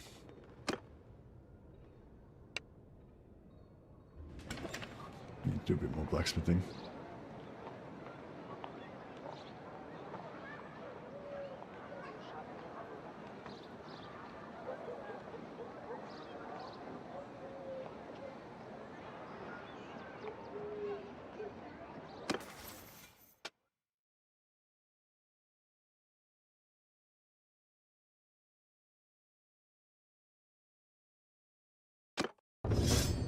It's a good power leveling tool, the stamina reduction.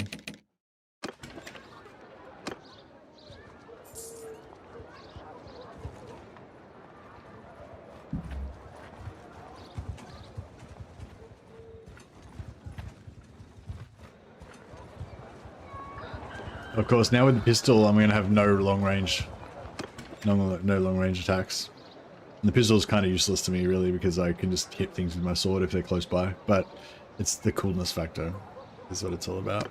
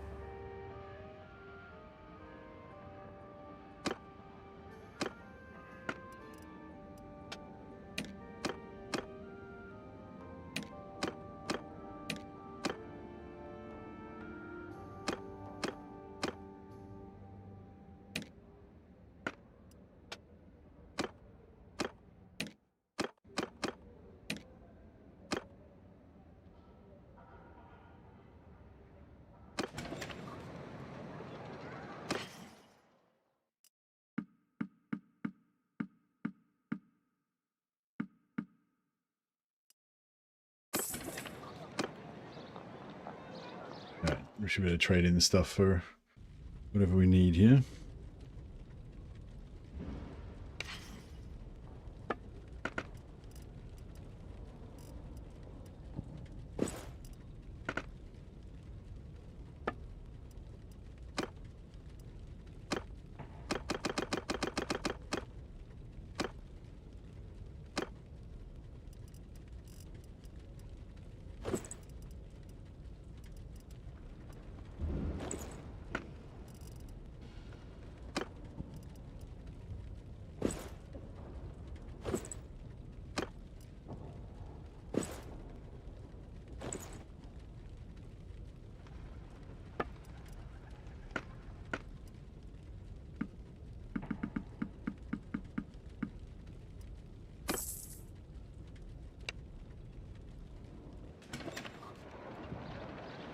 Right, and we can just leave and then just go back in and it'll refresh all of his stuff so you can get more old rifles if you need them.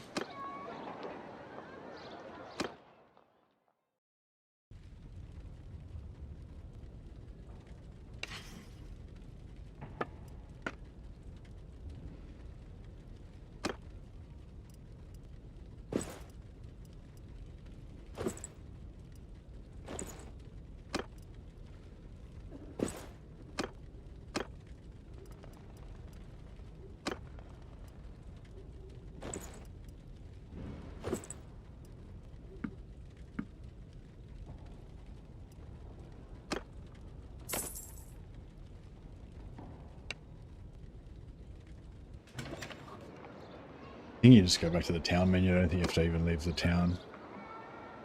Just go out of his shop and back in again.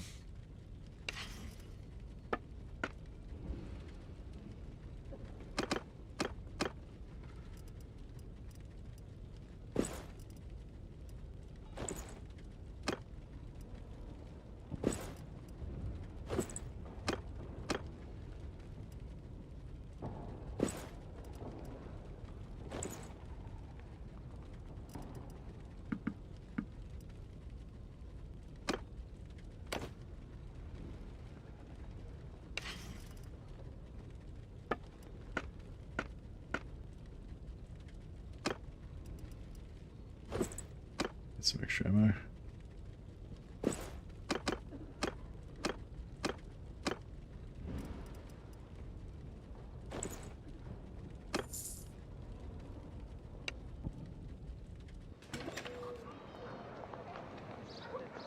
Yeah, well, maybe once we get a full squad, we'll maybe do some gun training, but yeah, it's not really...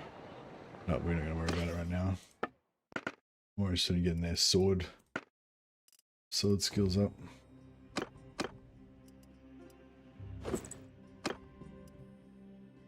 Weight 6. Actually weigh quite a bit. But it doesn't slow down their magic regen, so...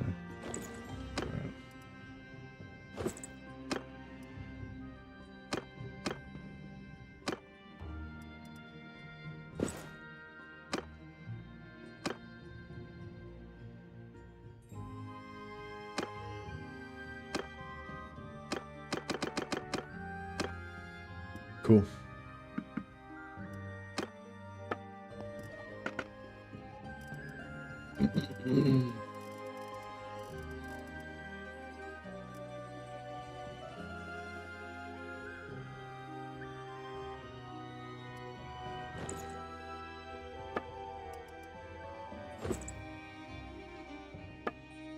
What's he got? Woodman's Beret.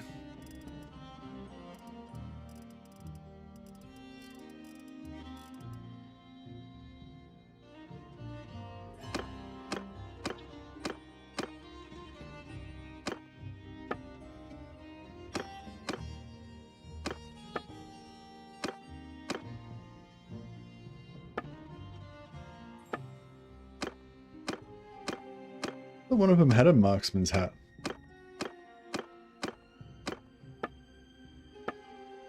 Artillery crew cap, 10 armor.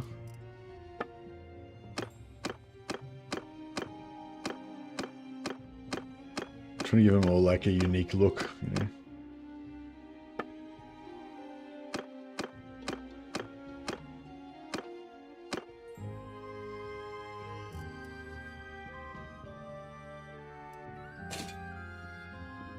Pretty fancy.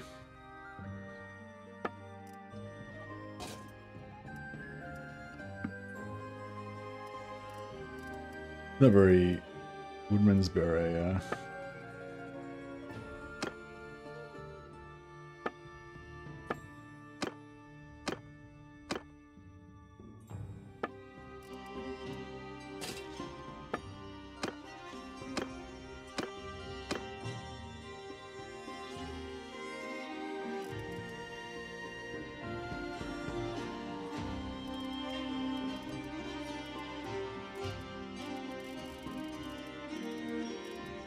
Empire sell it.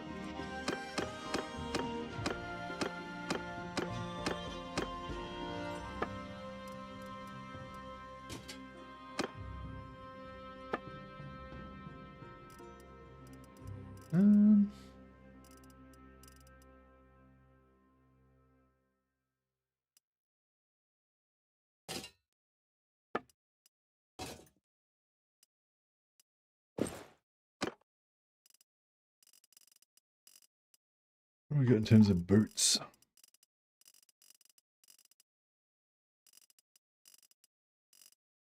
What are these boots? 12 armor. Probably don't have anything better than that. It's not super heavy.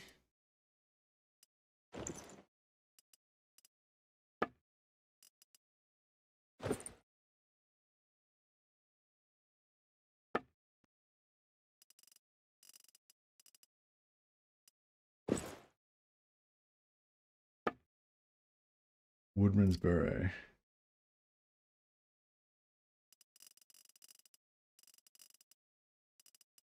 That's good enough for now. Oh, there's cloth beret anyway.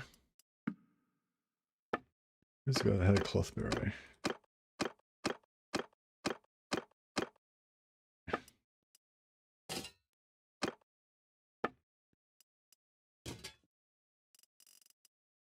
Got 2 more cloth berets.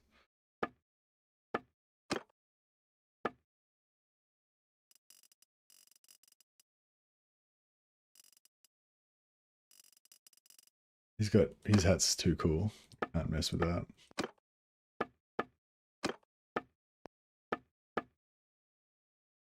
Pike secrete.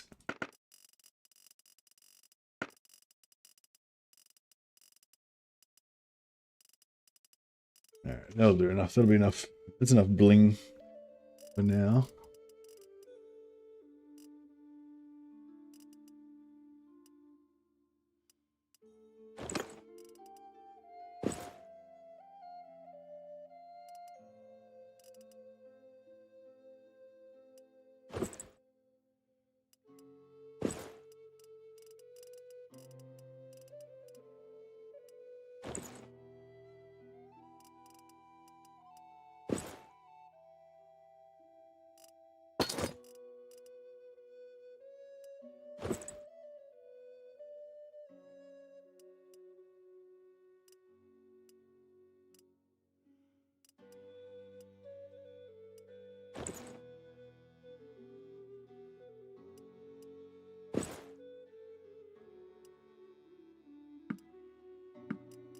That.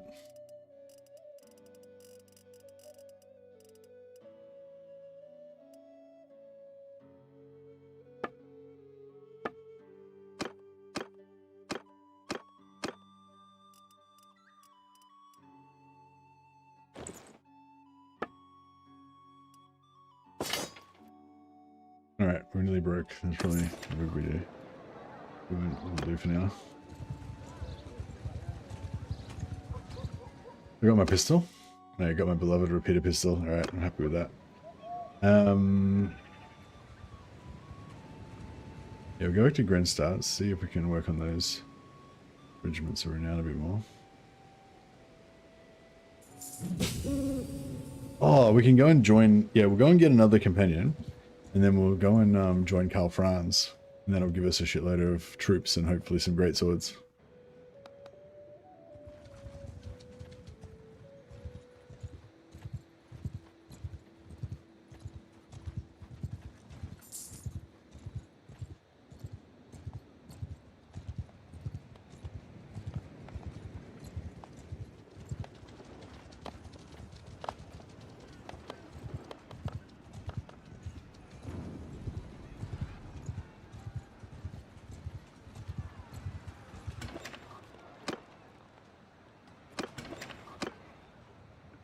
Maybe. Let me just check. Oh, we're money. We're out of money. There.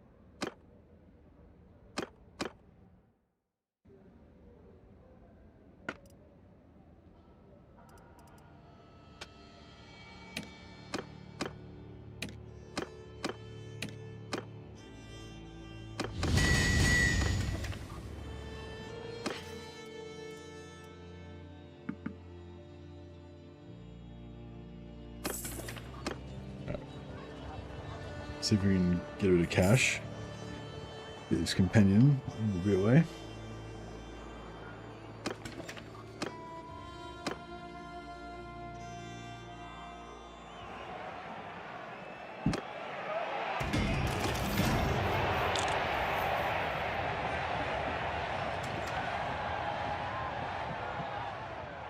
What if Beranger the Bretonian Knight is still number one, 20 versus the second placeholders that got 7. Yeah, he's pretty good at winning tournaments.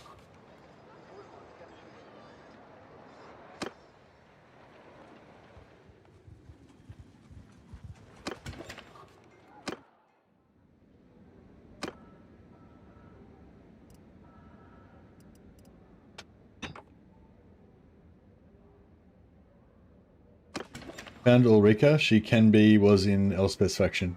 Cool. Thanks, Zuru. I was thinking about playing, some Total War tonight. I was thinking about starting an Empire campaign and either doing Greatsword focus, which would probably be not very good, or maybe doing like a Hero Hammer campaign and just trying to have like as many heroes as I possibly can. I mean, I normally try to have a lot of heroes anyway, but I was kind of thinking of just going for tier 3 early and then trying to put tier 3 everywhere so I can get extra hero capacity for warrior priests and stuff. And just, yeah, trying to just go hard on warrior priest capacity early. Try to confederate Volkmar early so that you can get him. Or maybe go for Volkmar. Volkmar can't get the confederations as easily though. Maybe Volkmar here. No, Volkmar's not very good at Hero Hammer, is he? Yeah, maybe Volkmar migrate to the Empire campaign. Something like that, maybe.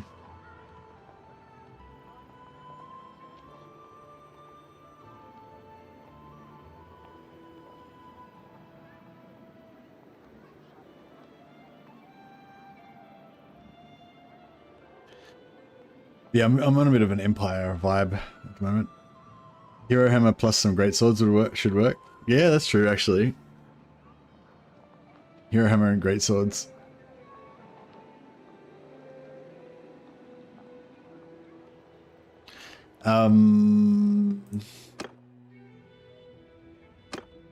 Alright, so...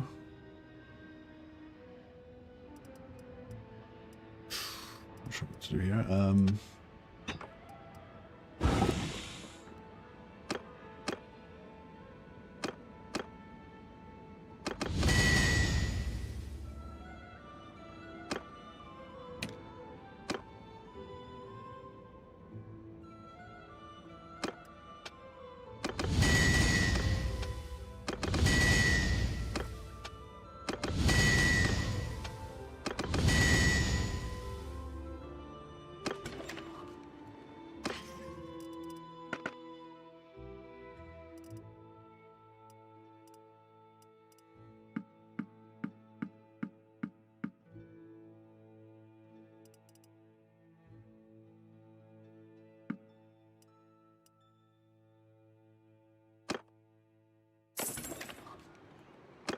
Alright, let's hire Bob.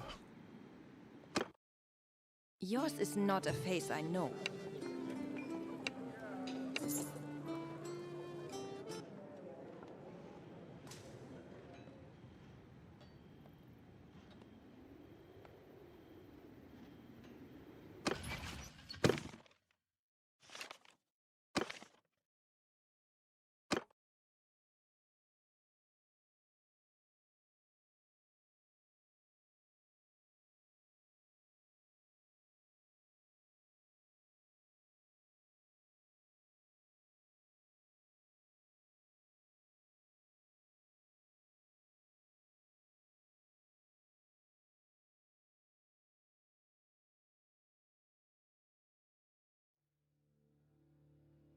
You're quite tall.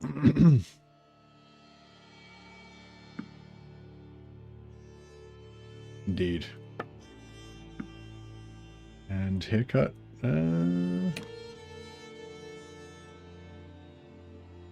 She needs... what's the haircut that would be? Yeah, she hides her hair underneath her helmet like this, like so. Boom.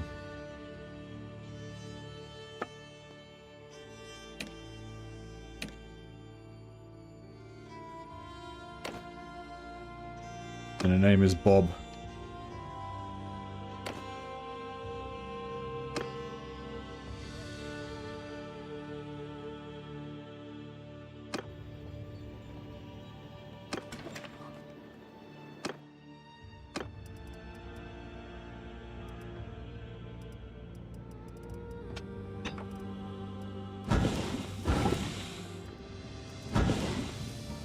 Alright, need to make another two-handed sword for Bob.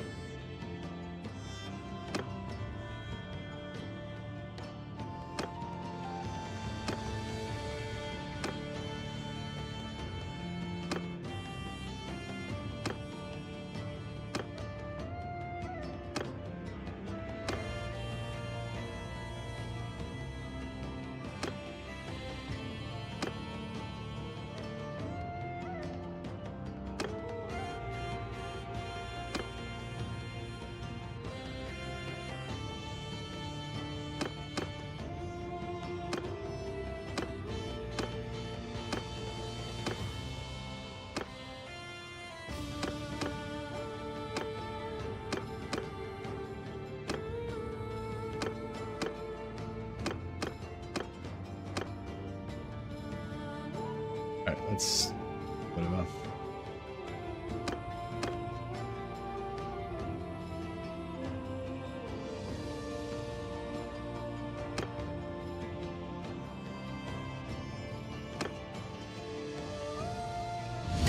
Nice.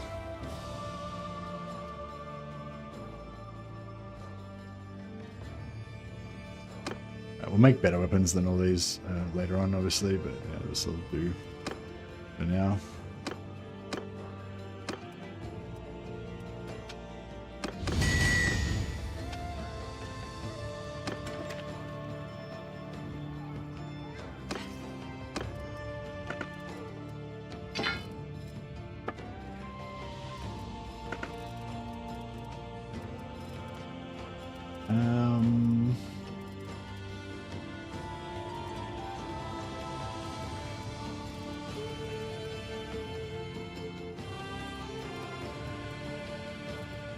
Not much, nothing much that's light. Oh wow, scale shoulder guards, 1.7 weight for 16 armor. That's really good. They're from vanilla. And they're fucking sweet shoulders, sweet light shoulders. They don't look particularly great swordy, but stats wise, they're amazing. For the weight, 1.7 weight, 16 body armor.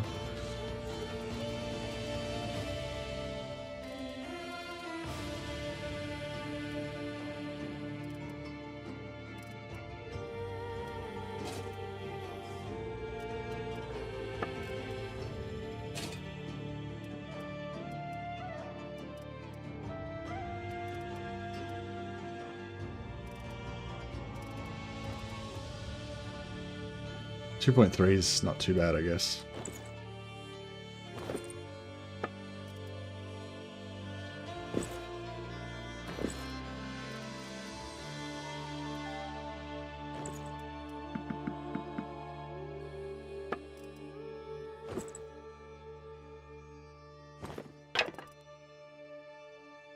All right, Bob is in the game.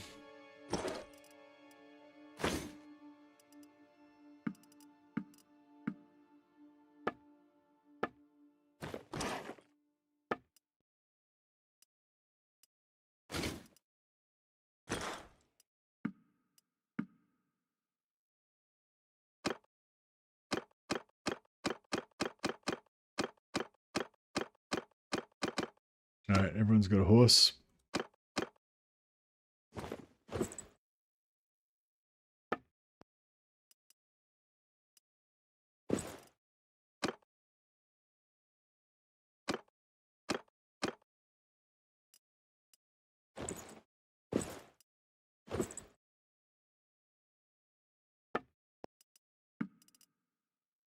Bobby Parkhurst is General Melchit's driver in the World War I Blackadder.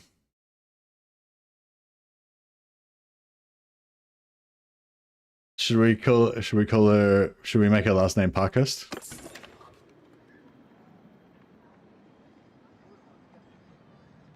Parkheim?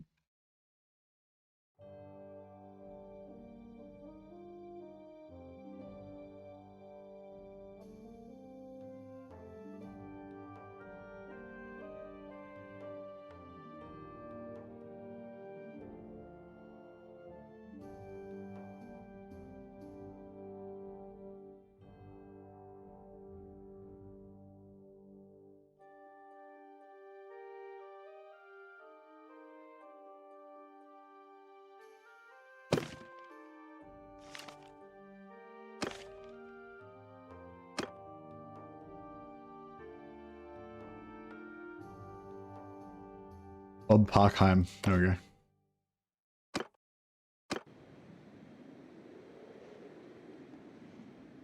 Thanks for that little bit of research for us, Twit Monkey. I think there was a Bob in, I think she was also in one of the medieval versions, like the King Henry VIII period one.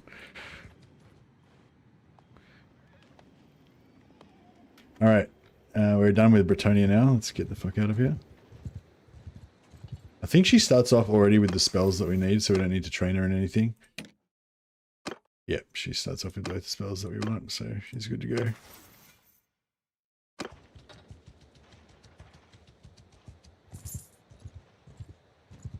All right.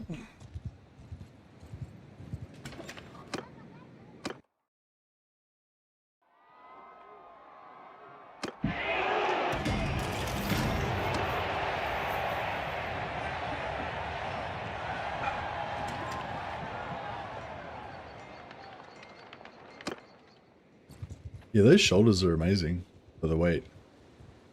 So good.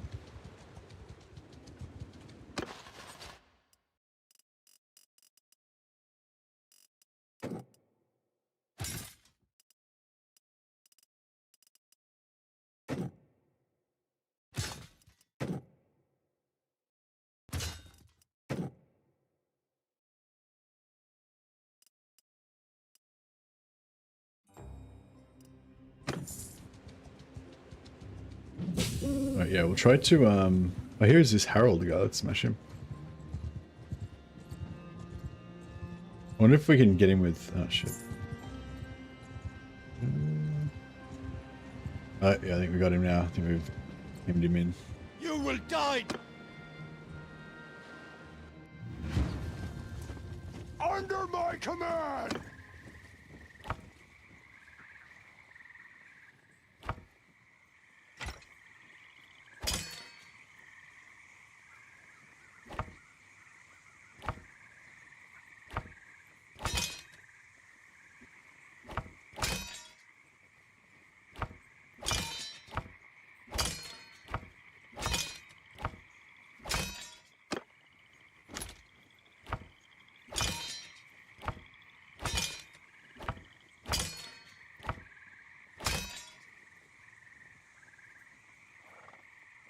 Soldier, hold up, dismount! Riders, move!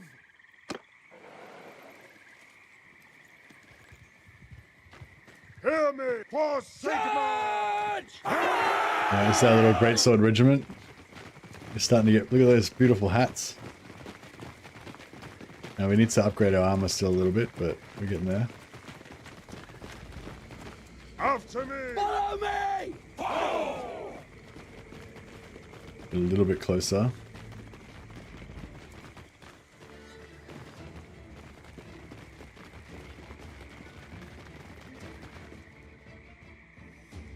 Hear me!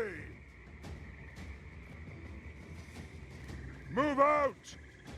Forward! Raise your Shields up! shields! Marching Get on! moving! Fall! Yeah, here he comes. Shoot at will! Fall! Fucking shields. Shields. Oh, shit. Attack! Lower arrows! Release arrows! We haven't got... Where's our shields, bros?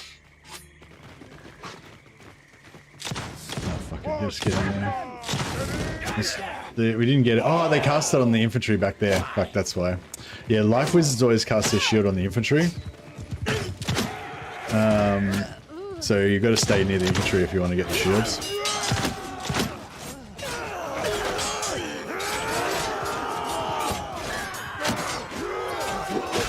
So I got 50% physical resistance still.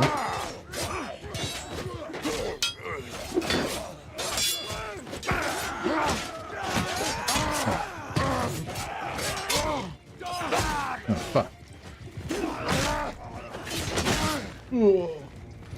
Oh, we might lose this. Nah, we should be alright. So these guys have got 100% physical resistance, but only for as long as the spell lasts. Yeah, so all our Life Wizards cast it on these guys instead of on us.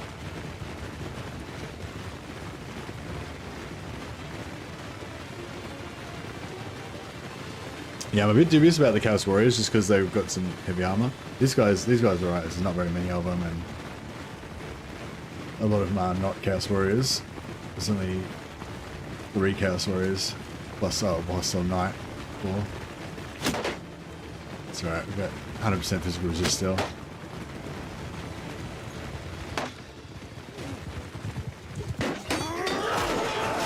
You're gonna have trouble killing these Chaos Warriors, but they should eventually beat them down. So this guy's just... Oh, he went down eventually. Yeah, there he goes. Shields are still up. Still got 100% physical resist. I'm surprised it lasted this long. Hunt you down! I wonder if there's a bug, like if you go down, then your spell just stays up forever or something. Like maybe the cooldown is on the character that casts it or something. So if you die, then your spell can't wear off.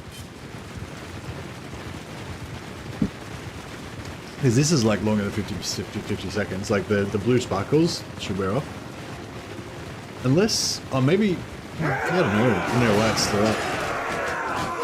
Definitely should have worn off. Like, the gold one lasts for 80 seconds, so that's a pretty long time, but the blue sparkles only wear. Oh no, there it goes. No, it wears off. Another 30 seconds. Oh wait. How come some of the guys have their blue sparkles on for longer? That's weird.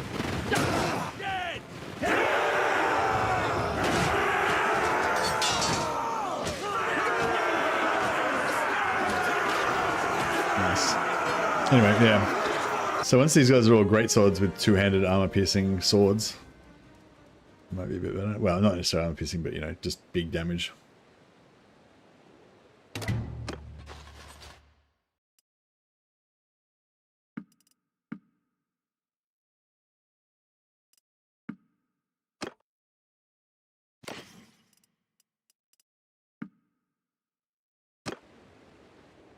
Alright, now I need to go find Karl Franz, join his army,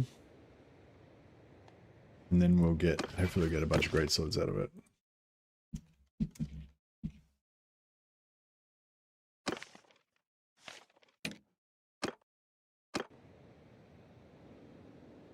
Where is he? Oh, up there, near Middleland.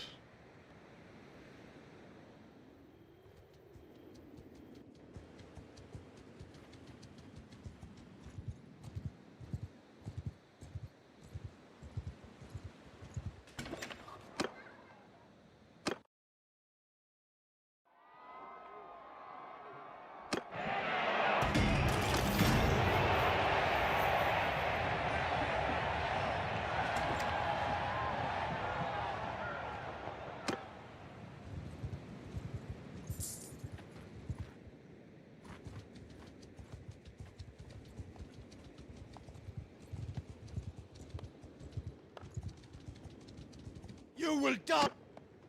So to resolve that.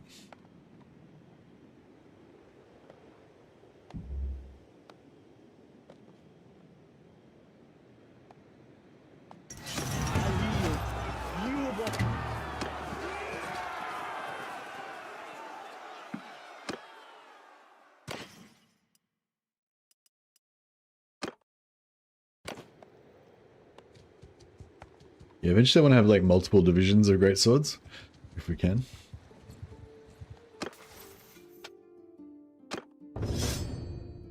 What do these other guys look like? Everyone's got 1 point in, except for Berenger, yeah. Everyone's got 1 point, so they can all get to basically tier 2, walk it off. That's pretty good.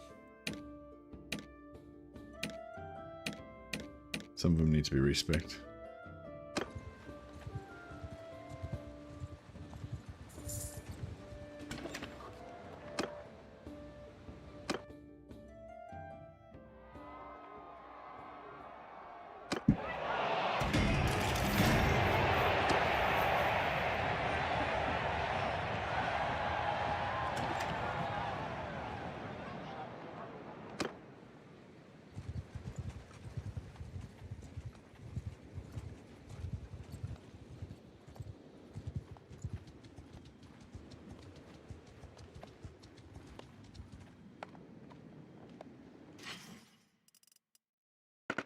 So now we've got a bunch of crafted stuff, so 19,000, 19 is worth a lot of money, so we can trade some of that for this gear.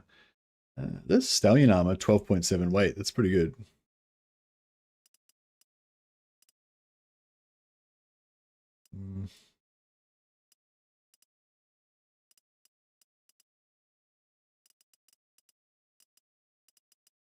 Yeah, there's nothing great there. We'll take the date fruit maybe.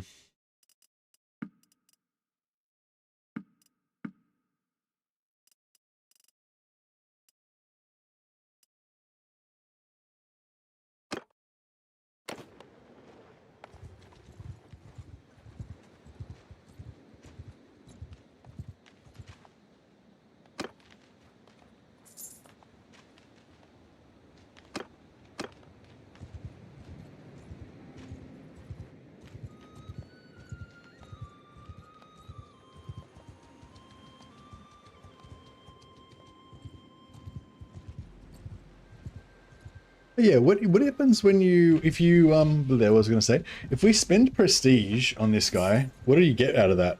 Do you get renown, or?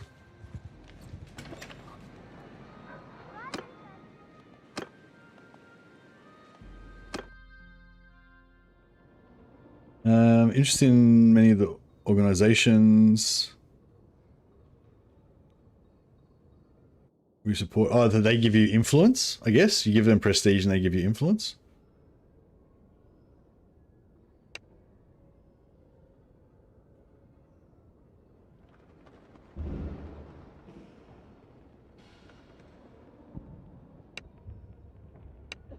Oh no, you spend them. Oh no, you give them influence and they give you prestige.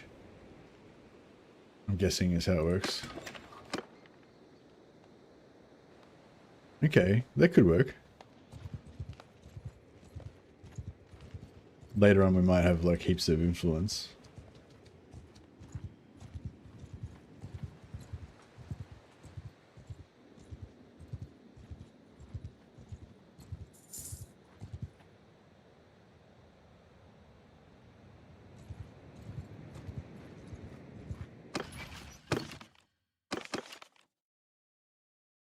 And crit stock.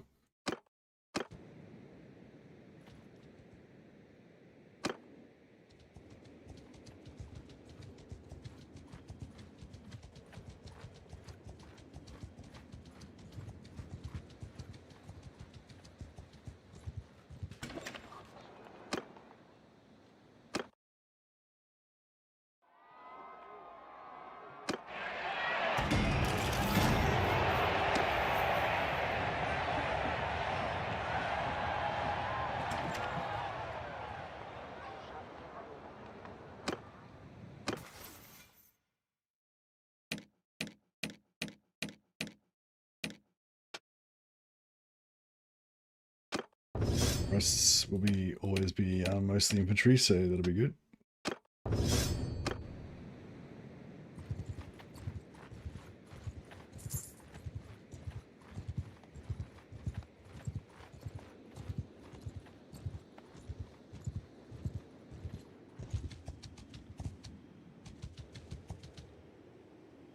That's close enough. Who are you?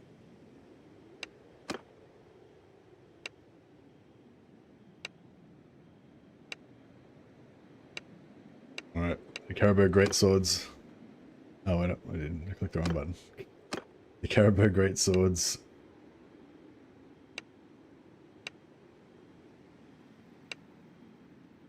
I hereby swear eternal servitude to Reichland and its sovereign, Karl Franz Holzwig Schleistein, Protector of the Empire, Defier of the Dark, Sigmar's heir, Emperor of the South, and Son of the Emperors. I pledge my soul to be to the warrior god Sigmar. His foes will know my wrath. May your foes recognize me as their eternal enemy, for as long as there is breath within my body, I will not rest. All hail Karl Franz, whom I follow into the depths of the abyss. But you can also just quit immediately and just go join another faction if you want. But you only get the troops from the first faction that you join. So how many greatswords did we score? Bunch of poxy knights, we don't care about them.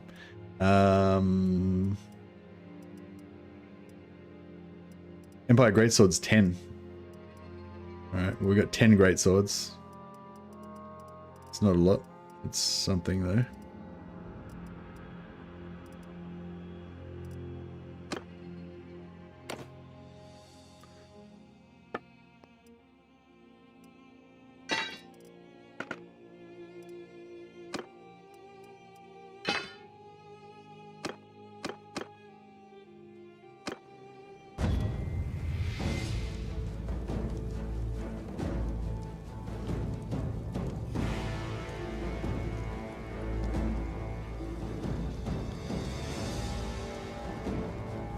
Carroburg Greatswords joined Reichland.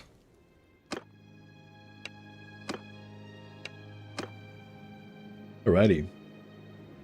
Now I need to make some parties. We can make 2 parties. So we'll go for, I guess, number 1 and number 2.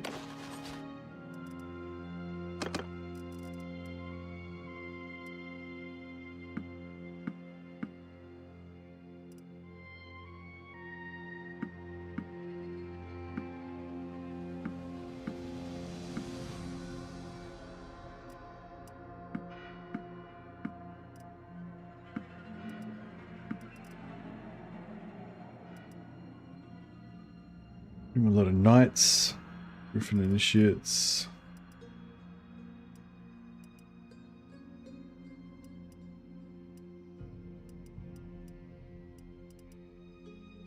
Empire veteran swordsman.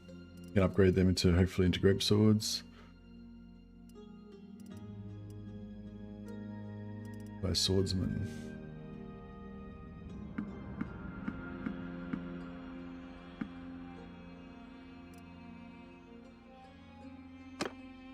Yeah, so all the Empire Swordsmen and Empire Veteran Swordsmen, hopefully he'll upgrade them into great swords, or at least some of them.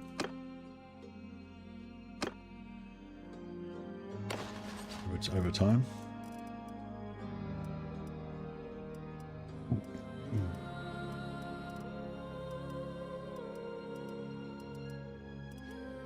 Empire Swordsman.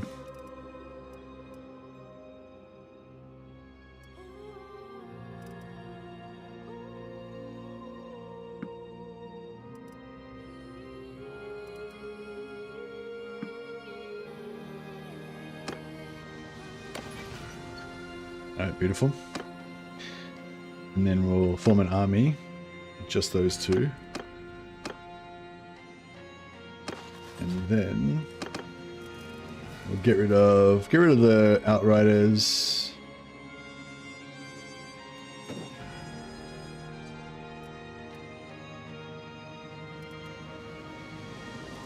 I'll keep them for now. See if they've got any gear that we want. 6 shoulders, 3 helm. Horse Dystria. Empire Flintlock pistol, yeah, that's shit. It's all shit.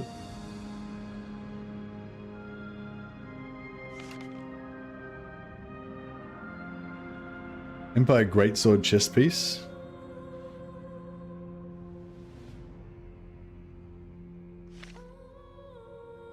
State Trooper uniform. State Trooper uniform. State Trooper uniform.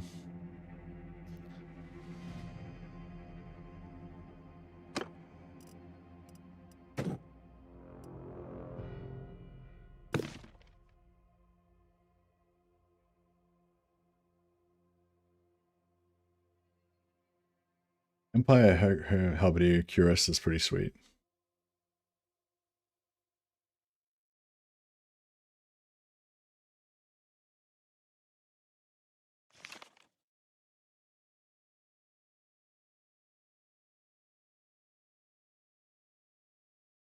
Yeah, see that? The Empire Cuirass with Pauldron is... It's pretty heavy, but it is pretty good armor as well.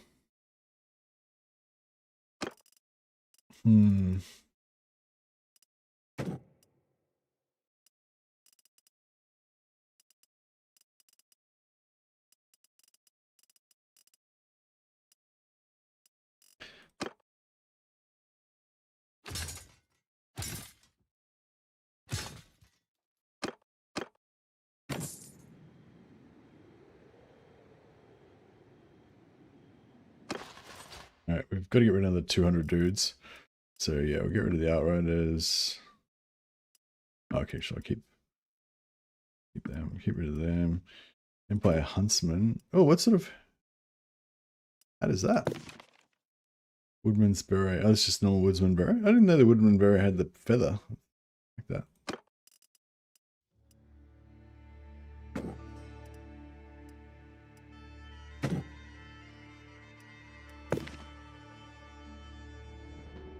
By a Greatsword chest piece.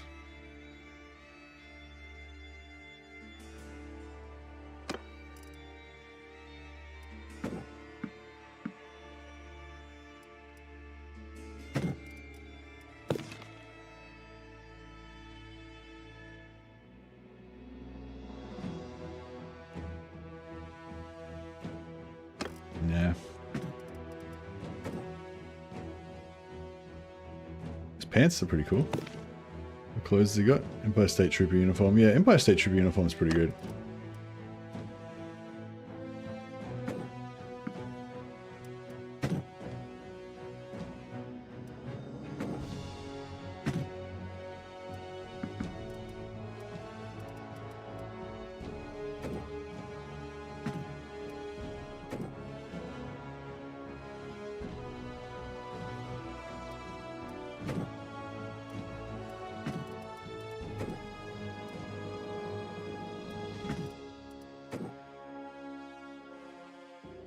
Checking out their gear. Reinforced Empire State Trooper uniform. That seems interesting.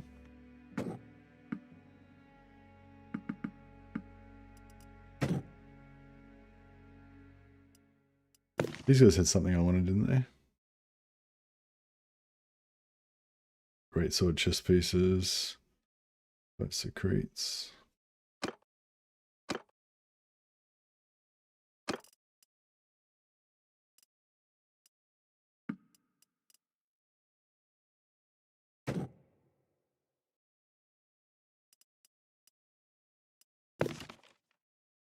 Experienced artillery crew, sturdy leather gloves. Yeah, sturdy leather gloves are good. Right, we'll keep some of those. These guys, they have secretes and sturdy leather gloves.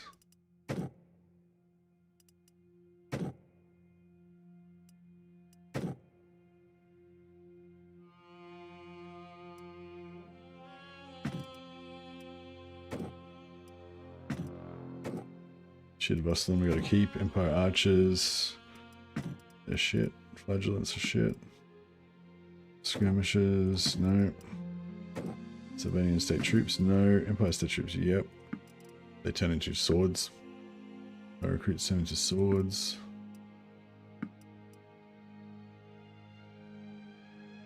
Alright, 127.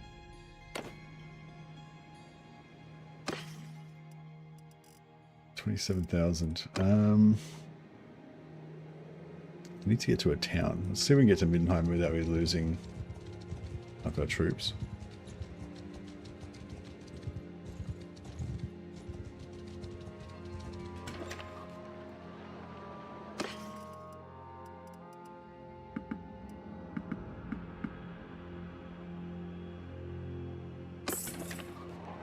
Alright, this is probably going to crash the game, but give it a shot. So basically, yeah, because we're a mercenary, one of the perks is you can turn any non-knight, human or elf troop from a troop into a companion. So if we got any troops that we want their gear, so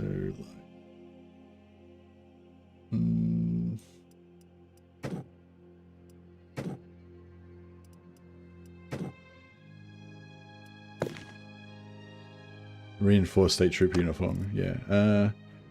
He's not tier 5. Get rid of him.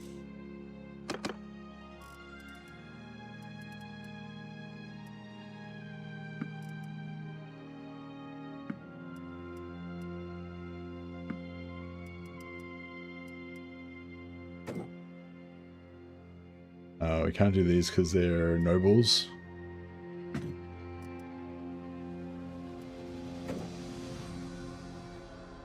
Yeah, so this guy.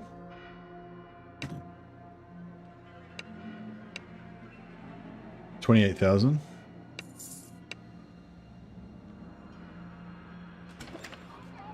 Go back in here.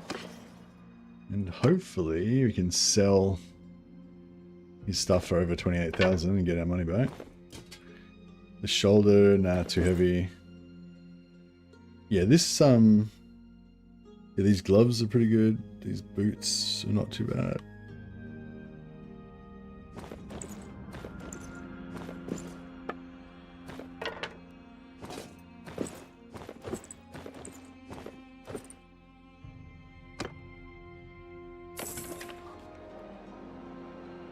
Cool. So, yeah, we get a bit of gear from him that we can potentially put onto our other guys.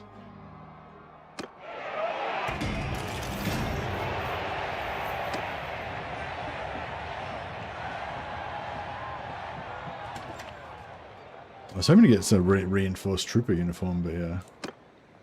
Alright, so I think we'll try it. I think it might crash the game. So there we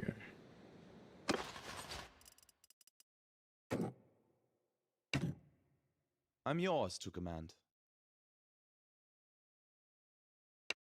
Oh, he's...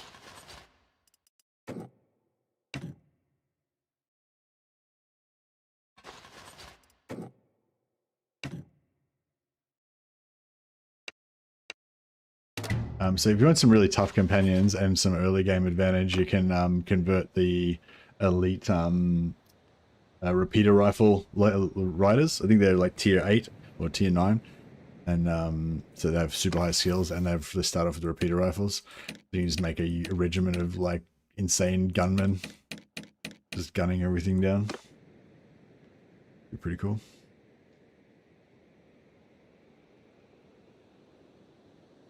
Probably like some handgunners. Yeah, we'll convert him as well. He's only 28,000.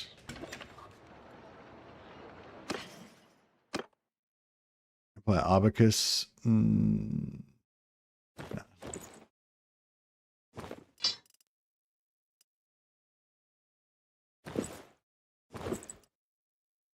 By a state uniform, yeah, I think that's kind of cool. Yeah, 11.5 of those. I mean, I feel like it is heavy, but for how good it is, maybe it's pretty good.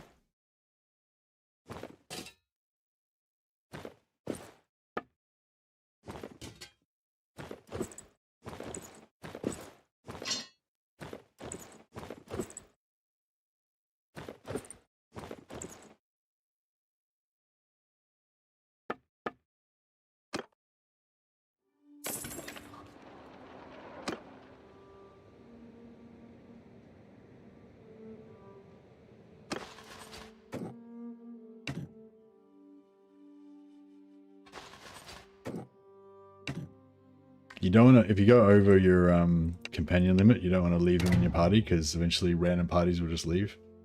For the first time I'm going to bed before you. Have a good one, Mercy. Yeah, hope your run works out well. Yeah, no worries lately. Have a good one, buddy.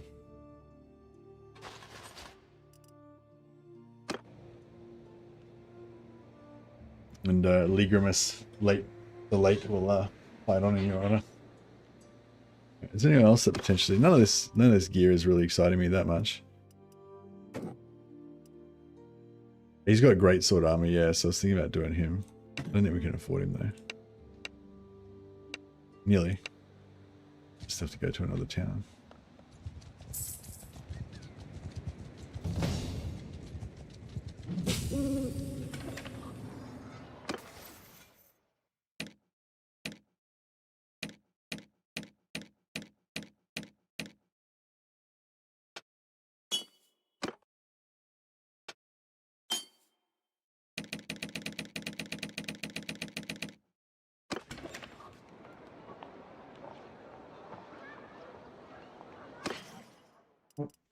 Excuse me.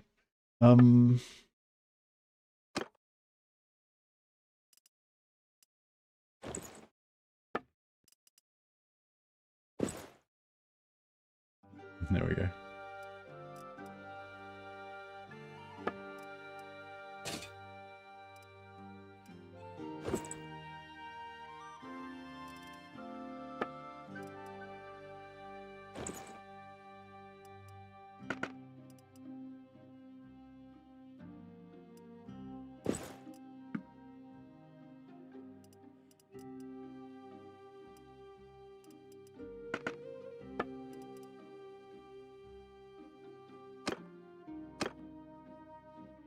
Went 8 for 18.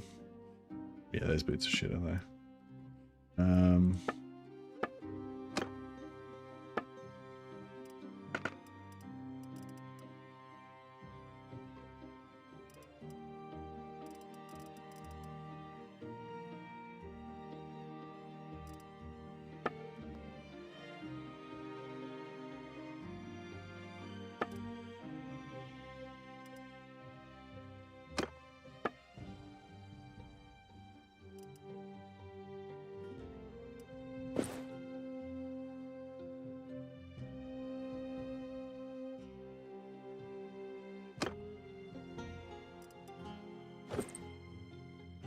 Need some better.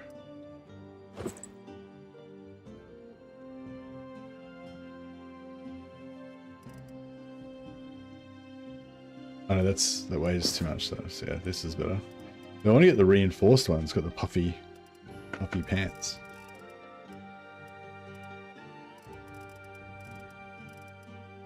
Yeah, I don't know if you can get it from the shops.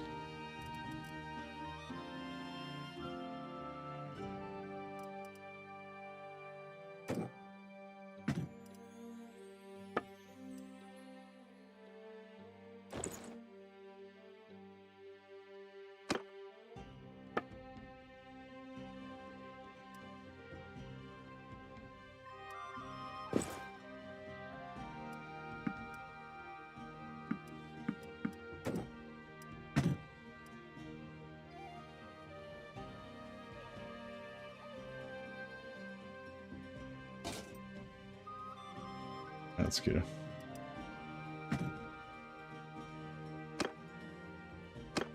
She needs sturdy gloves as well.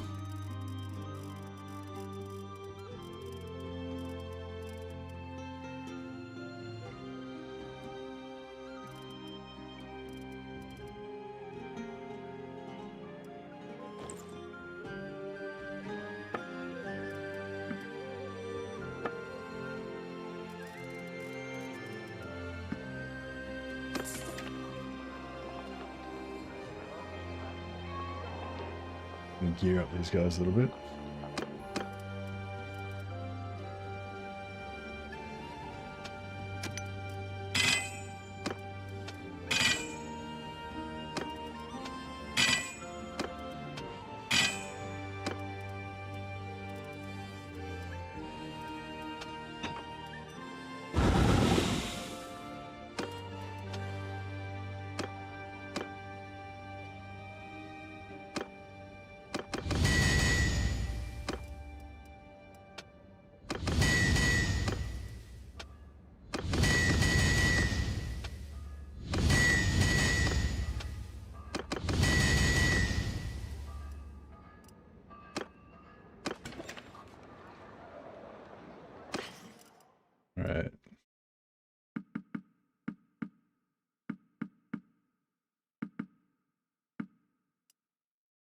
good.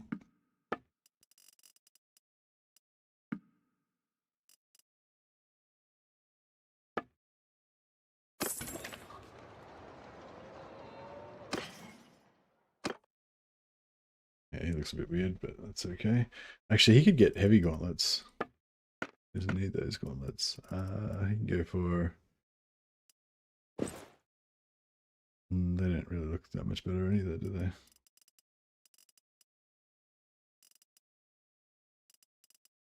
Yeah, that's fine, whatever. We'll keep him out of trouble.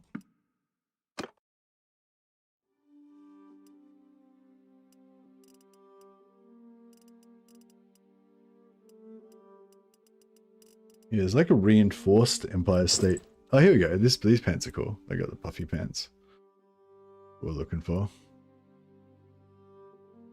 It's the vibe we want. And 0.9, yeah, super lightweight.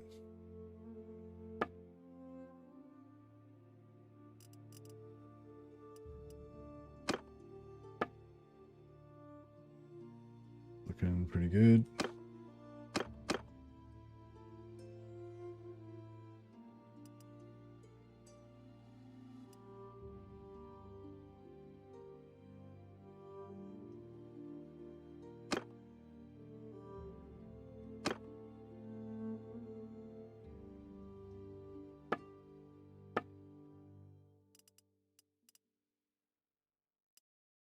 Yeah, he looks pretty shit. She needs some city gloves.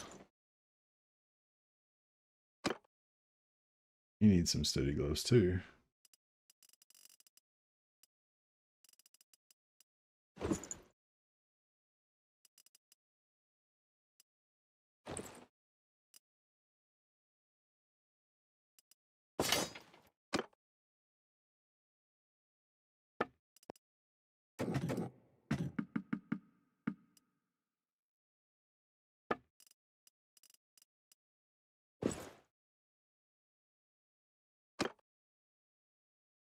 All right, I think we're pretty geared up for the moment.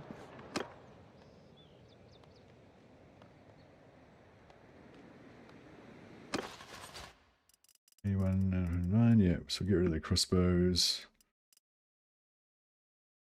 Get rid of the halberdiers, bowmen, sergeants, pikemen, gunners. Yeah, we'll keep the shield of Ostland. Yep, any great swords we want to get into our party.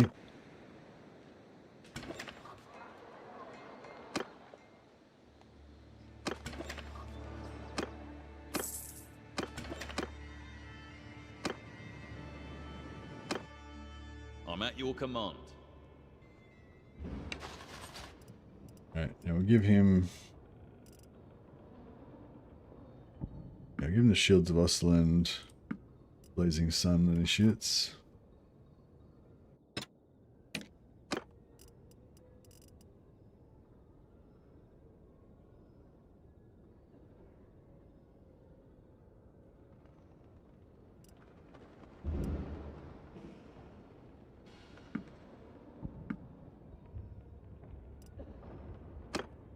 Alright, that's pretty good.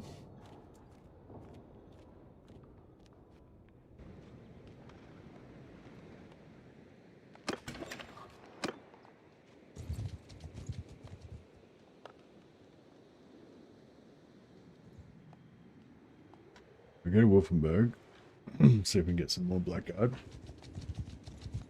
We can power level some of our characters on the way.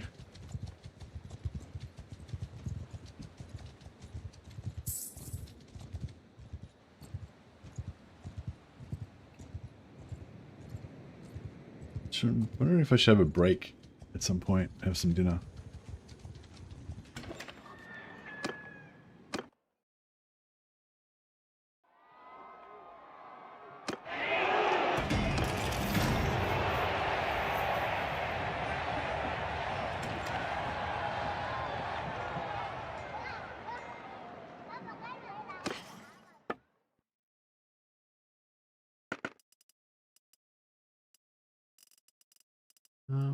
What's that? 6 points down, that's pretty heavy.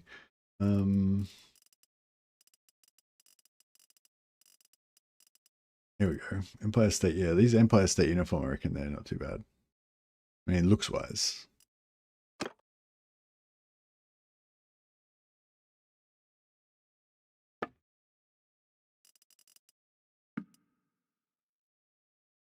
Hey, Marcus.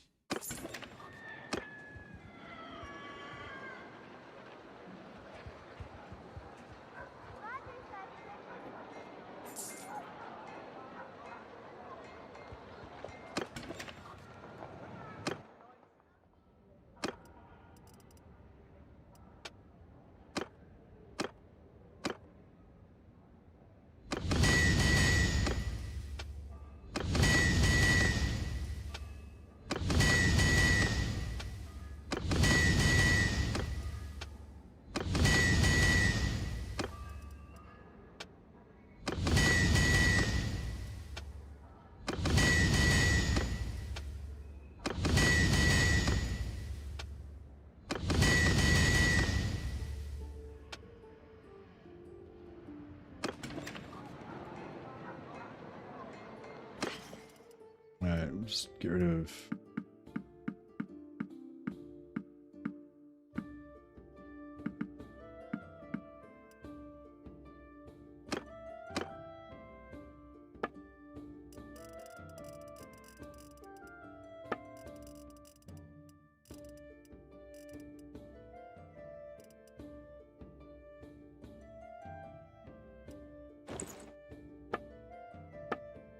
Yeah, sweet.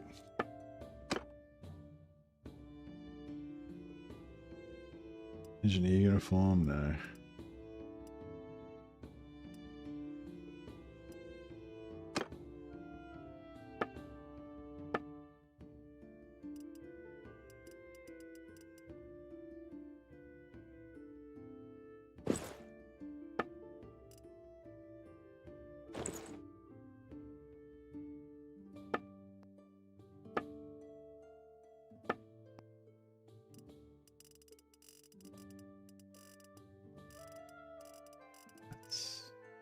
No more engineers hats.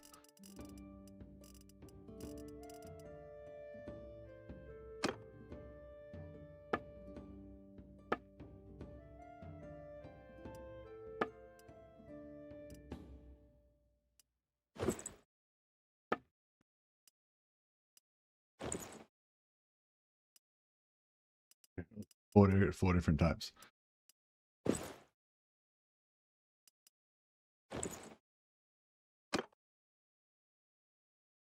Yeah, this guy. This one doesn't look very good.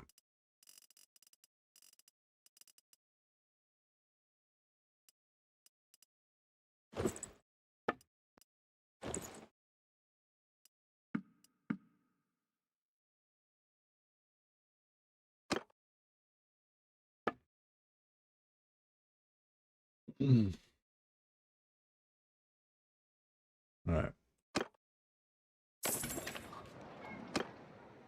Good enough. All right, let's go power level these guys. Don't forget to eat. Yeah, no, that's it. I'm just, I don't know. I really want to stream for about another, or I want to play, stay up for another about 6.5 hours, which would be a good length for a Warhammer stream. But I don't know. I'll have a think about it for a minute. All right, so let's power level these two guys.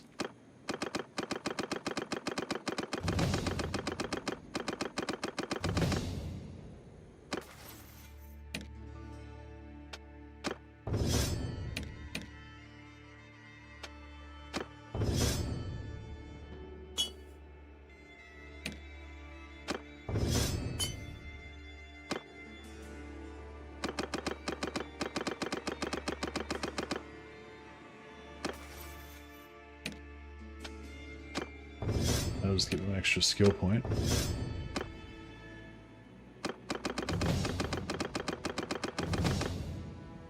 And I should have 2 points to spend. Now, we want to have 2 points. We want to have two-handed at 5, so they can get that up.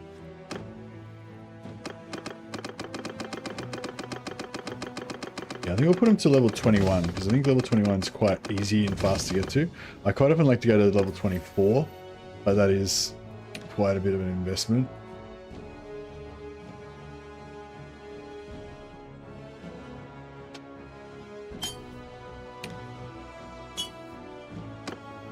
So what are they now? Level 15.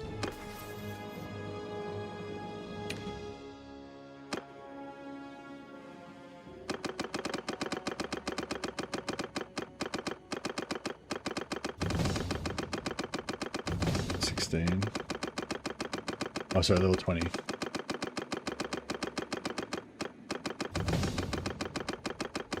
$17.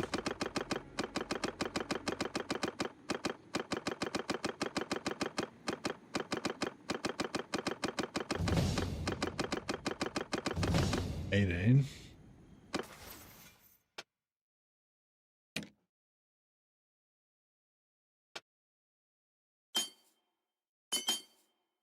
Gotta have pure faith in Sigma.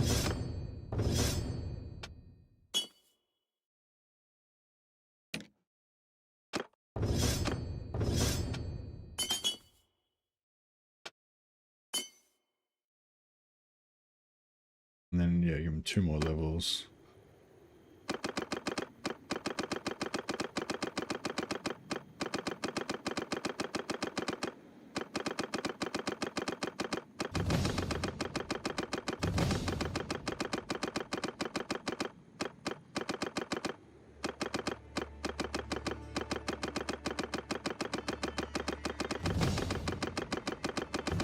Yeah, so going to 20 is that got them to level from level, what did they start off at? I can't remember what they started off at, but like level 13 or 14 or something to level 20. Pretty quick and easy.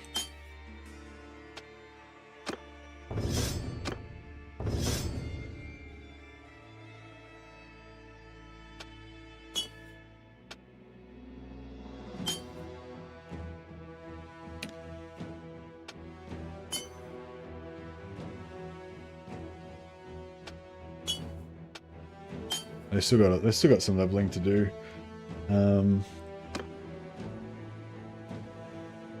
So they're not like maxed out already, you know.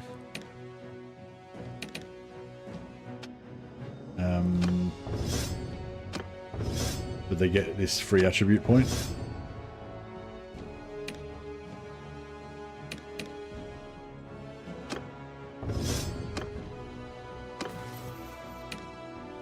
Which we can put into endurance.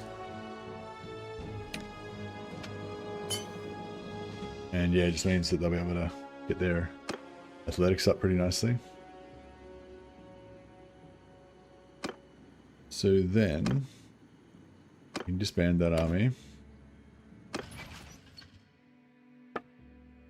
Replace him with Bertram. Replace him with Thrasher.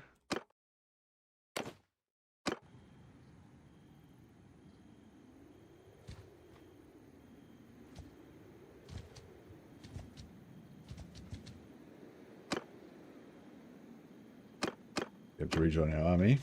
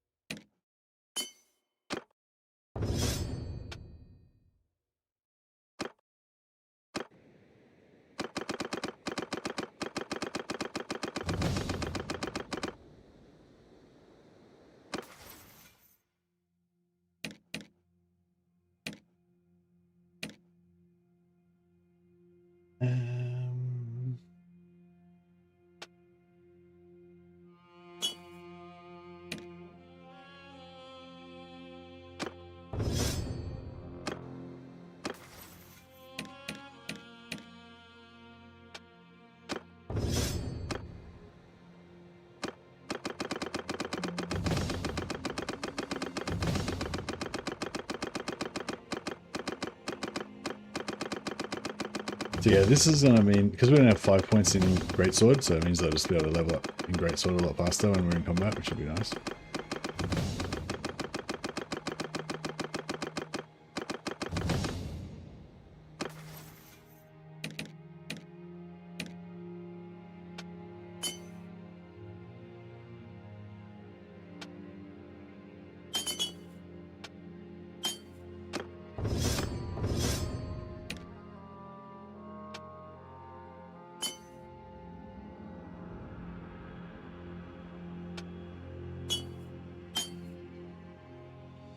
Yeah, I got max scouting.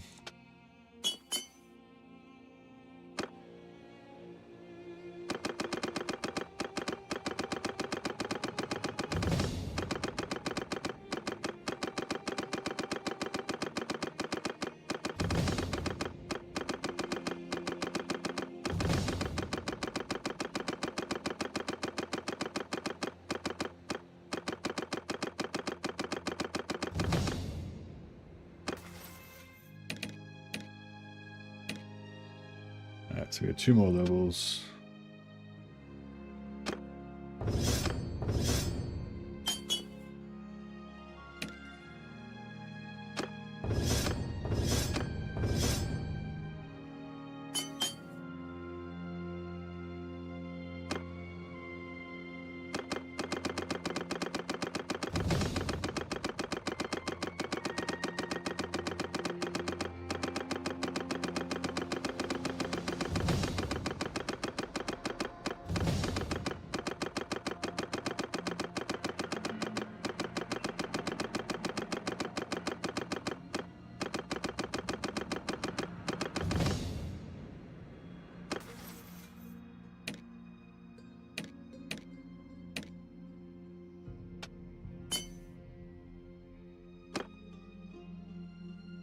Alrighty, so we've got, yeah, you got 5 points there. Doing 1 more in magic, 1 more in athletics. Dresho. 1 more endurance. 2 more in sword.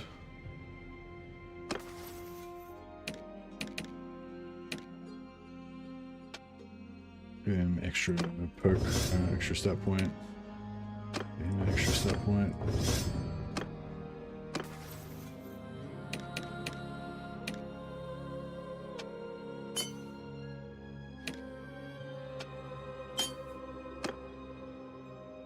Alright, so he's gonna, yeah, Joshua is never gonna be, well, he's gonna be a bit behind in terms of his magic and his sword fighting, but he's but yeah, he's a scout, so he's got another job.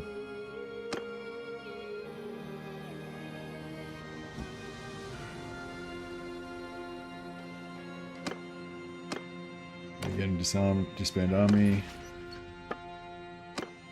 Change to the next 2 guys.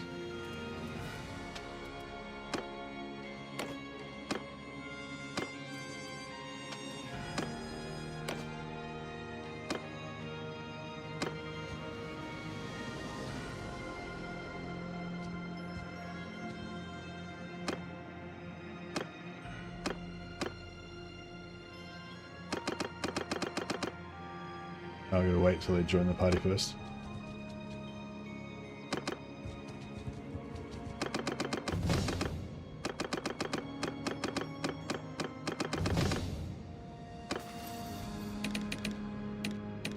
Let's give them 1 point in faith so they can get their free point.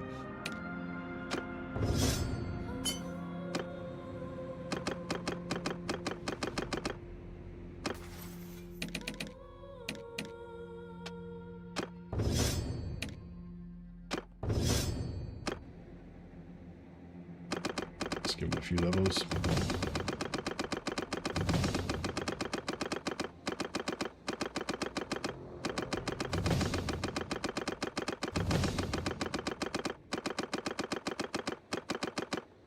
This is yeah, obviously pretty extreme cheese, just power leveling all the guys, but I don't know, I enjoy it.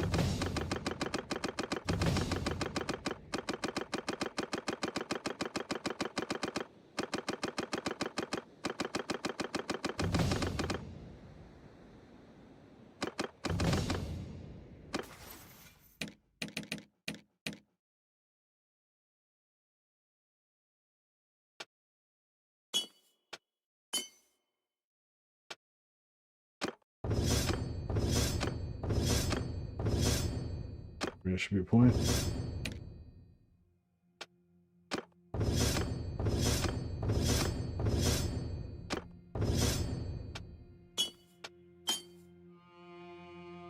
And yeah, put them at both one more level.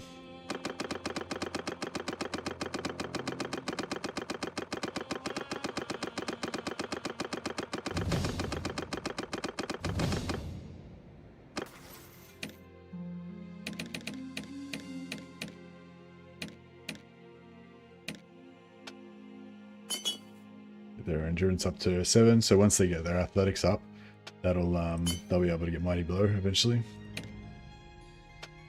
A little bit extra points.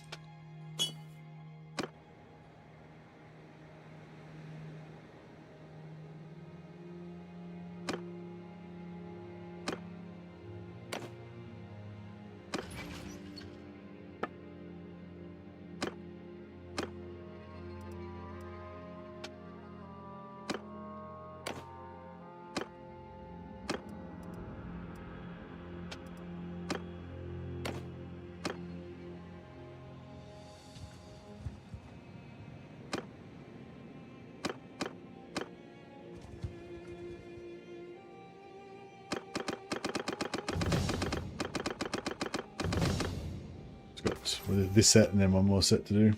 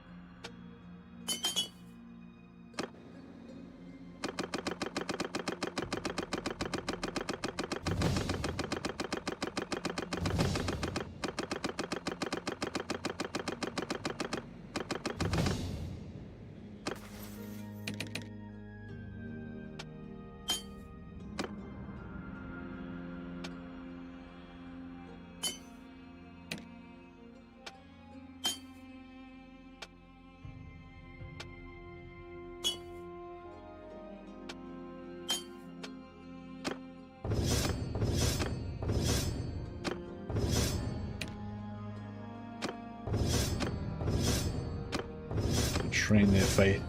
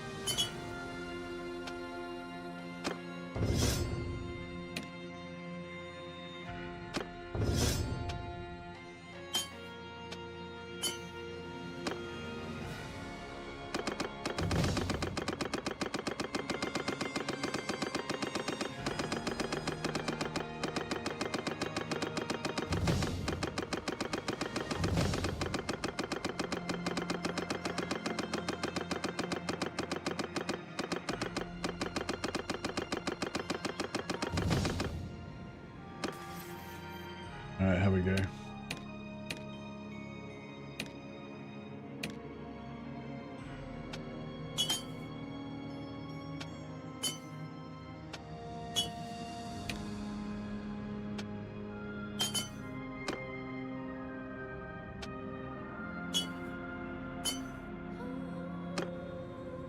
Nice. Alright, last two.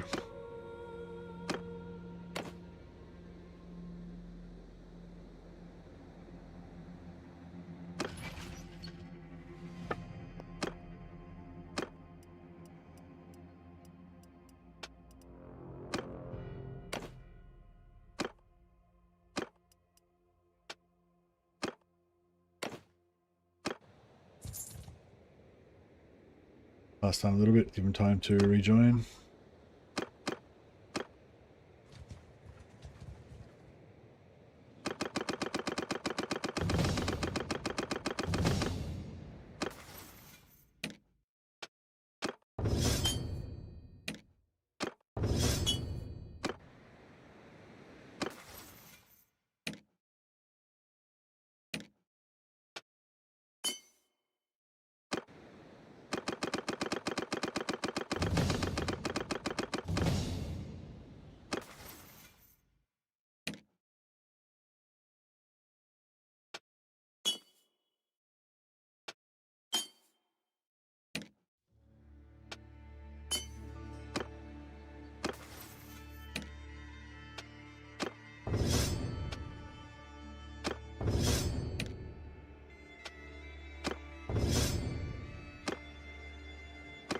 Alright, so we got 3 more levels with each.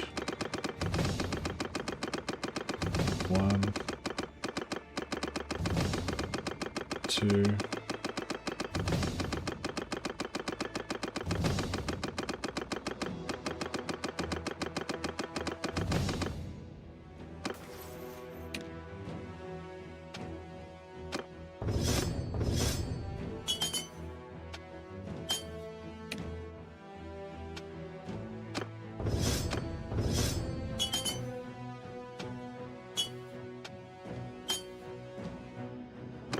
So yeah, so if anyone hasn't seen this exploit before, you basically, once you get to tier 2 or above, you make an army, and then you use your own companions to make parties, and then once you've got a couple of parties, then you go in here and make an army out of the 2 parties that you made with your own companions, and then every time you visit the shrine, the companions that are leading those parties will get a heap of faith XP, and so you just click on the shrine to join it, then press tab to leave, click tab, and then they just get heaps of faith XP every time you go in, so you just power level your companions up.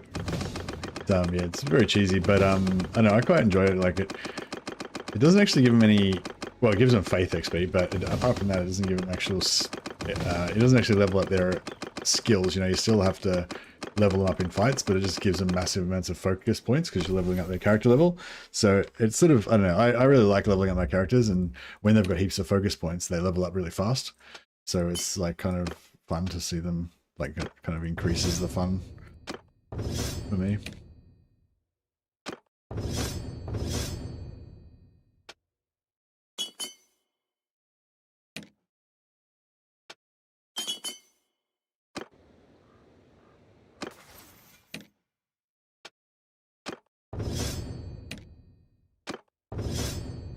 Level 18, alright, so put them up another 2 levels each.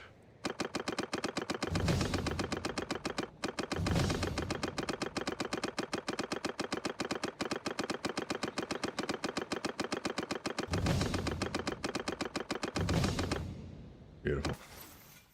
Alright, so now they got 7 endurance, so they can eventually get Mighty Blow.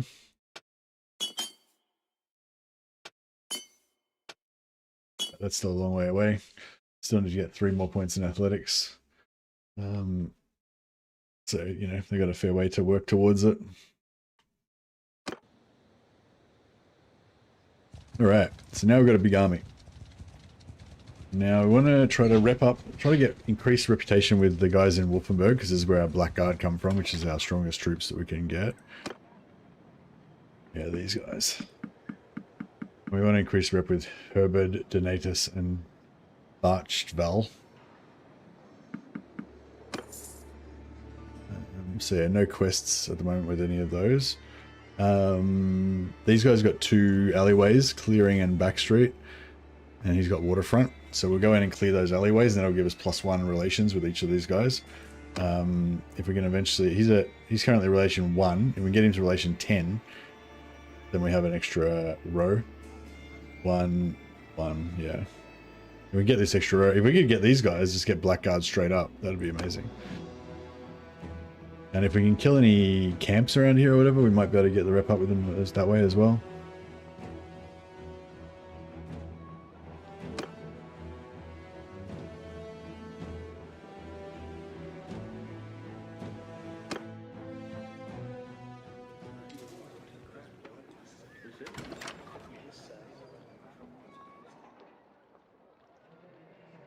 I'm yours to command. He's got no shoes. The man's out of uniform. God damn it. Have some self-respect, man. You're a soldier of the Empire. We'll have to find him some shoes later.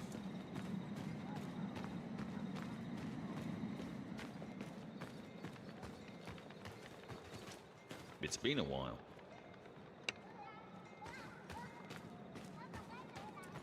It's been a while. It's been a while. It's been a while. It's been a while.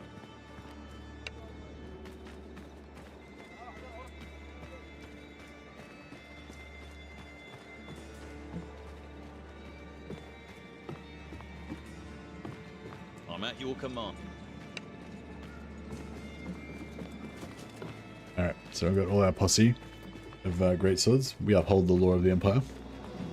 We go and kill all these miscreants that are infesting this town, making the townsfolk fear for their very lives. Order will be restored. How do we get to this criminal's den?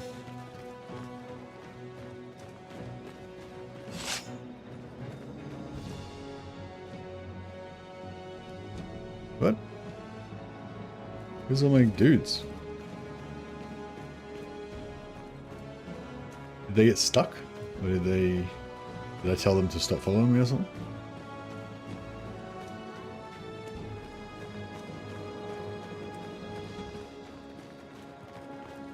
No, they're coming. They're just not coming very fast.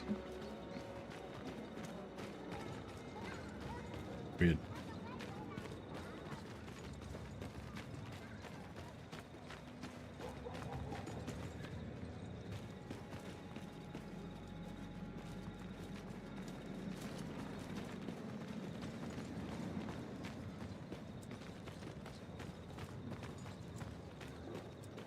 They're acting very weird. Normally they get a bit closer than that.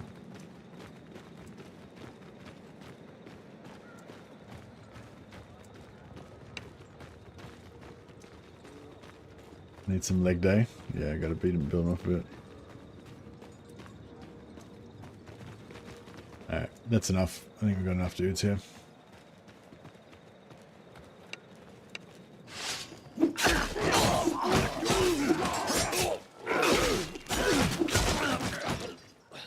Order restored.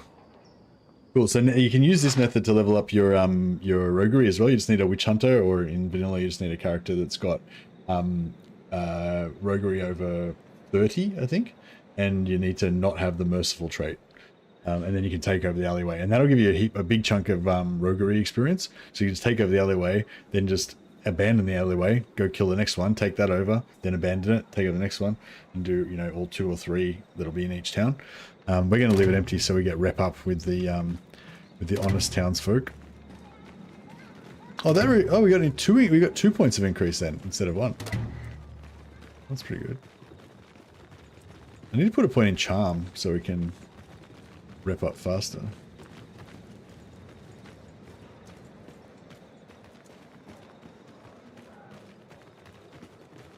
That was waterfront.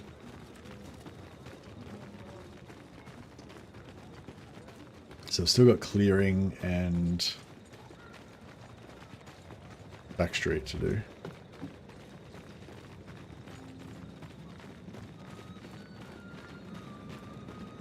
But yeah, it's good when you're trying to just get positive. It was 1 point from 1 to 2. No, there was 2. Yeah, there was, the second one was 1 to 2. The first one was 1 to 3. Pretty sure.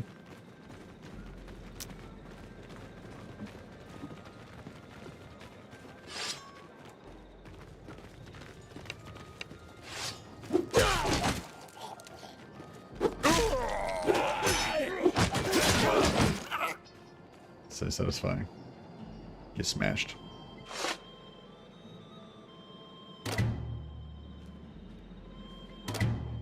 So yeah, increased by 1, 2, 4. 1, 2, 3, 1, 2. Yeah, okay. I thought it was, yeah, I don't know. Yeah, I thought I misread it probably. Yeah, it was probably just, you're probably right. It was probably just one. But yeah, we got one up to 4 now, so we're getting there. Come on, men.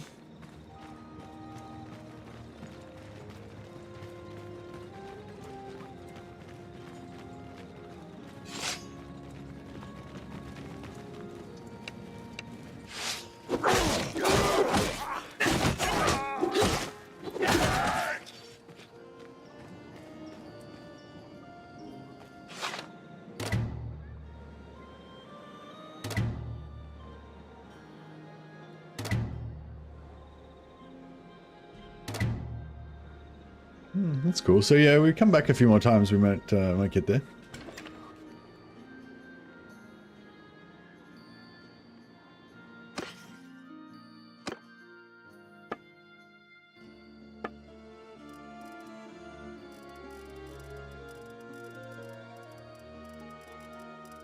Need some boots so he doesn't look.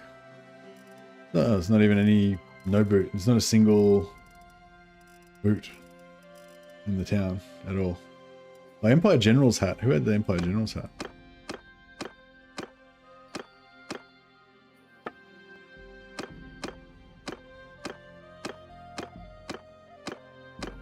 Hey, this guy.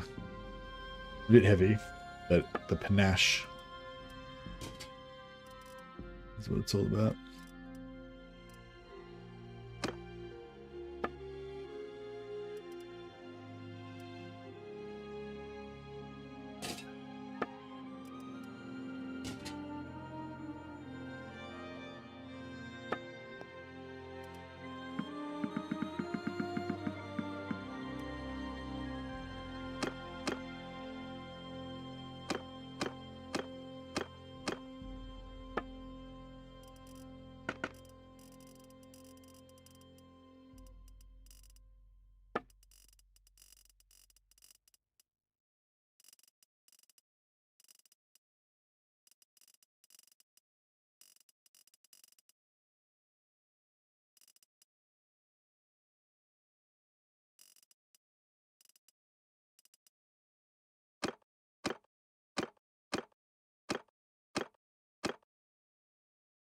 Oh yeah, I reckon Drescher the Eagle-Eyed, he should be the one that has the engineer monocle, because that's his thing.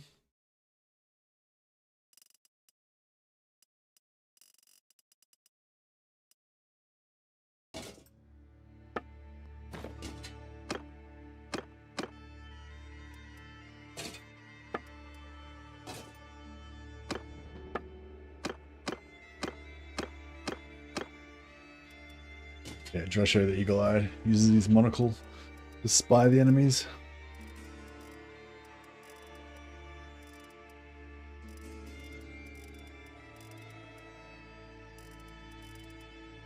Oh, engineer's hat. Now we've got another one. There we go.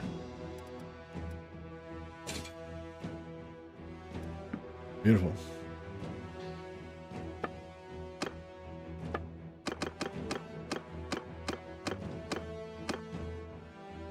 Some glorious headwears.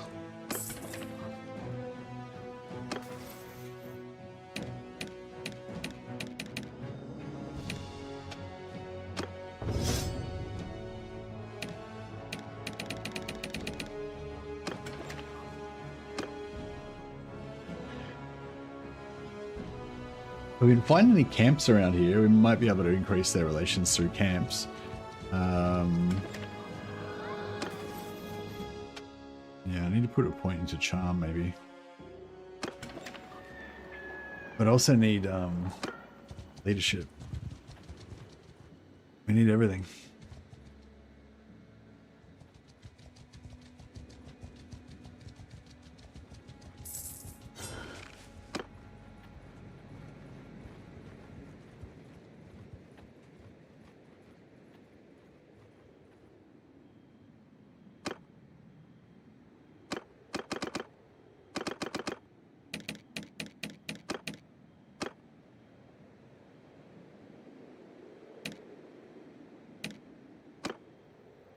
MS, I need some inspiration for my next Warhammer 3 campaign. Which faction legendary lord should I play? Hey, Commander Suspect. It depends. It's a very highly personal thing. Kind of depends a lot on you and what you played recently, what sort of lords you are interested in, and all that kind of stuff. But my next campaign, which is what I'm more interested in, is going to be either, I think it's going to be Reichland, or either Reichland or Volkmar. And I'm thinking of either going for a greatsword themed campaign where we try and have as many greatswords and focus on heavy infantry as we can with Empire, which is pretty shit because Empire aren't very good at heavy infantry, or go for kind of a hero hammer, as many heroes as I can get, or both, maybe both, or one, like either as many heroes as I can get and greatsword focus, or greatsword focus and as many heroes as I can get, or like greatsword only, like challenge where we only have greatswords and heroes, all of which will work out basically the same, which will be heavy reliance on heroes, magic, and greatswords, you know. But yeah, that's probably my thing. I was sort of thinking about doing.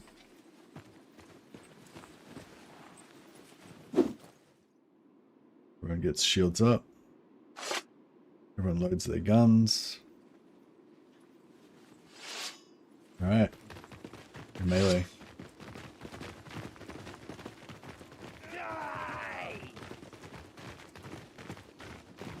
Die, you pig!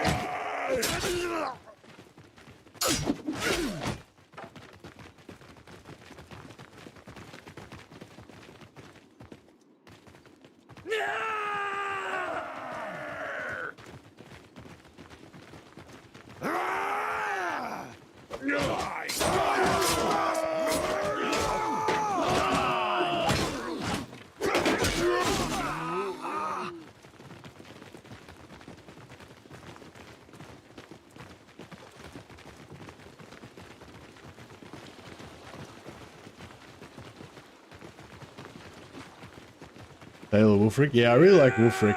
I'm a bit annoyed about the tech bug with Wolfric, making him just have infinite technology. But, I don't know, maybe I need to just get over that and just do something else.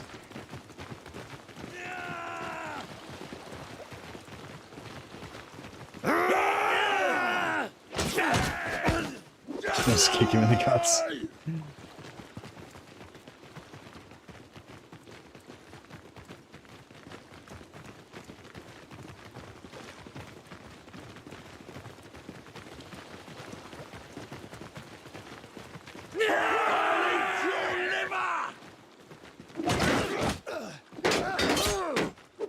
I'll tear your limbs!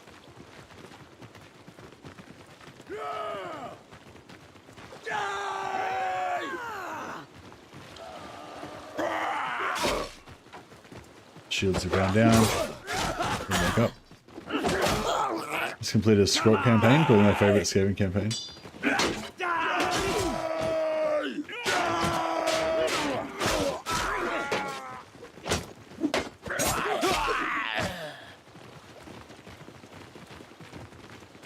I was surprised how well Depth Guard work as heavy infantry. I just need to steal some Necromancers for even better results.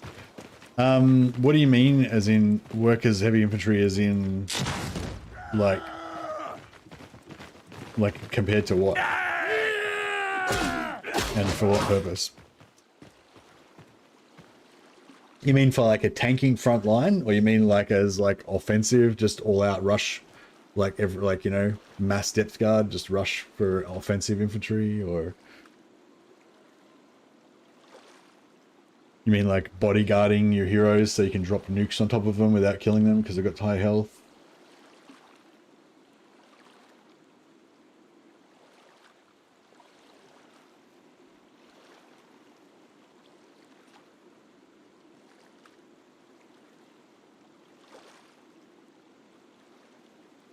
Are you using them with not vampires? Oh, this is your depth guard where you are allying with vampire counts and trying to steal the vampire counts heroes and stuff.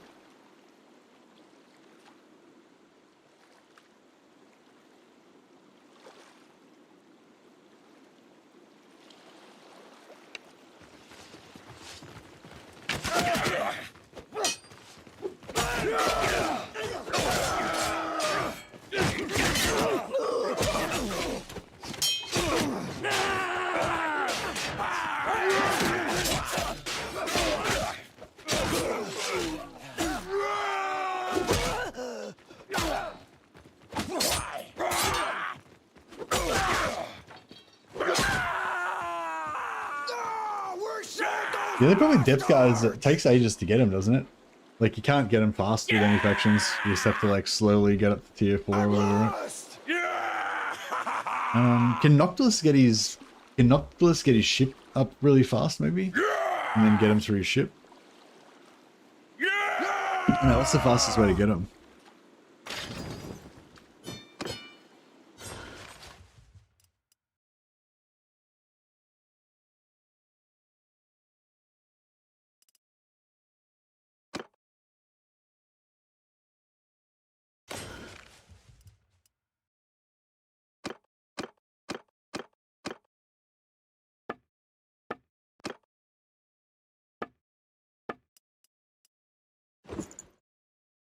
Pretty good. Found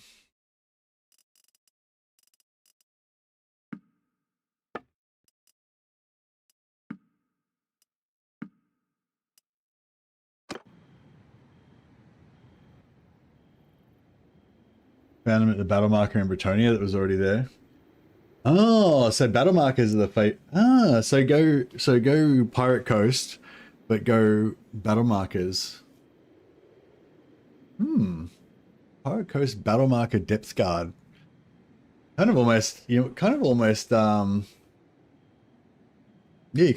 convincing me to want to play Pirate Coast.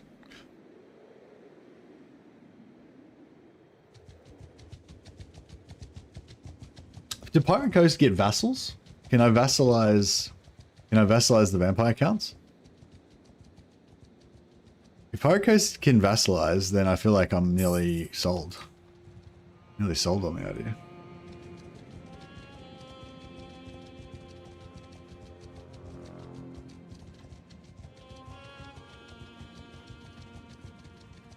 Still have the problem of kind of shitty heroes, but they don't vassalize. They have to no vassals, just allies. That sucks.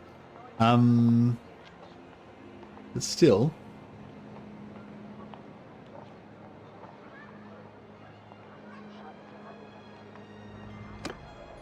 Oh, we got it. We got this guy unlocked. Oh no, relation 5.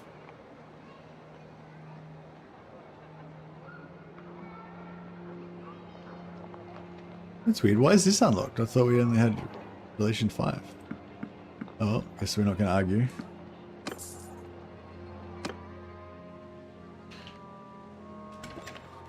No quests.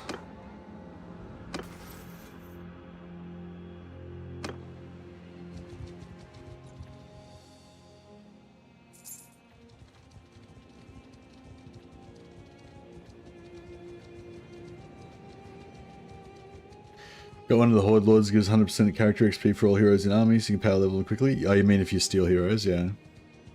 Just completed a Noctilus campaign.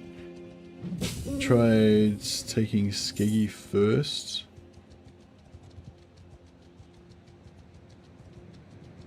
It's good, you can come early. Oh, okay. I don't really care about economy or... I was gonna say, what the fuck? Yeah, cool. Thanks, Suspect. Yeah, I was thinking, it's like, it seems a bit weird, yeah. Anyway, yeah, cool. I don't really worry about economy too much when I play most of the time. Except when I'm playing as Chaos Dwarfs. Maybe that's probably why I enjoy Chaos Dwarfs so much, because I actually have to interact with the economy.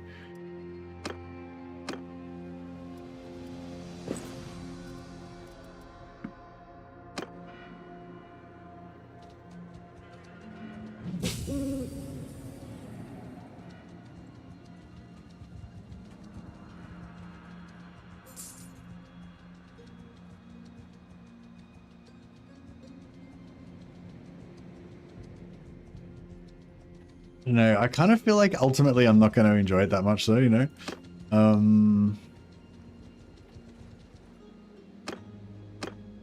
But yeah, maybe.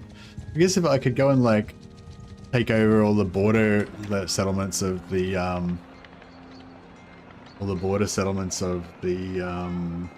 of Bretonia, like put coves under them for hero capacity, The coves don't give you much money though, do they?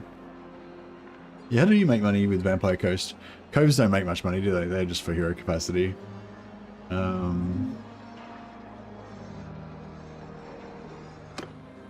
it's a pity you can't subjugate. Battles and selling cities to allies, yeah. So who are you then?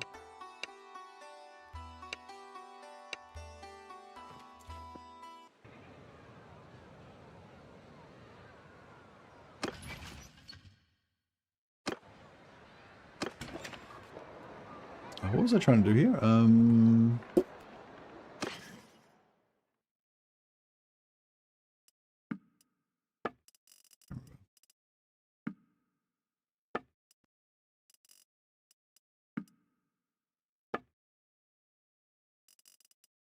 I might just power level medicine up to 75 while we're here, actually. I swear I was going to do something in here, but I forget.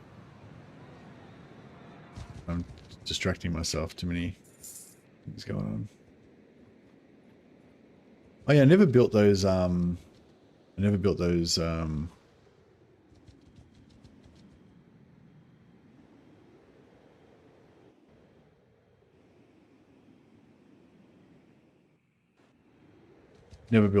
mercantile workshops.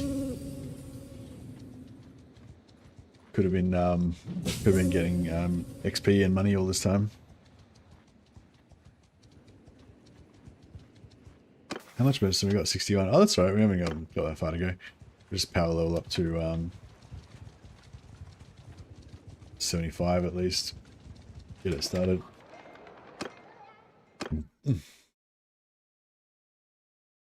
Vampire Coast settlements are completely useless. Only hero capacity you get there is vampire captains at tier 5 ports. Economy buildings are meh at worst. Just when I was allied with Musion to build them up, but they took too long traveling through Ulthuan and they got wiped, so now the campaign goal is to steal Isabella from Vlad. End up in Sylvania in the process. Yeah, that sounds kind of fun.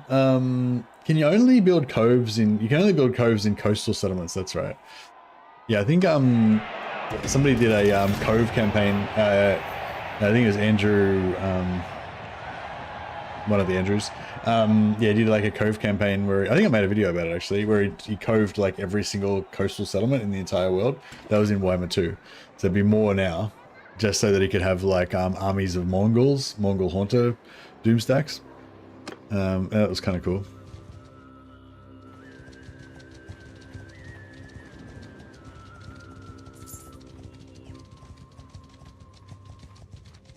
So yeah, our guys are all getting wounded, which is good. I'm just gonna go to the bathroom quickly, back in a second.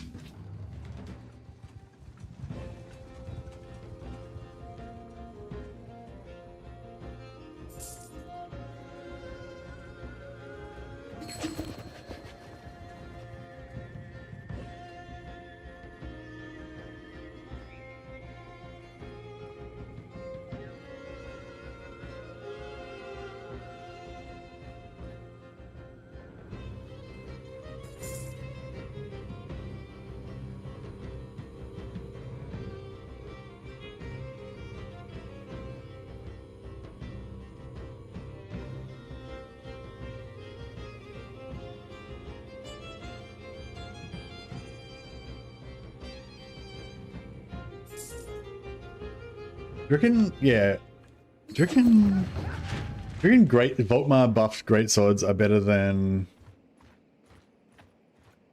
we're not getting any more losses here, are we?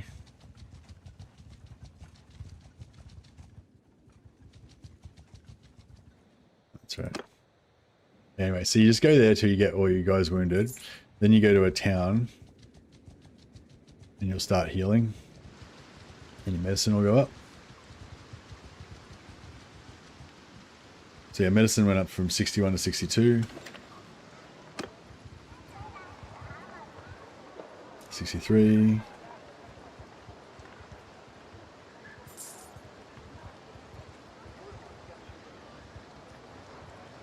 65, 66.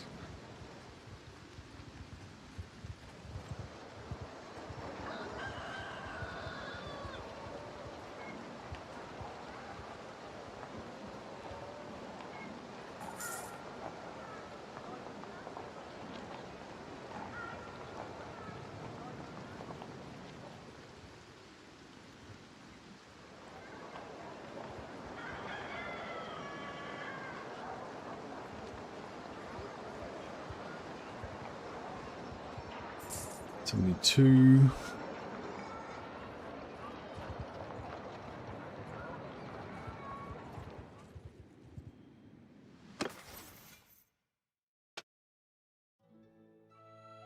Oh, I've stopped being the scout. Drescher the eagle-eyed needs to be our scout again.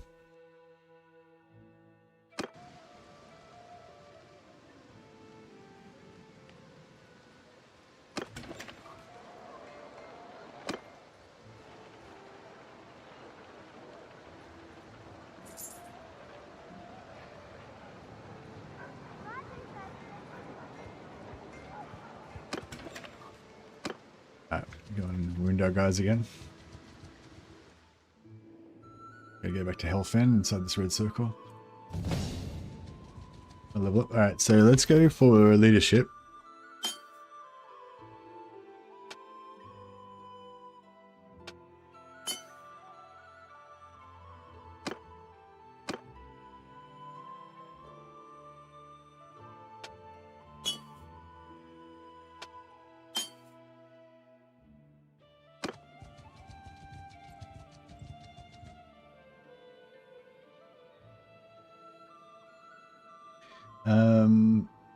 Yeah, that's good. Each cove gives +1 Lord recruit rank, so you can start dropping 20 to level 20 Lords. 7.0 bonus of no movement speed loss going from sea to land is pretty good too. You can now farm sacking coastal. So yeah, that's only for your legendary lords though, right? Your legendary lord and your admirals. Is it your horde admirals? But your normal lords can't go from sea to land for free, can they? Oh no, they can go to sea. Everyone can go from sea to land for free, but only your admirals can attack coastal cities from the water, right?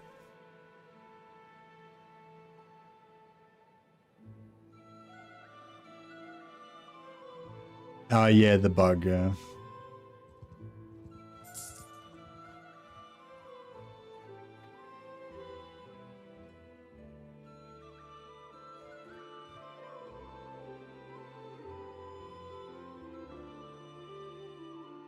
So we're getting leadership just by being in an army as well.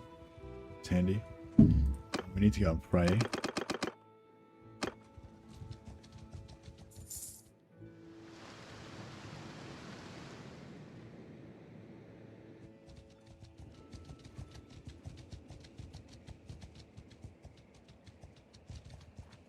Well, I've got a lot of faith. I've got a lot of prestige all of a sudden. How did we get all that prestige?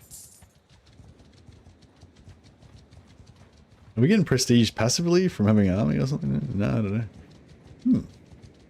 I remember we were at like 880 prestige at some point, and yeah.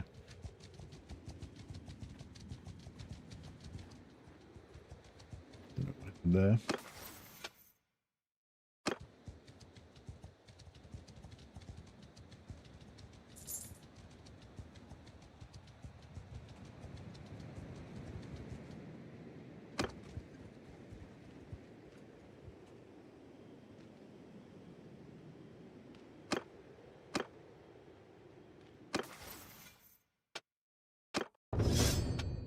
Alright, now we can farm. Now we can get medicine up from enemies.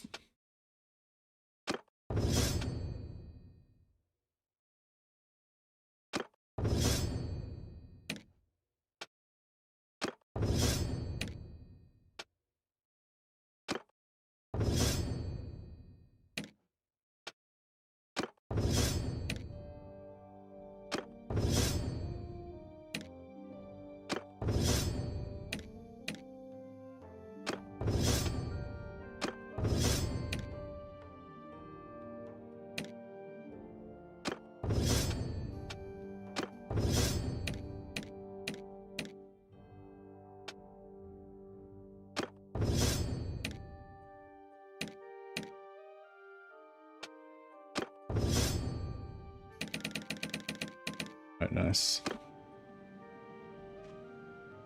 Vampire Coast could definitely do with an overhaul. I think Gunnery Whites and Mongols aren't bad, but it takes so long to get more Captain Heroes. Yeah. I don't know. I don't really like any of the heroes that much, but yeah.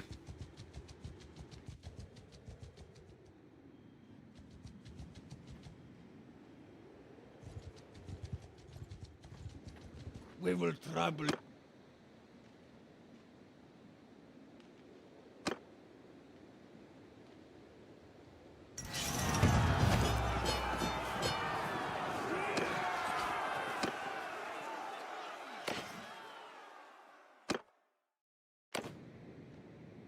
Let's just go to a village and just see if there's any new greatswords leveled up in any of my companions' armies. Oh shit, I need to get some money as well.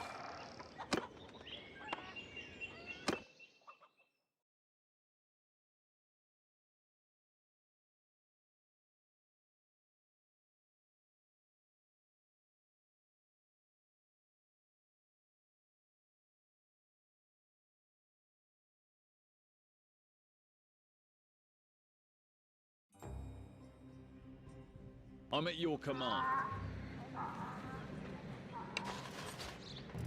Alright. So give him Reichsguard.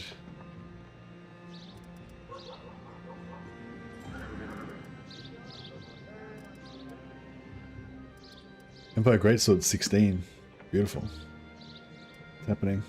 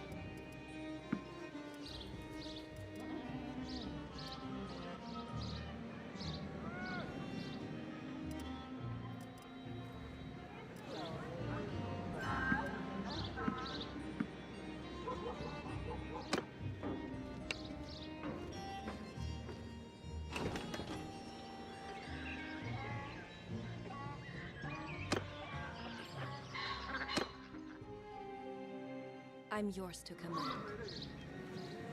Well met, Bob. 71 Empire Greatswords. What the fuck? How did she get so many Greatswords? I mean, I'm not arguing, but that's cool.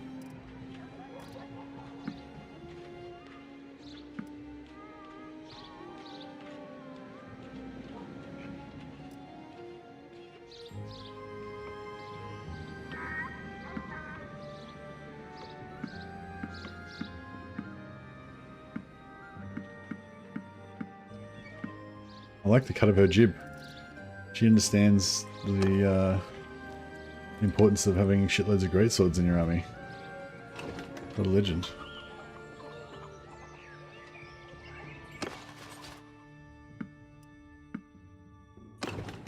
Alright, it's all coming together. Getting shitloads of Empire greatswords.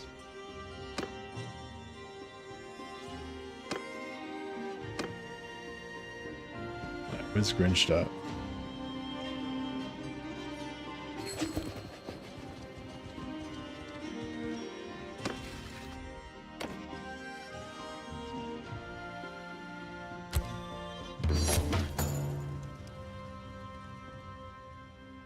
Alright. And then we'll immediately give it up. And then we'll vote for Karl Franz. Get some rep up.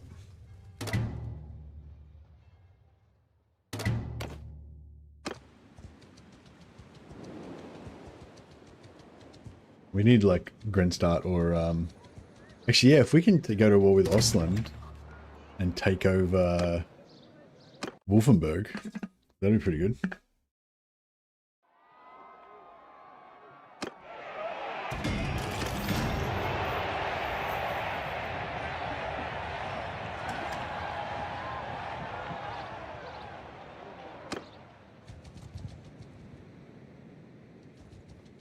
We've got a lot of greatswords now. I feel like we could almost... yeah, maybe we could take out the chaos portal.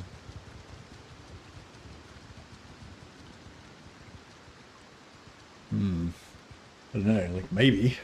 We should probably make some money so that we stop being broke.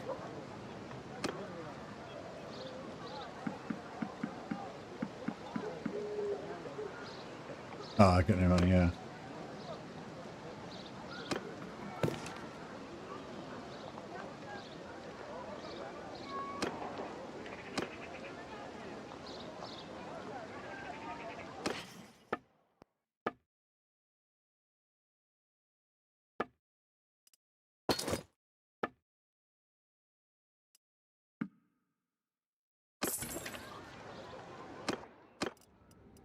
Okay,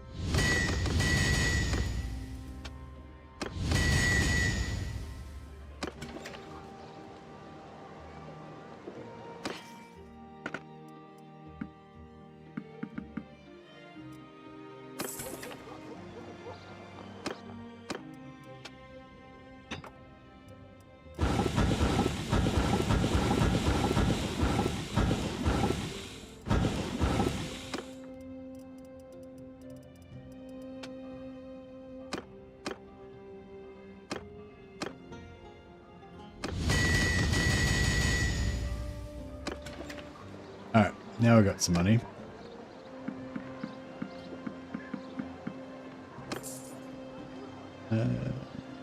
Don't want to do any skills, don't want to do any quests for her. I want quests for the upright members of the town. So 3 in Backstreet, 5 in Clearing. Alright, we'll kill those guys as well. Try and get some more rep up.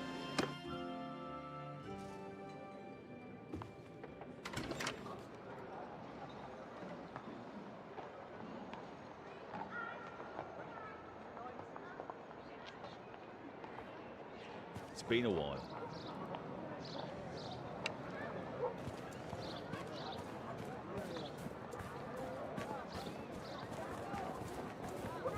It's been a while.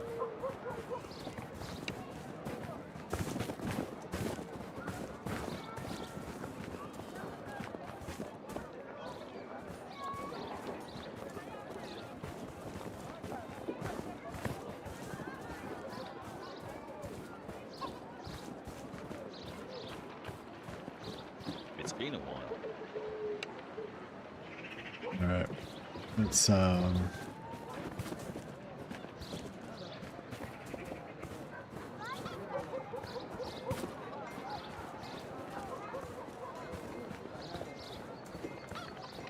at your command. alright, this will be enough to do the smaller party. I think this waterfront one's the big one. There's only 3, yeah. We'll do this 3 man, and then we can go in.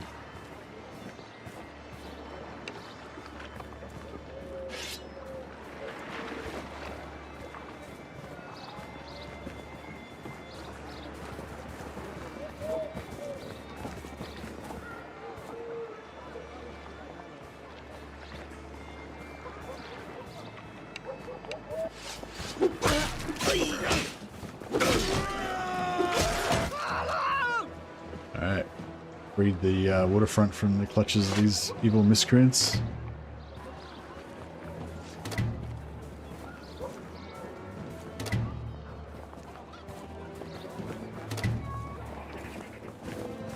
There you go. Relation increased by 2.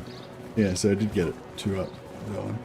It's probably, I guess it was, you know, went up by 1.3 and it was like just about to go up or whatever.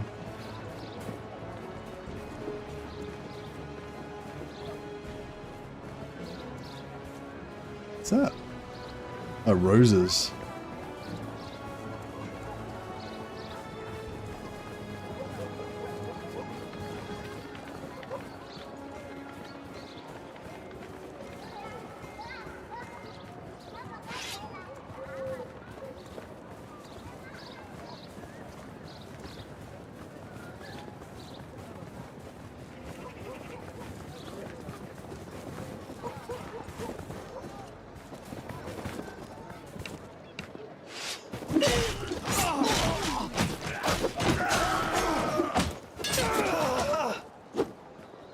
Nice.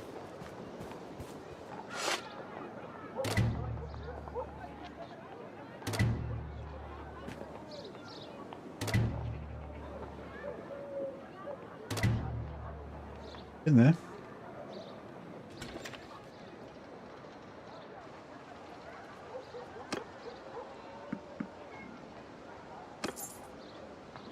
Ooh.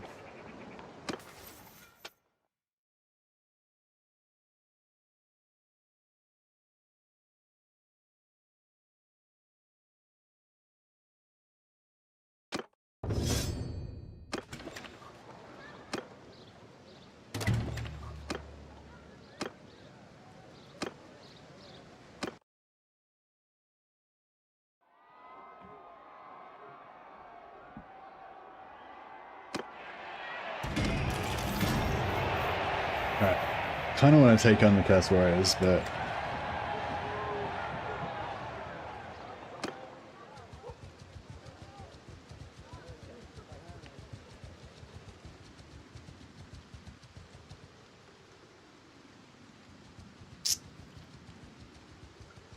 Maybe we'll just do a normal 80-man party first. Just to test the waters a little bit. Oh, here's 96, that's perfect. You will die drowning in a pool of...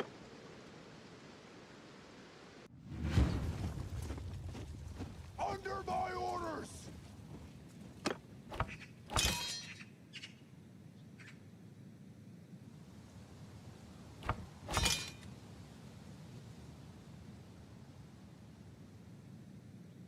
Everyone, hold up, dismount! Everyone, forward! Cavalry, forward! Everyone, forward! Troops! So, troops! Cavalry! Oh, we got allies. Oh, allies came in as well, I think.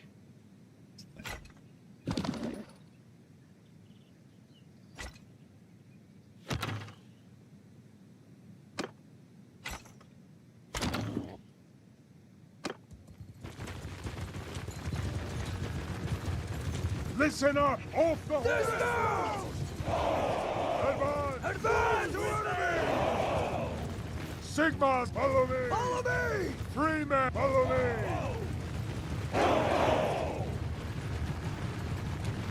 We got quite a few more greatswords now.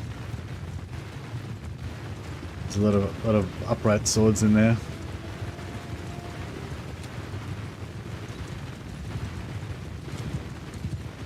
Take your time! Fire at will!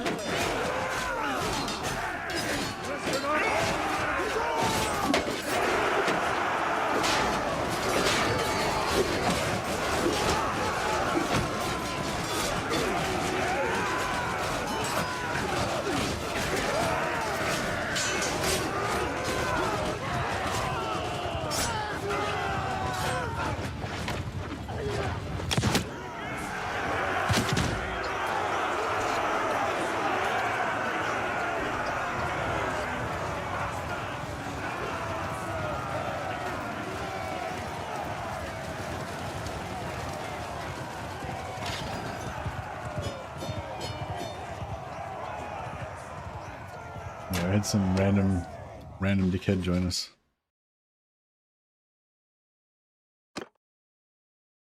Yeah, I don't know, mate. I got to work tomorrow though, so yeah, I got to work in like 10.5 hours. So I don't know. I'm not sure if I should start a Warhammer. If I start a Warhammer Total War stream tonight, then I won't be able to like, you know, I'll only be able to play for like 4 or 5 hours, and I'm not sure if it'll be like, I don't know. Maybe I should just play this for another couple of hours and then just have a rest, and then start a new Warhammer stream tomorrow. I don't know.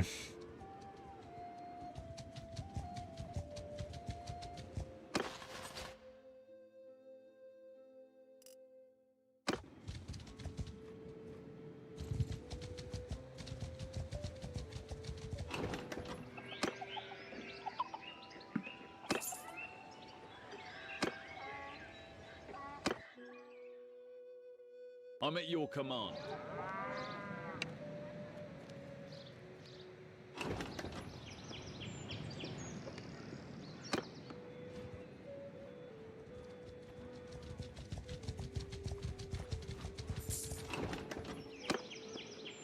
I'm loving that Bobby just converted every single troop into greatswords for me.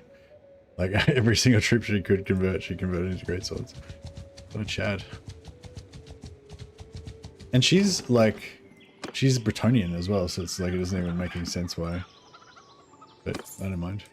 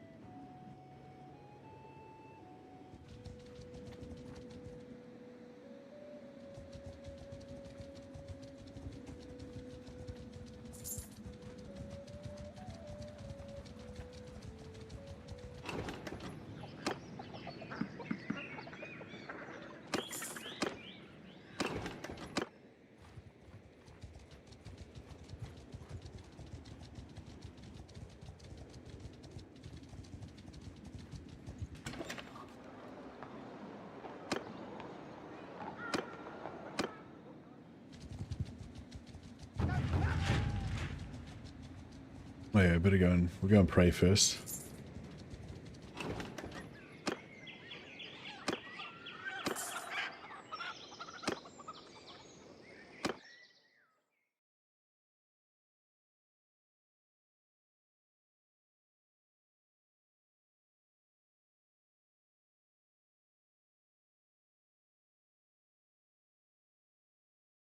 I'm at your command.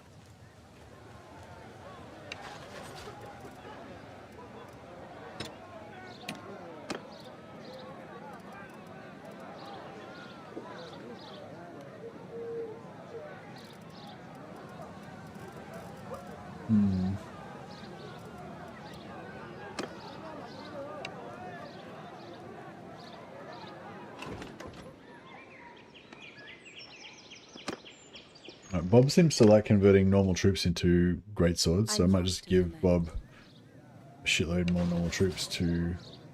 Oh, what? Oh, what? These troops seem to just randomly... They're just like randomly changing into shit. Wait, what the fuck? Like she had a shitload of greatswords before. And now she just doesn't. They're just gone. Like these are the same troops, they just converted into being not greatswords anymore. That's weird. So it just like randomly decides what they are every time you look at them, I guess. That is weird.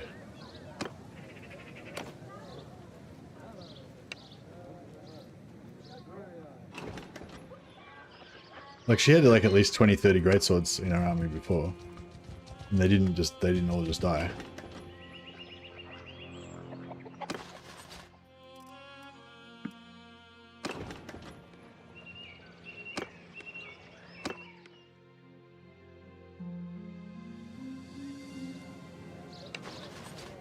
No, the same as they were a moment ago. But no, they can't just change randomly because the knights and stuff that I put in the other army was still there. That is fucking weird. I don't know what happened there.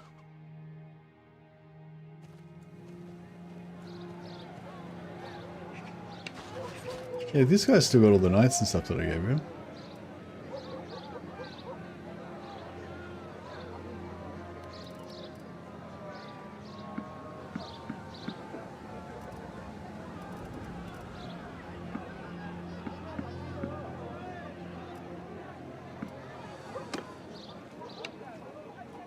Don't know.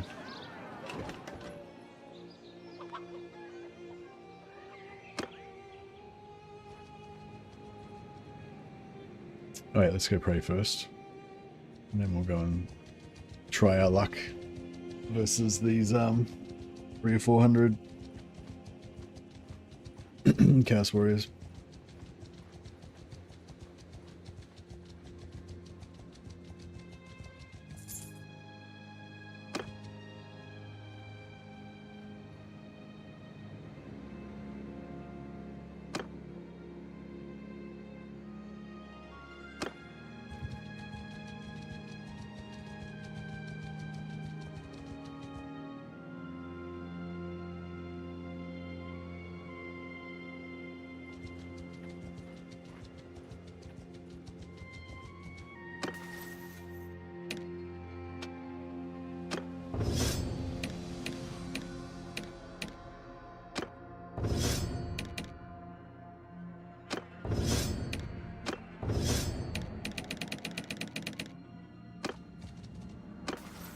We've got a few more points to spend on our career.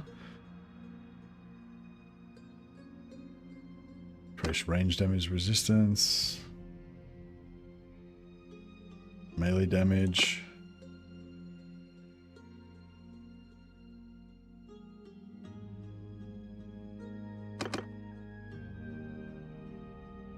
Penetration of melee attacks.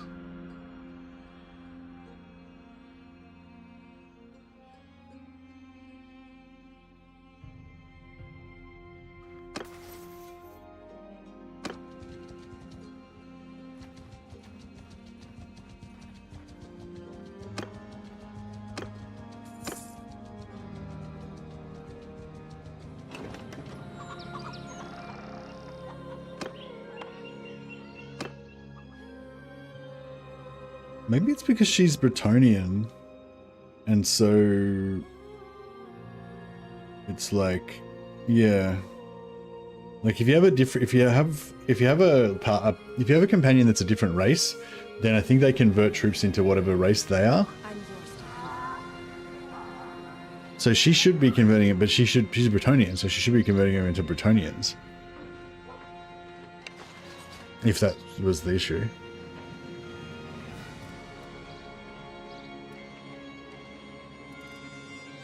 Yeah, I got no idea.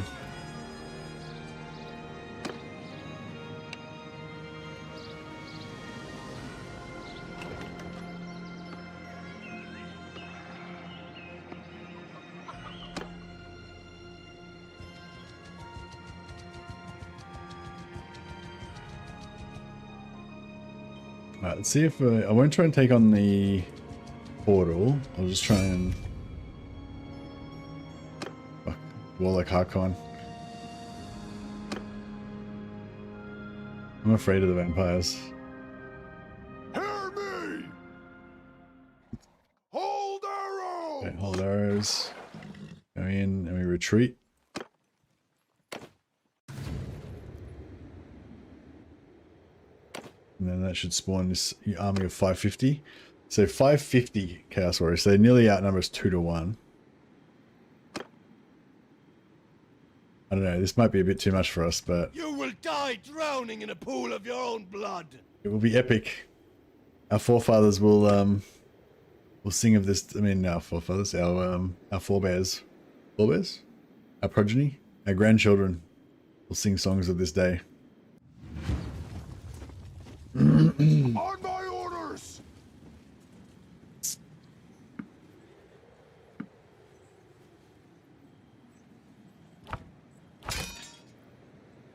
Actually, no, put him in charge of the infantry.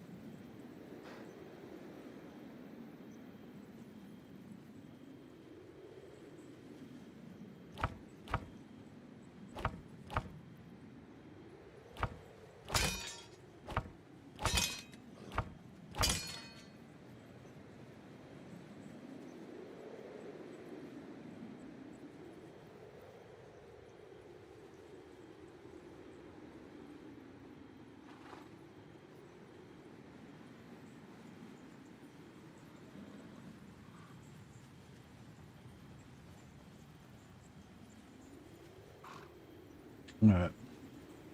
Soldiers, hold arrows! Dismount!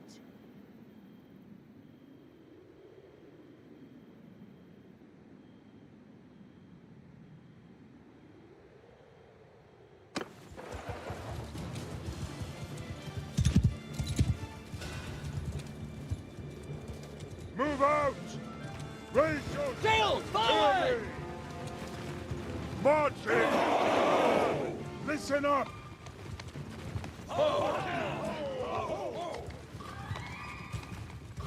Marching order! Get moving!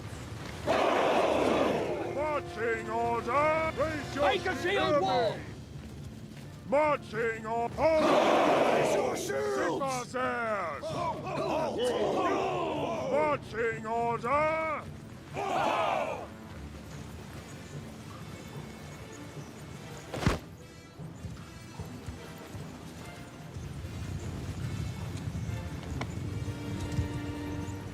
Shoot! Take them arrow. down! Steady! Listen up! Stop Line up. shooting! Line up! Line! Let's fucking go! At 250 against 550. Still got 100% physical resist.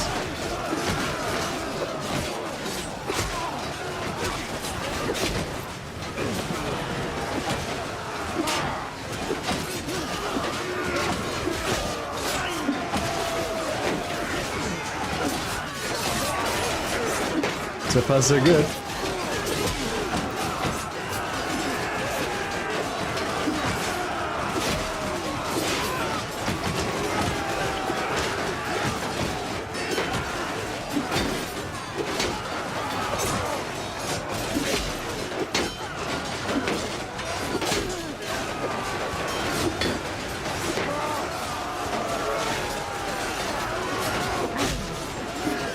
I just take damage? Yep.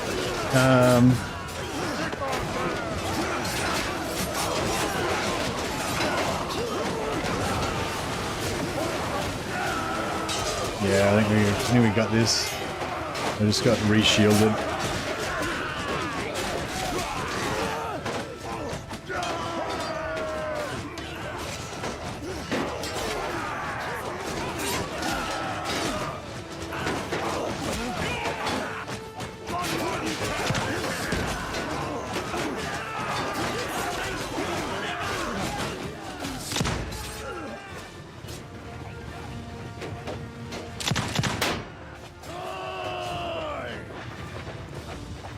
We got him on the run.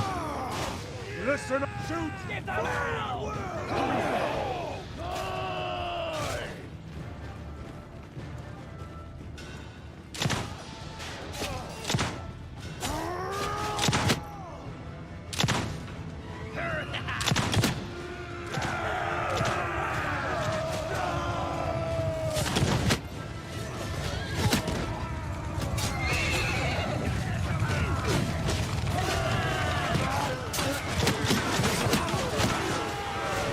No, I just shot one of my greatswords in the back of the head.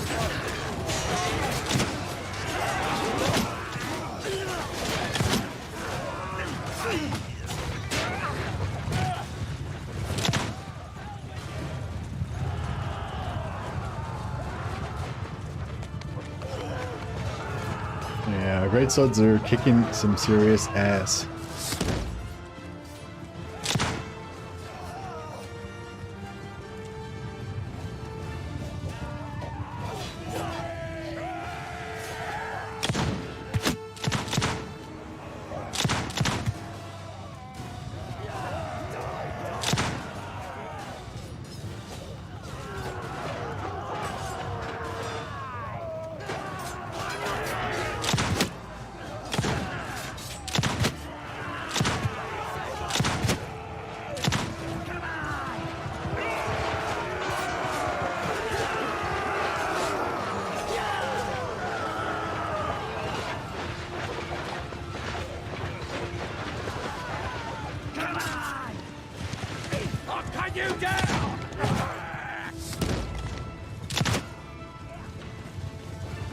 How much armors that guy got? Just did 8 damage to him.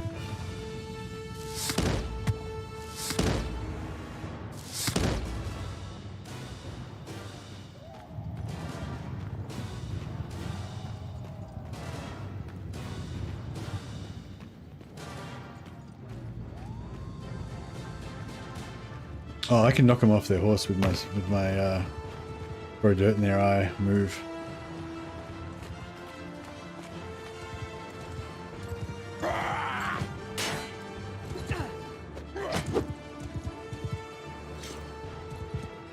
Nice. Suck it, dickhead.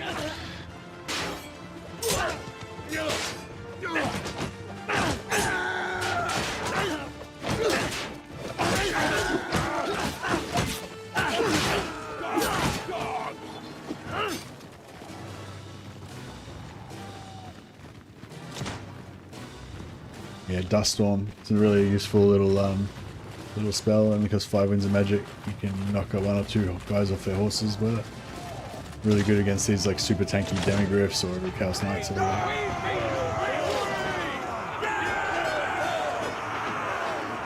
Nice. Only 1 went down. And there's 3 von Kriegsberg retainers and Empire recruit.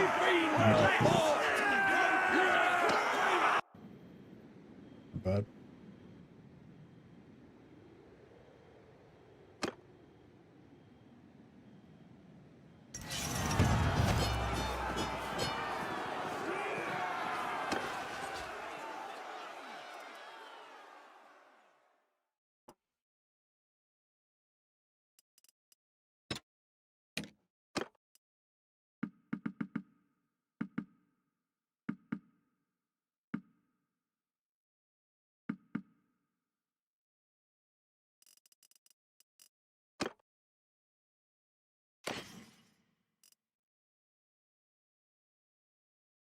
Chaos Warrior shoulders. See, these Chaos Warrior shoulders, like, unfortunately we can't really wear them, but, like, they're pretty cool.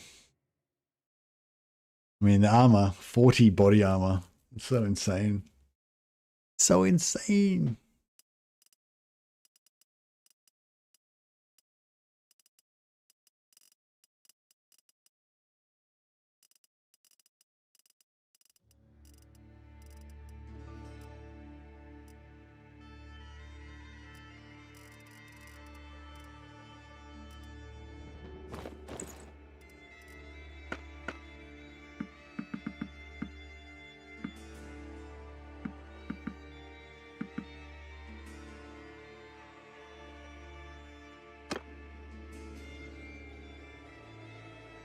They scream chaos. Yeah, no, they're very chaosy.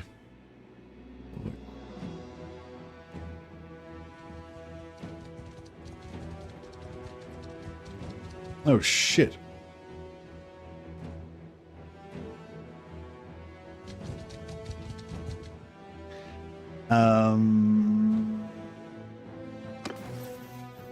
There's nothing I can do to stop it. I think we're fighting these guys now.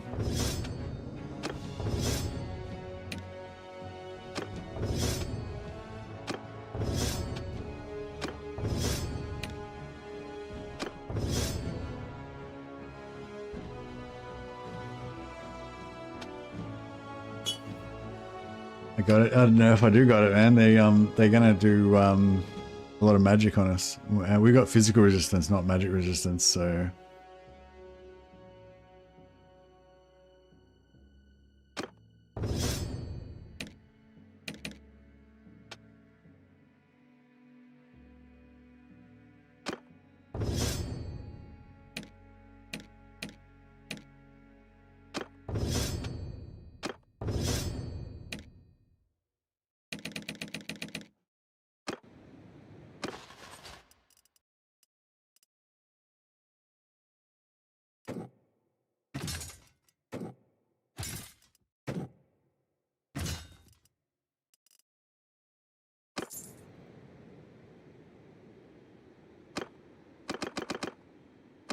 try and run away for as long as we can, just so we can get a little bit more healing. Prisoners 0.48.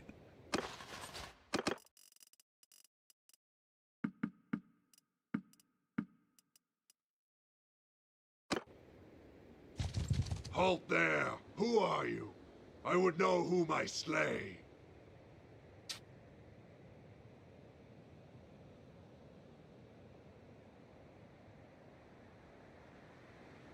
Zacharias, they have a living.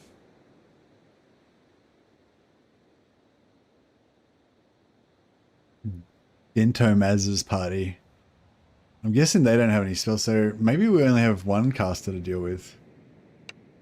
So it might not be too bad.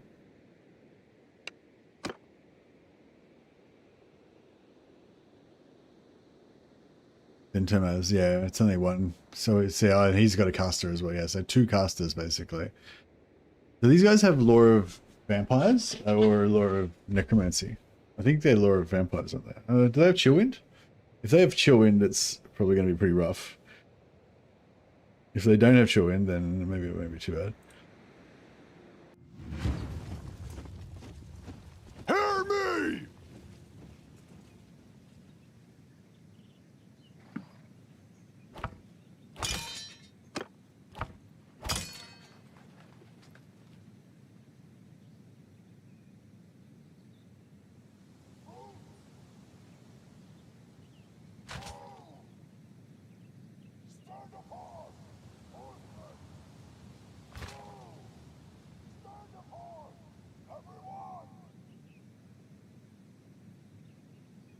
Carroburg Greatswords fight to the last man. Yes, we do. That's true.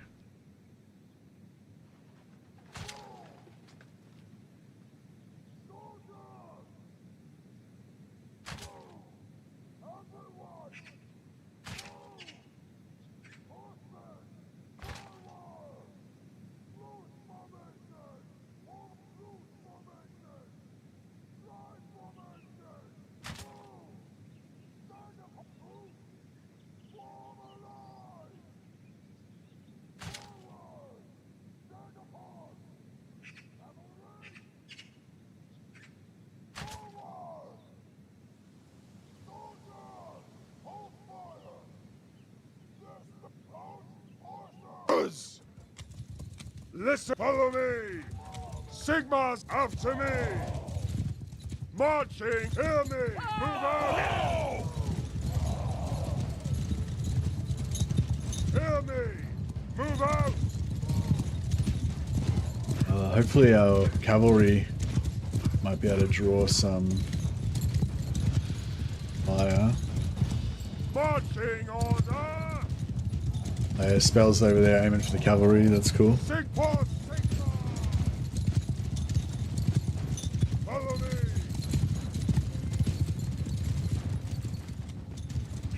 We can get them in tight formation. Listen up! Hear me! Move out! Right, hopefully all the spells are on cooldown right now. Hear me! Hold the horses! Sigma, move out! Form a line! Move out! Forward! Sigma's there! Marching order! Alright, quickly get these spells off and then we spread out again. Pick your target! Take them down! Steady! Shoot! Arrow! Here! Listen up! Line up! Follow the Alright. Oh shit, I didn't get the shields out. Oh shoot.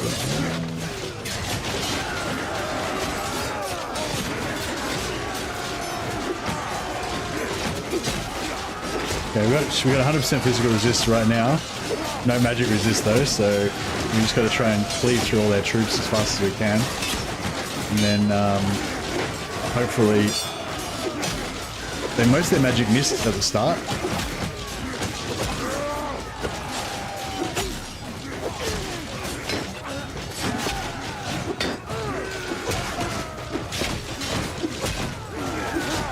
Doing so good so far.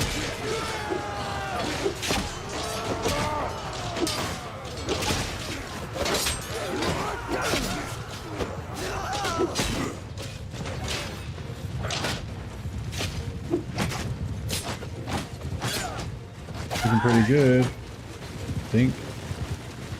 Ish. List steady!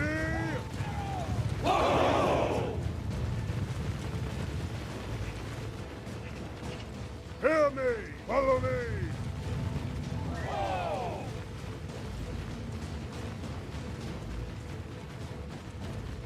Alright, get my companions with me. Yeah, 50% of our shields are worn off already. Yeah, we're not going to have the physical resist this time around. Yeah, I got no shield. Oh, they ran. Whew. We saw them off.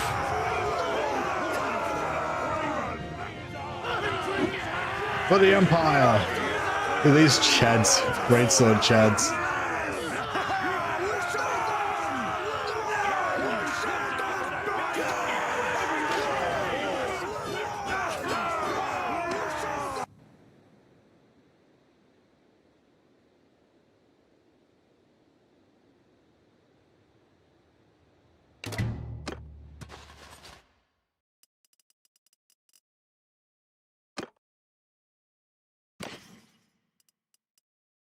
Sturdy leather gloves.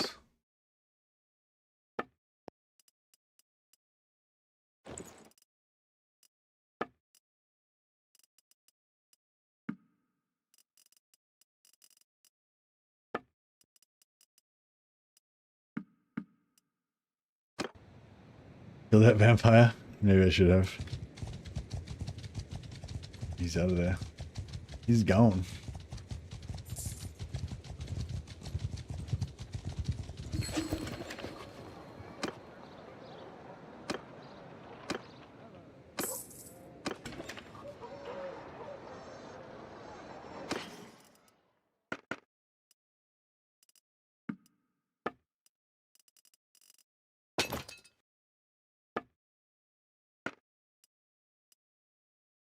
Fish, grain, grapes, beer.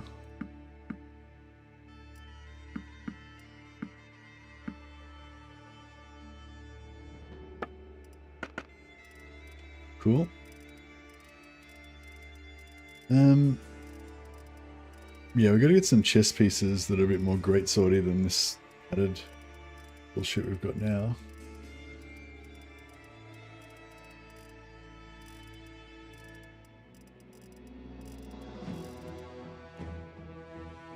A reinforced state trooper uniform. Oh, yeah, that's pretty fancy. It's only 14 body armor though.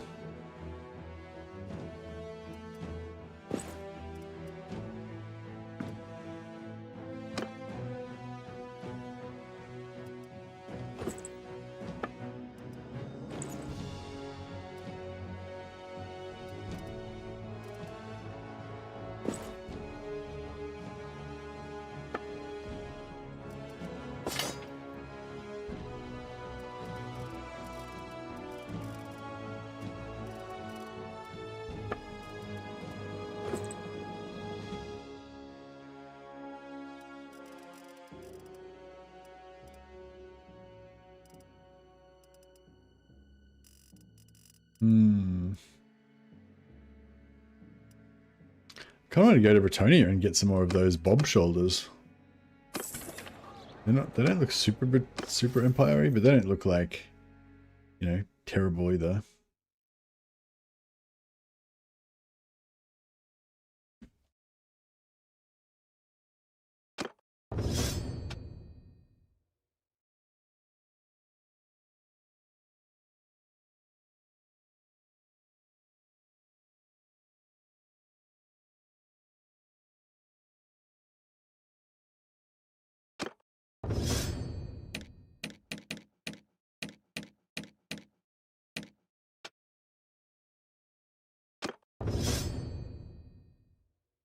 Wasn't the breastplate on the greatswords actually a shoulder piece? Yeah, but it's pretty heavy though.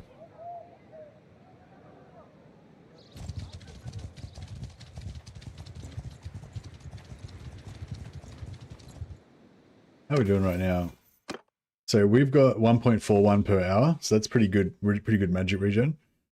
1.4, 1.24. He's probably got a heavy helmet on. 1.4, 1.5, 1.4, 1.4, 1.3. Yeah, so everyone's gone alright, except for this guy's a bit lower. He's still pretty good though. Wolfheart.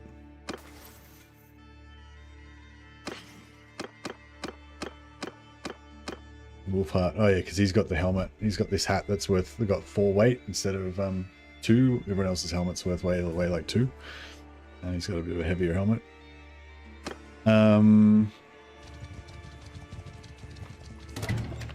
But yeah, so if I went for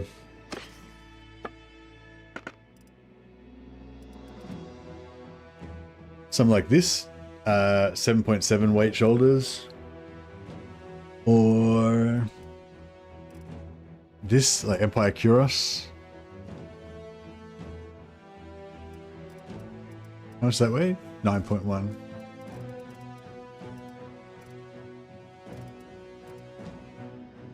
That one's 3.5 for 8.6. It's not too bad, I guess. It's not that good weight, but I mean, it's not very good protection, but yeah.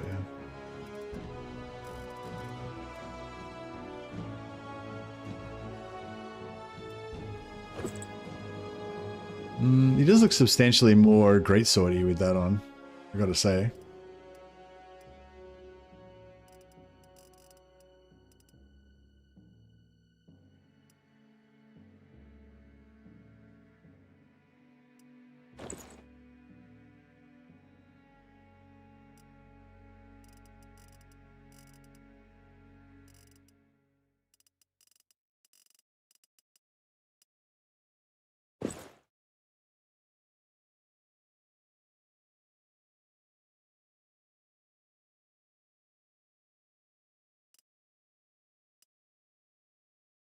You know, something like that kind of vibe. Could be alright. Pretty great swordy.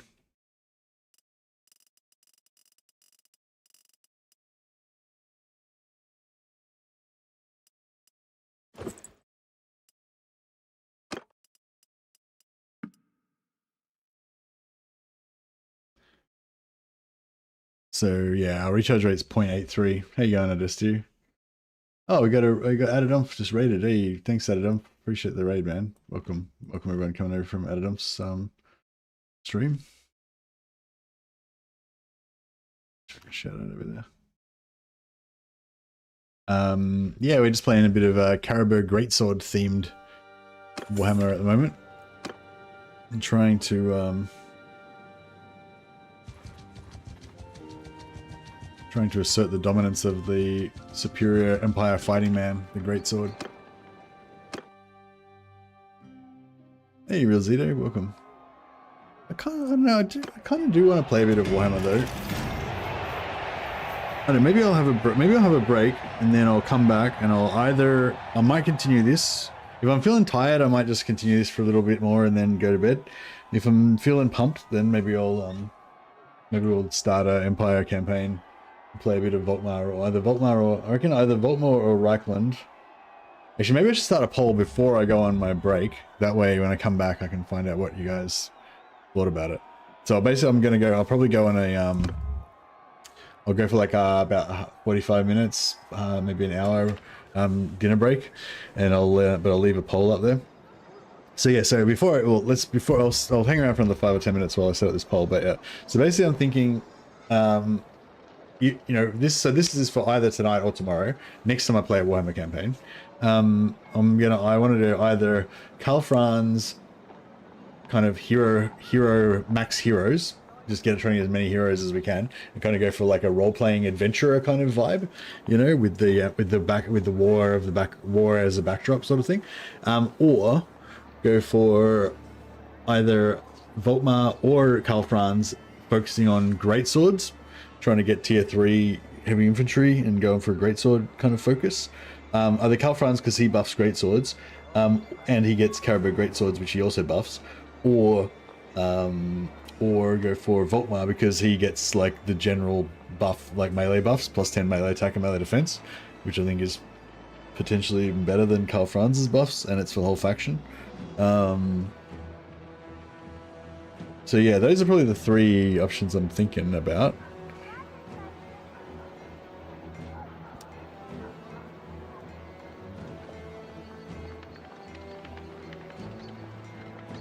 So yeah, if anyone's got any ideas, then let me know.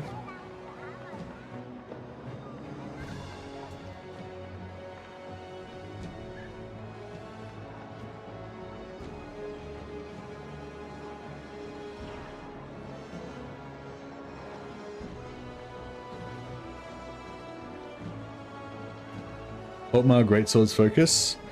Karl Franz Greatswords focus. Karl Franz Max Hero Hammer. So basically going for hero capacity.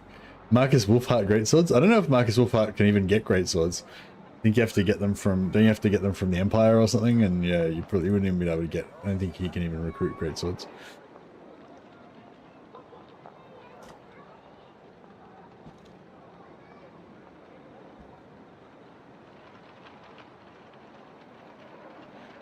Alright, I'll chuck it up on Twitch as well. Yeah, if anyone else comes into chat, if you could just let them know that it's, yeah, I'm on intermission and I'm just going to come back and let you guys vote on this poll for a while, and then I'm going to come back and read the poll and then decide what to do. If we don't play this today, then this will be for tomorrow.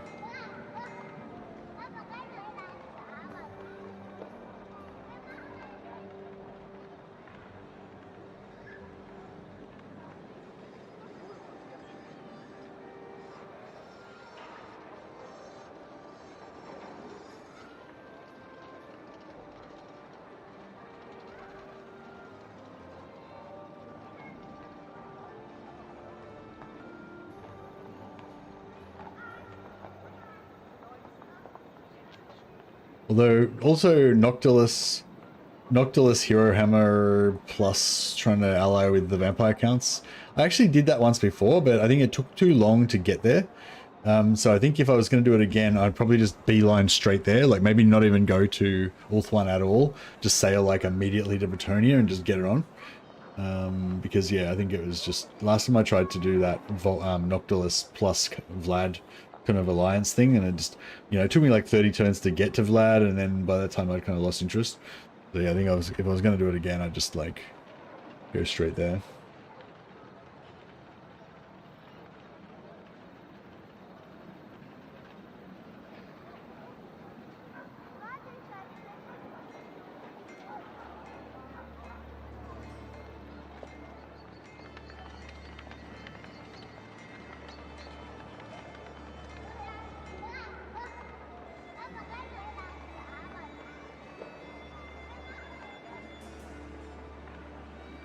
Yeah, something like that.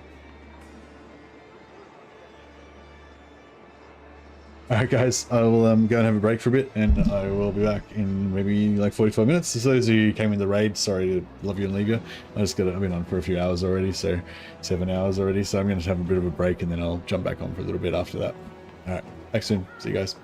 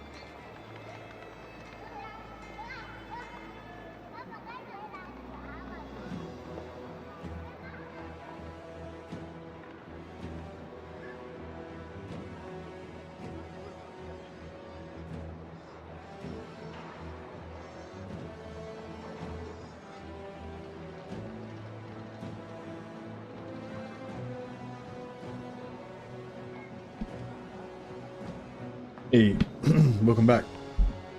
So how do we go with our polls?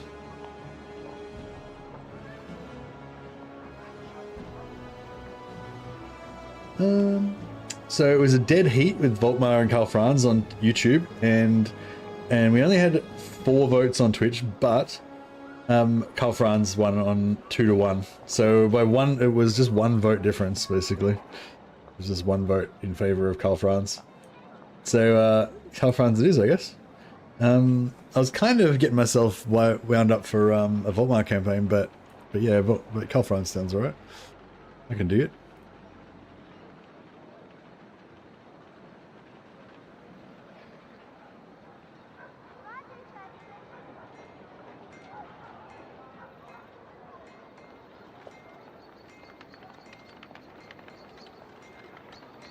So, but yeah, so what does Greatsword focus mean? I guess we could go for like, you know, if you wanted to go really extreme, we could go for like Greatswords only, like we're not allowed to use any other units except for Greatswords. But I don't know, that would be kind of stupid, I guess. But, I mean, it would make the campaign kind of, you know, it would divert the campaign quite a lot. But that could be cool.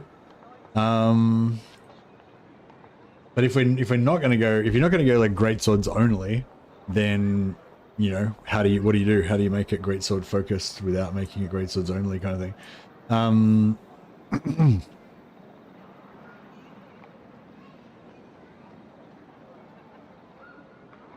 don't know. We could do Greatswords only, but you know, Greatswords and Heroes only.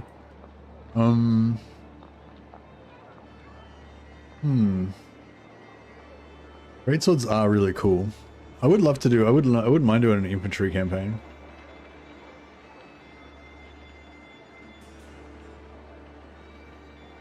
It'd be interesting.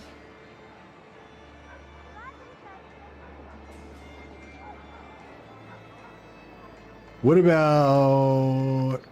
about if we did like melee infantry only? That way, Greatswords will kind of be the focus because they're the best melee infantry we can get. So we'll naturally try and get Greatswords. And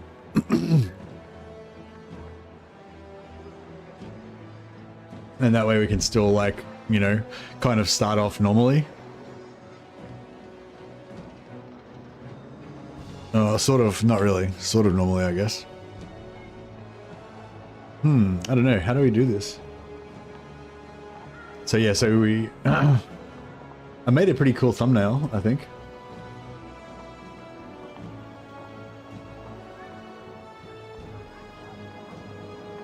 This is the thumbnail I came up with. Karl Franz and Greatswords. I'm liking getting my taking the artwork from the Warhammer store. I feel like that's fair since I'm like promoting Warhammer basically. But yeah, I don't know. How do we like, what sort of rule set do we have to make it so that we get Greatsword, we'll get lots of Greatswords? I think, yeah, going melee infantry only would kind of do the trick. So I don't know if there's anyone really left here that's interested in this campaign. But yeah, I'll start a new stream for it in a minute. I'm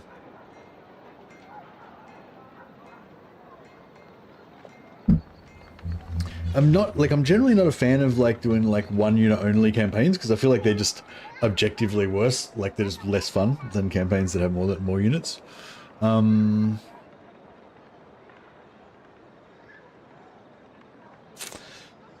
could do like melee only because that way we get I don't know, it's just weird. It's weird though, isn't it? Because Empire just wants to be, they want to be combined arms. That's kind of Reichland's whole, you know, the Empire's whole thing is combined arms.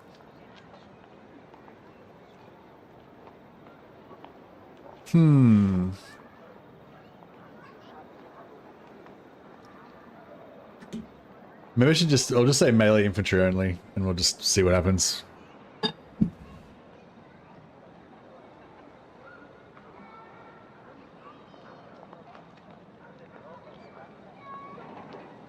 Alright, sounds like a good plan. Alright, I'll set up the stream and yeah, we'll see how we go.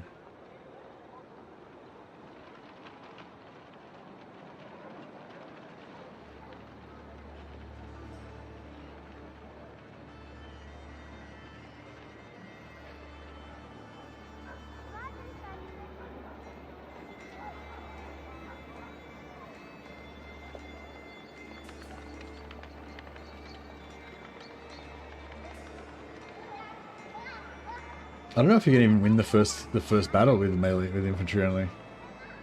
Maybe.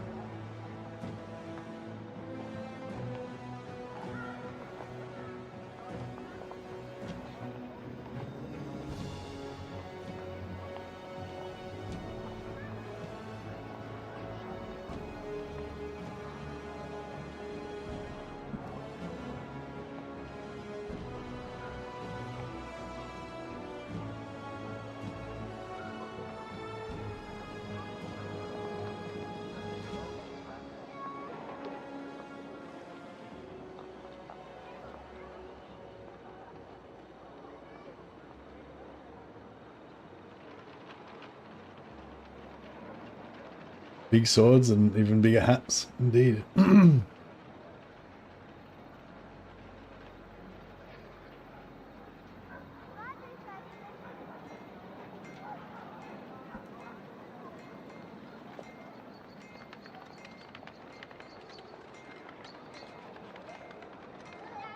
Alright. We'll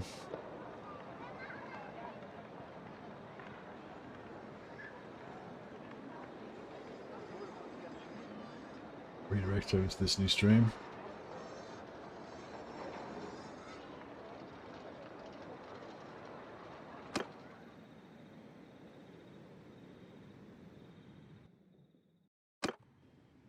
Alright, we'll switch over to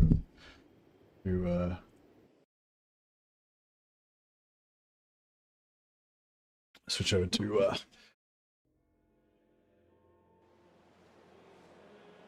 sort of Warhammer.